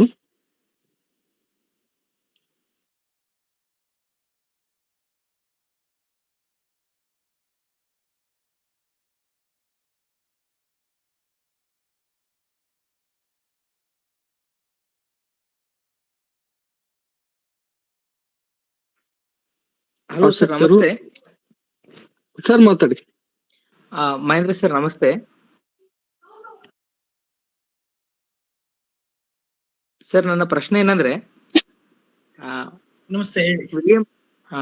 ವಿಶ್ವದ ಪ್ರಖ್ಯಾತ ನಾಟಕಕಾರ ಆಗಿರ್ತಕ್ಕಂಥ, ಶ್ರೇಷ್ಠ ನಾಟಕಕಾರ ಆಗಿರ್ತಕ್ಕಂಥ ವಿಲಿಯಂ ಶೇಕ್ಸ್ಪಿಯರ್ ಅವರು ತಮ್ಮ ನಾಟಕಗಳಲ್ಲಿ ಶ್ರೇಷ್ಠವಾದ ವಿಲನಿಯಸ್ ಪಾತ್ರಗಳನ್ನ ಮತ್ತು ಹೀರೋಯಿಕ್ ಪಾತ್ರಗಳನ್ನ ಎರಡನ್ನ ಸೃಷ್ಟಿ ಮಾಡಿದ್ದಾರೆ. ಎರಡೂ ಕೂಡ ಅವರೊಬ್ಬರ ಮನಸ್ಸಿನಿಂದನೇ ಬಂದಿರುವಂತ ಕೂಸುಗಳು ಆ ಎರಡೂ ಪಾತ್ರಗಳು. ಆ ಎರಡೂ ಪಾತ್ರಗಳನ್ನ ಜಸ್ಟಿಫೈ ಮಾಡೋ ರೀತಿಯಲ್ಲಿ ಯಾವ ರೀತಿ ಅವ್ರು ಮಾಡಿದ್ರು, ಅಂದ್ರೆ ಯಾವ ಒಂದು ಆಧಾರದ ಮೇಲೆ ಆಗ್ಲಿ, ಅಥವಾ ಅಂತ ಒಂದು ಯಾವ ಸ್ಕಿಲ್ ಇಂದ ಅದನ್ನ ಅವರು ತಯಾರು ಮಾಡಿದ್ರು ಅಂತ ನನ್ನ ಒಂದು ಪ್ರಶ್ನೆ. ಓಕೆ ಪವನ್ ಅವರೇ, ಒಳ್ಳೆ ಪ್ರಶ್ನೆ ಇದು. ನಿಮ್ಮ ಪ್ರಶ್ನೆಯಲ್ಲೇನೆ ಉತ್ತರ ಇತ್ತು. ಯಾಕೆಂತಂದ್ರೆ ಈಗ ಒಬ್ಬ ಮನುಷ್ಯ ಯಾವುದೇ ಒಂದು, ಅಂದ್ರೆ ಮನುಷ್ಯ ಯಾವಾಗ್ಲೂ ಕೆಟ್ಟ ಮತ್ತೆ ಒಳ್ಳೆ ಗುಣಗಳ ಒಂದು ಸ್ವಾಭಾವಿಕವಾಗಿ ಬಂದ್ಬಿಡುತ್ತೆ ನಮ್ಗೆ. ಕೆಟ್ಟದು ಮತ್ತೆ ಒಳ್ಳೇದು, ಕೆಟ್ಟದನ್ನು ಯೋಚನೆ ಮಾಡಬಲ್ವಿ, ಒಳ್ಳೇದನ್ನು ಯೋಚನೆ ಮಾಡಬಲ್ವಿ. ಹಾಗೆ ಒಬ್ಬ ಕ್ರಿಯೇಟಿವ್ ರೈಟರ್, ಒಬ್ಬ ಸೃಜನ ಲೇಖಕ ತಾನು ಪಾತ್ರಗಳನ್ನ ಸೃಷ್ಟಿ ಮಾಡ್ಬೇಕಾದ್ರೆ ಕೆಟ್ಟದಾಗಿ ಯೋಚನೆ ಮಾಡಬಲ್ಲ, ಆ ಕೆಟ್ಟ ಕ್ಯಾರೆಕ್ಟರ್ಗಳ ಬಗ್ಗೆ, ಮತ್ತು ಹಾಗೆ ಒಳ್ಳೆಯ ಕ್ಯಾರೆಕ್ಟರ್ಗಳ ಬಗ್ಗೆ ಮಾನವೀಯವಾಗಿ ಕೂಡ ಯೋಚನೆ ಮಾಡಬಲ್ಲ. ನಾನು ಯಾವಾಗ್ಲೂ ಹೇಳ್ತೀನಿ ಇದನ್ನ, ಶೇಕ್ಸ್ಪಿಯರ್ ಒಂದು ಬಹುಶಃ ನಿಮ್ಮ ಏನೋ ಕೆಟ್ಟ ಅಂದ್ರೆ ವಿಲನಸ್ ಕ್ಯಾರೆಕ್ಟರ್ಗಳ ಬಗ್ಗೆ ಕೆಲವು ಬೇರೆ ಬೇರೆ ತರದ ಅಭಿಪ್ರಾಯಗಳಿರ್ಬೋದು. ನನ್ಗೆ ಯಾವಾಗ್ಲೂ ಒಂದು ಸೋಜಿಗೆ ಏನಾಗೋದು ಅಂತಂದ್ರೆ, ಶೇಕ್ಸ್ಪಿಯರ್ ಒಥೆಲೋನಲ್ಲಿ ಇಯಾಗೋ ಪಾತ್ರವನ್ನ ಸೃಷ್ಟಿ ಮಾಡ್ಬೇಕಾದ್ರೆ ಅವನ ಮನಸ್ಥಿತಿ ಹೇಗಿತ್ತು ಅಂತ. ಇಯಾಗೋ ನಾನ್ ನೋಡಿರುವಂತ ಅತಿ ವಿಲನಸ್ ಆದಂತ ಮನುಷ್ಯ ಆತ. ತುಂಬಾ ತುಂಬಾ ಕೆಟ್ಟ ಮನುಷ್ಯ ಅಂತ ನಾನು ಅನ್ಕೋತೀನಿ. ಅವನ್ ಕೊಲೆ ಮಾಡಲ್ಲ, ರಕ್ತಪಾತ ಮಾಡಲ್ಲ, ಯಾರಿಗೂ ಏನ್ ಹಿಂಸೆ ಕೊಡಲ್ಲ. ಮಾಡೋದೊಂದೇ, ಡೆಸ್ಮೊಂಡ್ಗಳನ್ನ ಕರ್ಚೀಫ್ನ ತಗೊಂಡೋಗಿ ಇನ್ನೊಂದು ರೂಮಲ್ಲಿ ಹಾಕೋದಷ್ಟೇ. ಅಂದ್ರೆ ಅಲ್ಲಿ ಪೂರಾ ಫ್ಯಾಮಿಲಿಗಳೇ ಸುಟ್ಟೆಲ್ಲ ಹಾಳಾಗೋಗ್ತವೆ. ಅವತ್ತೆಲ್ಲೋ ಡೆಸ್ಟಿಮೋನನ್ ಸಾಯಿಸ್ತಾನೆ, ಇದ್ರಲ್ಲಿ ಅವನು ಸಾಯ್ತಾನೆ. ಈ ತರದೊಂದು ವಿಲನಸ್ ಕ್ಯಾರೆಕ್ಟರ್ ಇದೆಯಲ್ಲ, ಅದೊಬ್ಬ ಕ್ರಿಯೇಟಿವ್ ರೈಟರ್ಗೆ ಅಷ್ಟೇ ಸೃಜನೆ ಮಾಡ್ಲಿಕ್ಕೆ ಸಾಧ್ಯ. ಈ ತರದ ಮನುಷ್ಯರು ನಮ್ಮಲ್ಲಿ ಇಲ್ಲ ಅಂತಲ್ಲ, ಇದಾರೆ. ಒಂದು ಕರ್ಚೀಫ್ನ ಇಟ್ಕೊಂಡೇ ಒಂದೊಂದು ಫ್ಯಾಮಿಲಿಗಳನ್ನ, ಸಂಸಾರಗಳನ್ನ ಹಾಳು ಮಾಡುವಂತ ಜನರುಗಳಿದ್ದಾರೆ. ಶೇಕ್ಸ್ಪಿಯರ್ ತಲೆ ಹೇಗಿತ್ತು ನೋಡಿ. ಆತ ಇಯಾಗುವಂತಹ ಕೆಟ್ಟ ಕ್ಯಾರೆಕ್ಟರ್ವನ್ನ ಕೂಡ ರಚಿಸ್ತಾನೆ, ಮತ್ ಹಾಗೆ ಒಥೆಲೋನಂತಹ ಅವನು ಕೂಡ ಕೆಟ್ಟ ಕ್ಯಾರೆಕ್ಟ್ರೆ. ಅವನು ತನ್ನ ಪತ್ನಿಯನ್ನ ಶಂಕಿಸಿ ಕೊಲೆ ಮಾಡೋದಿದೆಯಲ್ಲ, ಅದು ಕೂಡ ಒಂದು ಕೆಟ್ಟ ಇದೆ. ಆದ್ರೆ ಅವನು ಒಂದು ಮಾನವೀಯ ಒಂದು ಮುಖವನ್ನು ಕೂಡ ನೋಡ್ಬೋದು. ಅವನ್ಗೆ ಮರ್ಡರ್ ಮಾಡಕ್ ಇಷ್ಟ ಇಲ್ಲ, ಆದ್ರೂ ಅವನು ಮಧ್ಯ ದ್ವಂದ್ವದಲ್ಲಿ ಸಿಗಾಕೋತಾನೆ. ಆ ತರದ ಒಂದು ಕ್ಯಾರೆಕ್ಟರ್ನ ಆತನೇ ಸೃಷ್ಟಿ ಮಾಡ್ತಿರೋದು. ಅಂದ್ರೆ ಶೇಕ್ಸ್ಪಿಯರ್ ಸಮಾಜದಲ್ಲಿ ನೋಡಿದ್ದೇನೆ ಅಂತ, ಸಮಾಜದಲ್ಲಿ ನೋಡಿರ್ತಾನೆ ಅಥವಾ ಕೇಳಿರ್ತಾನೆ, ಅಥವಾ ಅವನೇ ಆ ತರದ ಯೋಚನೆ ಮಾಡಿರ್ತಾನೆ. ಶೈಲಾಕ್ ಕ್ಯಾರೆಕ್ಟರ್ ಯೋಚನೆ ಮಾಡೋದು ಸ್ವಲ್ಪ ಕಷ್ಟನೇ. ಪೌಂಡ್ ಆಫ್ ಫ್ಲೆಶ್ ಕೇಳೋದಿದೆಯಲ್ಲ, ಅದು ಕೂಡ ತುಂಬಾ ಕಷ್ಟಕರವಾದಂತ ಇದು ಕೊಡ್ತದೆ. ಅಂದ್ರೆ ಅದು ಒಂದು ಕ್ರಿಯೇಟಿವ್ ಅಬಿಲಿಟಿ ಅಂತ ಹೇಳ್ಬೋದು. ಕೆಟ್ಟದನ್ನು ಮತ್ತೆ ಒಳ್ಳೆಯದನ್ನು ಸಮಾನವಾಗಿ ಯೋಚಿಸುವಂತಹ ಒಂದು ಕ್ರಿಯೇಟಿವಿಟಿ ಆತನಲ್ಲಿ ಇದೆ ಅಂತ ನಾನು ಅನ್ಕೋತೀನಿ. May not be perfect, but ಅದು ನಾನು ಅನ್ಕೊಂಡಿರೋದು. ಯಾಕಂದ್ರೆ ನನ್ಗೂ ಈಗ್ಲೂ ಕಂಡ್ಕೊಳಕ್ ಆಗಿಲ್ಲ ಆನ್ಸರ್. ಇಯಾಗೋ ತರಹದ ಒಂದು ಕ್ಯಾರೆಕ್ಟರ್ನ ಶೇಕ್ಸ್ಪಿಯರ್ ಹೆಂಗೆ ರಚಿಸ್ತಾ ಇರೋದು ಇನ್ನೂ ಒಂದು ಆನ್ಸರ್ ಮಾಡಕ್ ಆಗದಿರುವಂತಹ ಪ್ರಶ್ನೆ. ಸೊ ಬಹುಶಃ ಲೇಖಕರು ಅಥವಾ ಬರಹಗಾರರಷ್ಟೇ ಈ ತರದ ಕ್ವಶನ್ಸ್ ಗಳಿಗೆ ಆನ್ಸರ್ ಕೊಡ್ಲಿಕ್ಕೆ ಸಾಧ್ಯ. ಅಷ್ಟೇ. Thank you. Thank you sir, thank you. Mahendra, ನಿಮ್ ಮಾತಿಗೆ ಒಂದು ಮಾತನ್ನ ನನಗೆ ಸೇರಿಸ್ಬೇಕಂತ ಅನಿಸ್ತದೆ. ಪವನ್ ಕೇಳಿದ ಮಹತ್ವದ ಪ್ರಶ್ನೆ, ಇದಕ್ಕೆ ಉತ್ತರ ಜಾನ್ ಕೀಟ್ಸ್ ನೆಗೆಟಿವ್ ಕೆಪಾಬಿಲಿಟಿ ಮತ್ತು ಆಡಿಟರಿ ಇಮ್ಯಾಜಿನೇಷನ್ ಇದೆಯಲ್ಲ, ಆ ನೆಗೆಟಿವ್ ಕೆಪಾಬಿಲಿಟಿಯಲ್ಲಿ ಇದಕ್ಕೆ ಉತ್ತರ ಇದೆ.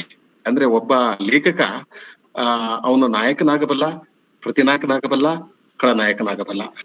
ಒಬ್ಬ ಲೇಖಕ ಗಂಡಾಗಬಲ್ಲ, ಹೆಣ್ಣಾಗಬಲ್ಲ.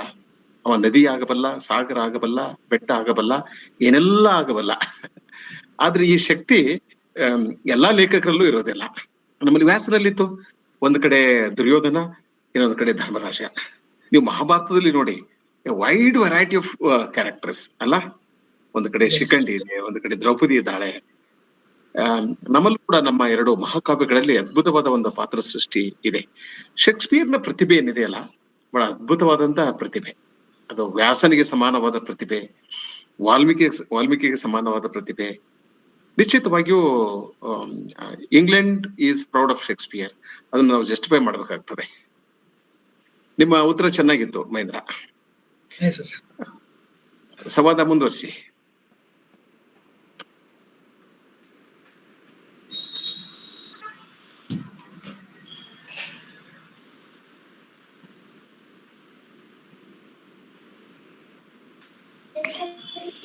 ಮಹೇಂದ್ರ ಅವರೇ, ಬಹಳ ಚೆನ್ನಾಗಿ ಮಾತಾಡಿದ್ರಿ, ಅಭಿನಂದನೆಗಳು ನಿಮಗೆ.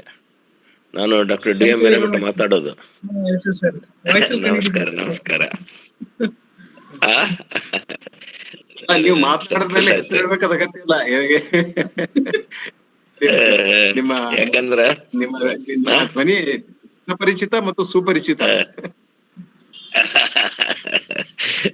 ಬಹಳ ಚಂದ ಮಾತಾಡ. ನಾನು ಇಷ್ಟು ಫ್ಲೂಯೆನ್ಸಿ ಆಗಿ ಒಬ್ಬ ಇಂಗ್ಲಿಷ್ ಪ್ರಾಧ್ಯಾಪಕ ಮಾತಾಡ್ತಾನೆ, ಯಾಕಂದ್ರೆ ಮೊದಲು ಮಾತಾಡಕ್ ಬರ್ತಿದ್ದಿಲ್ಲ ಮಹೇಂದ್ರ ಅವ್ರಿಗೆ, ನಾವು ಮೊದಲಿಂದ ನೋಡಿದಾರಲ್ಲ. ಈಗ ಬಹಳಷ್ಟು ಅವರು ಗುಲ್ಬರ್ಗಕ್ಕೆ ಬಂದ ಮತ್ತೆ ಗುಲ್ಬರ್ಗದ ಭಾಷೆ, ಕನ್ನಡದ ಮೂಲ ಸತ್ವ ಭಾಷೆ ಕಲ್ತಾರ ಅವ್ರೀಗ. ಸಂತೋಷ ಆಯ್ತು, ಸಂತೋಷ. Thank you sir. Okay okay, ಆಗ್ಲಿ, ಒಳ್ಳೆದು, ನಮಸ್ಕಾರ. ಮಹೇಂದ್ರ ಕನ್ನಡ ಮತ್ತು ಇಂಗ್ಲಿಷ್ ಎರಡೂ ಭಾಷೆಗಳಲ್ಲೂ ಬಹಳ ಸಮರ್ಥವಾಗಿ ಬರೆಯಬಲ್ಲ, ಮಾತನಾಡಬಲ್ಲ, ಸಂವಾದ ಚರ್ಚೆಯನ್ನ ಮಾಡಬಲ್ಲ ನನ್ನ ಸಹೋದ್ಯೋಗಿ. ನನಗೆ ಬಹಳ ಹೆಮ್ಮೆ ಇದೆ. ಅವರ ಓದು ಅದ್ಭುತವಾದಂತ ಓದು. ದಿನಕ್ಕೆ ಒಂದು ಕನಿಷ್ಠ 10 ತಾಸು ಅವ್ರು ಓದ್ತಾ ಇರ್ತಾರೆ. ಓದುವ ಮನುಷ್ಯ ಕ್ರಿಯಾಶೀಲನಾಗಿರ್ತಾನೆ ಮತ್ತು ಚೇತೋಹರಿಯಾಗಿರ್ತಾನೆ. ಅಂತ ಹೇಳಿ ಇಷ್ಟು ಫ್ಲೂಯೆನ್ಸಿ ಆಗಿ ಮಾತಾಡಕ್ ಬರ್ತದೆ, ಯಾಕಂದ್ರೆ ಒಳಗಿರ್ಬೇಕಲ್ಲ ಸತ್ವ ಇಲ್ಲದ ಆಹಾರ ಹೊರಗೆ ಬರ್ತೈತೆ. ಸರಿ ಸರಿ, ಮತ್ತೆ ಚರ್ಚೆಯನ್ನ ಮಾಡಬಹುದು ಮಹೇಂದ್ರ ಜೊತೆ. Is the right person to interact. Yajnashree ಇದ್ದಾರೆ, ಬೇರೆ ಬೇರೆ ಜನ, ಪೂಜಾ ಇದ್ದಾರೆ, ಪೂಜಾ ಹಳೆಯಾಳ್, ಕಲಂದರ್ ಅವರು ನಮ್ಮ ಧಾರವಾಡಕಟ್ಟೆ ಎಲ್ಲ ಉಪನ್ಯಾಸಗಳಿಗೆ ಅವರು ನಮ್ಮ ಆತ್ಮಸಾಕ್ಷಿ. ಅಲ್ಲ, ಭೀಷ್ಮ ಇದ್ದಂಗ ಅವ್ರ ಕಟ್ಟಿಗೆ ಭೀಷ್ಮರೇ. ಆಮೇಲೆ ಕಲಂದರ್ ಅವರಿಗೆ ಮೊನ್ನೆ ನಿಮ್ಮ ಜನ್ಮದಿನವನ್ನ ನೀವು ಆಚರಣೆ ಮಾಡ್ಕೊಂಡಿದ್ರಿ ಅಂತ ಹೇಳಿದ್ರು ವಿಜಯಲಕ್ಷ್ಮಿ ಅವರು. ನಿಮಗೆ ಹುಟ್ಟುಹಬ್ಬದ ಶುಭಾಶಯಗಳು. ಎಷ್ಟನೇ ಹುಟ್ಟುಹಬ್ಬ ನೀವು ಆಚರಣೆ ಮಾಡ್ಕೊಂಡ್ರಿ? 77. ವರ್ಷದಂತ ನಿಮಗೆ ಯಾರು ಹೇಳ್ಬೇಕು? ದಯವಿಟ್ಟು ನೀವು 77 ಅಂತ ಹೇಳ್ಬೇಡ್ರಿ, ನಿಮಗ 37 ಅಂತ ಹೇಳ್ರಿ. ಧನ್ಯವಾದಗಳು.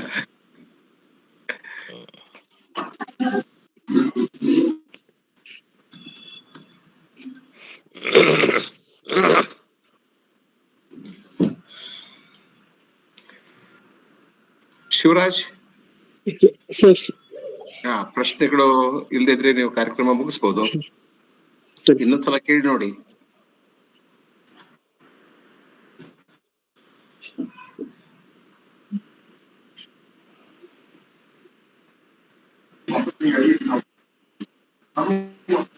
Sir, good evening. Yeah, Dr. Pooja Haliyal here. There's no question actually. ಏನು ಪ್ರಶ್ನೆ ಇಲ್ಲ. ಆದ್ರ ಮಹೇಂದ್ರ ಸರ್ಗೆ ಕಾಂಗ್ರಾಚುಲೇಷನ್ಸ್ ಹೇಳ್ಬೇಕು. ಬಿಕಾಸ್ ಬಹಳ ಡಿಫಿಕಲ್ಟ್ ಇದು. ಹೆನ್ರಿ IV ನಂತ ಒಂದು ಕನ್ನಡದಲ್ಲಿ ಹೇಳೋದು, ಅದು ಎಲ್ಲ ಆಯಾಮಗಳನ್ನ, ಕ್ರಿಟಿಸಿಸಮ್ಸ್ ಅನ್ನ ಕವರ್ ಮಾಡ್ಕೊಂಡು ಹೇಳೋದಿದೆಯಲ್ಲ, it was a very challenging task. ಅದಕ್ಕೋಸ್ಕರ ಅವರು ಶುರು ಮಾಡಿದಾಗಿಂದ ನಾನು ಜಾಯಿನ್ ಆಗಿದ್ದೆ. And he did it very well. ತುಂಬಾ ಚೆನ್ನಾಗಿ ಎಲ್ಲವನ್ನ ಕವರ್ ಮಾಡಿಕೊಂಡು ಕನ್ನಡದಲ್ಲಿ ಹೇಳಿದ್ರಲ್ಲ, it's a model for us also. ಯಾಕಂದ್ರೆ ನಾವು ಕನ್ನಡದಲ್ಲಿ ಹೇಳಕ್ಕೆ ನಮ್ಗೆ ಬಹಳ ಕಷ್ಟ. ಸೊ ಮಾಡೆಲ್ ಗಳನ್ನ ಹುಡುಕ್ತಾ ಇರ್ತೀವಿ. Mahendra sir, you have set a tall order for us. Congratulations. ಆಮೇಲೆ ಇನ್ನೊಂದು ಏನ್ ನನ್ಗೆ ಇಷ್ಟ ಆಗುತ್ತೆ ಈ ಕಟ್ಟೆಯಲ್ಲಿ ಅಂತಂದ್ರೆ, ಲಾಸ್ಟ್ಗೆ ಬರುವಂತ ಪ್ರೆಸಿಡೆನ್ಷಿಯಲ್ ರಿಮಾರ್ಕ್ಸ್ ಡೋನೂರ್ ಸರ್ದು. ಆಮೇಲೆ ಡೋನೂರ್ ಸರ್ ಇಷ್ಟು ಇದ್ದಾರೆ ಅಂತಂದ್ರೆ, ಮಾತಾದ್ಮೇಲೆ ನಮಗ್ ನಾವೇ ಸ್ಯಾಟಿಸ್ಫ್ಯಾಕ್ಷನ್ ಆಗದೆ ಇದ್ರು ಕೂಡ ಅವ್ರ ಮಾತುಗಳು, ಅವ್ರ ಅಪ್ರಿಸಿಯೇಷನ್ ನೋಡಿ ಹೌದಪ್ಪ ಏನೋ ಅಚೀವ್ ಮಾಡಿದೀವಿ ಅಂತ ಅನ್ಸುತ್ತೆ. ಆಮೇಲೆ ಎಲ್ಲಾ ಯಂಗ್ಸ್ಟರ್ಸ್ ಗಳನ್ನ ಒಟ್ಟಿಗೆ ಸೇರ್ಸ್ಕೊಂಡು ಅವ್ರನ್ನೂ ಬೆಳೆಸ್ತಾ ಹೋಗೋದೇನಿಯಲ್ಲ, it's a very rare quality. ಈ ತರದ ಪೀಪಲ್ ಈಗ ಸಿಗೋದು ಬಹಳ ಕಷ್ಟ. ಆಮೇಲೆ ಅವರು ತಮ್ಮ ಕಲೀಗ್ಸ್ ಅನ್ನ ಎನ್ಕರೇಜ್ ಮಾಡೋ ರೀತಿ ನೋಡಿದ್ರೆ ಒಂದ್ ರೀತಿ ಜಲಸೆ ಆಗತ್ತೆ ನನಗೆ. ಯಾಕಪ್ಪ ಅವರು ನಾನ್ ಅವ್ರ ಜೊತೆಗೆ ಇಲ್ವೋ, ಯೂನಿವರ್ಸಿಟಿಯಲ್ಲಿ ಇಲ್ವೋ ಅನ್ನೋ ಈ ಧಾರವಾಡ ಕಟ್ಟೆ ಮೋಸ್ಟ್ಲಿ ಆತ್ಮ ಅಥವಾ ಅದನ್ನ ನಡ್ಸ್ಕೊಂಡು ಹೋಗೋ ರೀತಿ ಇದೆಯಲ್ಲ, ಡೋನೂರ್ ಸರ್ಗೆ ಸಲ್ತದೆ. And I am very happy. ಅವರು ಮತ್ತೊಂದು ಸೀರೀಸ್ ಅನ್ನ ಶುರು ಮಾಡ್ತಾ ಇದ್ದಾರೆ ಆನ್ ಇಂಡಿಯನ್ ಡ್ರಾಮಾ. ಮೋಸ್ಟ್ಲಿ ಇದನ್ನ ಸರ್ ತಾವು ಕನ್ನಡ ಪ್ರಾಧ್ಯಾಪಕರಿಂದ ಮಾಡಿಸಿದ್ರೆ ಒಳ್ಳೇದನ್ಸುತ್ತೆ ಏನೋ. ಯಾಕಂದ್ರೆ ಅವರು ಸಂಸ್ಕೃತವನ್ನ ಓದ್ಕೊಂಡು ಅದ್ರ ವಿಮರ್ಶೆನ ಓದ್ಕೊಂಡಿರೋ ಅಷ್ಟು ಪ್ರಾಬಬ್ಲಿ ಇಂಗ್ಲಿಷ್ ಟೀಚರ್ಸ್ ಮಾಡ್ಕೊಂಡಿಲ್ಲ ಅಂತ ಅನ್ಸುತ್ತೆ. ಸೊ ಕನ್ನಡ ಪ್ರಾಧ್ಯಾಪಕರನ್ನು ಕೂಡ ಇನ್ವಾಲ್ವ್ ಮಾಡ್ಕೊಂಡು ಅವ್ರ ಕಡೆಯಿಂದ ಈ ಸೆಷನ್ಸ್ ಅನ್ನ ನೀವು ಮಾಡಿಸಿದ್ರೆ ಮೇ ಬಿ ಅದರ ವಿಸ್ತಾರ ಹೆಚ್ಚಾಗ್ತದೆ, ಆಳ ಹೆಚ್ಚಾಗ್ತದೇನೋ ಅಂತ ಅನ್ಸುತ್ತೆ ನನಗೆ. I don't know as English teachers ನಾವು ಅದಕ್ಕೆ ಎಷ್ಟು ನ್ಯಾಯ ಒದಗಿಸಬಹುದು ಅಂತ. So this is my opinion sir, ನಿಮಗ್ ಬಿಟ್ಕೊಟ್ಟಿದ್ದು. But I am very happy. ಇದು ಒಂದಕ್ಕೊಂದು ಸೇರ್ತಾ ಐ ಥಿಂಕ್ ಒಂದು ಮಹಾಸಾಗರ. ನಾವು ಡೈಲಿ ಸೋಪ್ಸ್ ಅನ್ನು ನೋಡ್ತಾ ಇದ್ವಿ, ಕ್ಯೂಂಕಿ ಸಾಸ್ ಬಿ ಕಭಿ ಬಹುತಿ ಈ ತರ ಎಲ್ಲ ವರ್ಷಾನ್ಗಟ್ ನಡೀತಾ ಇತ್ತು. ಅದಕ್ಕಿಂತ ಮೇ ಬಿ ಲಾಂಗರ್ ಇನ್ನಿಂಗ್ಸ್ ನಮ್ಮ ಧಾರವಾಡ ಕಟ್ಟೆಯ ಒಂದಿದು ಸಾಹಿತ್ಯಿಕವಾದಂತ ವಿಮರ್ಶೆ ನಡೀತಾ ಇದೆ ಅಂತ ಅನ್ಸುತ್ತೆ. So hats off to all involved, ಎಲ್ಲಾ ಪದಾಧಿಕಾರಿಗಳು ಸರ್ಗೆ ಕೊಟ್ಟಂತಹ ಈ ಸಪೋರ್ಟ್. ಐ ಥಿಂಕ್ ಇಟ್ಸ್ ನಮ್ ಟೈಮ್ ಅಲ್ಲಿ I think this is unique. So I am all appreciative. Thank you so much sir for involving us in this. Thank you. Thank you Pooja. ಒಂದೇ ಒಂದು ನಿಮ್ಮ ಮಾತಿಗೆ ನನ್ನ ಪ್ರತಿಕ್ರಿಯೆ ಏನಂತಂದ್ರೆ, ಈಗಲೂ ನೀವು ನಮ್ಮ ವಿಭಾಗಕ್ಕೆ ಬರ್ಬೋದು. Mahendra, we are ready to welcome Pooja. Yes, yes, always welcome. Yeah, Thank you. I am proud of your scholarship. Yes, yes. ಆಮೇಲೆ ಈ ಸಿರೀಸ್ ಬಗ್ಗೆ ಏನಂತಂದ್ರೆ, ದೆಹಲಿಯಲ್ಲಿ 2 ಕೇಂದ್ರೀಯ ಸಂಸ್ಕೃತ್ ಕೇಂದ್ರೀಯ ವಿಶ್ವವಿದ್ಯಾಲಯಗಳಿವೆ ದೆಹಲಿಯಲ್ಲಿನೇ. ಅಲ್ಲಿ ಅವರ ಸಹಯೋಗ ತಗೊಂಡು ನಾವು ಈ ಕಾರ್ಯಕ್ರಮ ಮಾಡೋದ್ರಿಂದ ಕನ್ನಡದಲ್ಲೂ ಕೆಲವು ಉಪನ್ಯಾಸಗಳನ್ನ ನಾವು ಏರ್ಪಾಡು ಮಾಡಬಹುದು, ಅಥವಾ ಅನೇಕ ಇಂಗ್ಲಿಷ್ ಅಲ್ಲಿ ನಡೀತವೆ. ಮತ್ತು ಈ ಡೆಲ್ಲಿ ಸಂಸ್ಕೃತ್ ಪ್ರೊಫೆಸರ್ಸ್ ಇದಾರಲ್ಲ, ಬಹಳ ಚೆನ್ನಾಗಿ ಮಾತಾಡ್ತಾರೆ. ಆಮೇಲೆ ನಾರ್ತ್ ಈಸ್ಟ್ ಅಲ್ಲೂ ಕೂಡ ಸಂಸ್ಕೃತ ನಾಟಕದ ಬಗ್ಗೆ ಇಂಗ್ಲಿಷ್ ನಲ್ಲಿ ಮಾತನಾಡಬಲ್ಲ ಇಂಗ್ಲಿಷ್ ಪ್ರಾಧ್ಯಾಪಕರು ಇದ್ದಾರೆ. ನೀವು ಹೇಳಿದಾಗೆ ಕರ್ನಾಟಕ ಒಂದು ಸಂಸ್ಕೃತ ವಿಶ್ವವಿದ್ಯಾಲಯದಲ್ಲಿ ಅನೇಕ ಸಂಸ್ಕೃತ ಪಂಡಿತರು ಇದ್ದಾರೆ. ನಾವೇನ್ ಮಾಡೋಣ ಪೂಜಾ, 2 ಭಾಷೆಗಳಲ್ಲಿ ಈ ಉಪನ್ಯಾಸಗಳನ್ನ ಏರ್ಪಾಡು ಮಾಡ್ಬೋದು ಅಂತ ಅನಿಸ್ತದೆ. ಇನ್ನು ಧಾರವಾಡ ಕಟ್ಟೆ ನಿಮ್ಮೆಲ್ಲರ ಕಟ್ಟೆ, ನಿಮ್ಮ ಪ್ರೀತಿ ವಿಶ್ವಾಸದಿಂದ ಈ ಕಟ್ಟೆ ತನ್ನ ಕಾರ್ಯಕ್ರಮಗಳನ್ನ ಮಾಡಿಕೊಂಡು ಹೊರಟಿದೆ. ನಾವೆಲ್ಲ ನೆಪ ಮಾತ್ರ. ಇದರ ಆತ್ಮ, ಇದರ ಶಕ್ತಿ ಅದೆಲ್ಲ ನೀವೇ. ಹೀಗಾಗಿ ನಿಮಗೆ ಧಾರವಾಡ ಕಟ್ಟೆ ಎಂದಿಗೂ ಋಣಿಯಾಗಿರ್ತದೆ. ನಿಮಗೆ ಕೃತಜ್ಞತೆಗಳನ್ನ ಅದ್ಭುತವಾಗಿ ಮಾತನಾಡಿದ ನನಗೆ ಬಹಳ ಖುಷಿ ಅನಿಸ್ತದೆ. ಎಲ್ಲ ಮಾತನಾಡಿದ್ಮೇಲೆ ನೀವೆಲ್ಲರೂ ನನಗೆ ಒಂದು ರೀತಿಯಿಂದ ನನಗೆ ವಿದ್ಯಾರ್ಥಿಗಳು, ಒಂದು ರೀತಿಯಿಂದ ನನಗೆ ಸಹೋದರ ಸಹೋದರಿಯರಿದ್ದ ಹಾಗೆ. ಈಗ ನಿಮ್ಮೆಲ್ಲರನ್ನು ಸಹೋದರ ಸಹೋದರಿ ಅಂತ ಕಾಣುವ ಒಂದು ಮನಸ್ಥಿತಿ ನನಗೆ ಬಂದಿದೆ. ಅದಕ್ಕೆ ಈ ಮಾತನ್ನ ಹೇಳ್ತಾ ಇದ್ದೇನೆ. ಆಗ್ಲಿ ನಿಮ್ಮ ನಮಸ್ತೆ. ನಮಸ್ತೆ. Yes yes yes yes what Pooja madam said is absolutely true.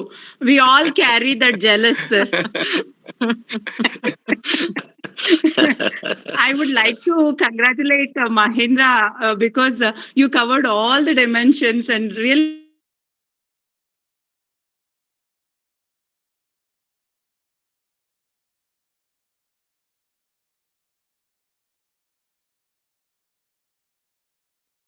in Kannada. So thank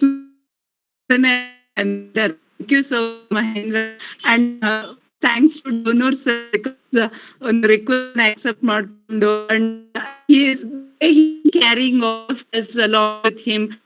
Thank you so much as Dharwad Katte, the other members who always with him. Thank you. ನಾನು ಪ್ರಾರಂಭ ಹೇಳ್ಬೇಕಾಗಿ ಯುವರಾಜ್ ತಿರಿ ಶುರು ಮುಖ್ಯ ಕಾರಣ ಅಂದ್ರೆ ಯಜ್ಞೇಶ್ ಅವರು ಸುಮಾರು 6 ತಿಂಗಳು ನನಗೆ ಹೇಳಿದ್ರು, ಸರ್ ಈ 37 ನಾಟಕಗಳ ಬಗ್ಗೆ ಮಾತಾಡ್ಬೇಕು ಅಂತ. ನಾ ಹೇಳಿದೆ, ಇಲ್ಲ 37 ಬಗ್ಗೆ ನಾನು ಮಾತನಾಡೋದು ಕಷ್ಟ, ಸಾಧ್ಯ ಇಲ್ಲ. ಸಿರೀಸ್ ಹೇಗಿದ್ರು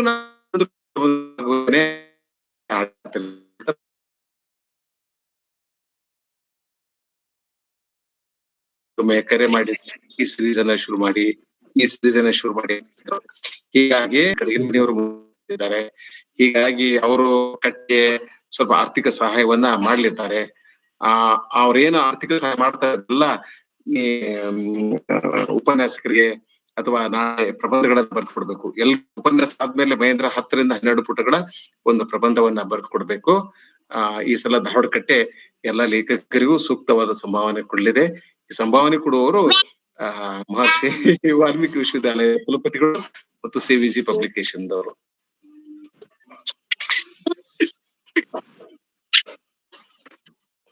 ಧನ್ಯವಾದಗಳು ಸರ್. ಈಗ ನಾವು ಕಾರ್ಯಕ್ರಮದ ಕೊನೆಯ ಘಟ್ಟವನ್ನ ತಲುಪಿದ್ದೇವೆ. ನಮ್ಮ ಕರೆಯನ್ನು ಮನ್ನಿಸಿ ಒಂದು ಅರ್ಥಪೂರ್ಣ ಉಪನ್ಯಾಸ ಕಾರ್ಯಕ್ರಮದಲ್ಲಿ ಭಾಗವಹಿಸಿ ತಮ್ಮ ಅತ್ಯಮೂಲ್ಯ ಒಳನೋಟಗಳನ್ನು ಹಂಚಿಕೊಂಡಿರುವ ಮಹೇಂದ್ರ ಎಂ, ಇಂಗ್ಲಿಷ್ ಸಹಾಯಕ ಪ್ರಾಧ್ಯಾಪಕರು, ಕರ್ನಾಟಕ ಕೇಂದ್ರೀಯ ವಿಶ್ವವಿದ್ಯಾಲಯ ಕಲಬುರಗಿ ಇವರಿಗೆ ಸಮಸ್ತ ಧಾರವಾಡ ಕಟ್ಟೆಯ ಬಳಗದ ಪರವಾಗಿ ತುಂಬು ಹೃದಯದ ವಂದನೆಗಳು. ಧನ್ಯವಾದಗಳು ಸರ್.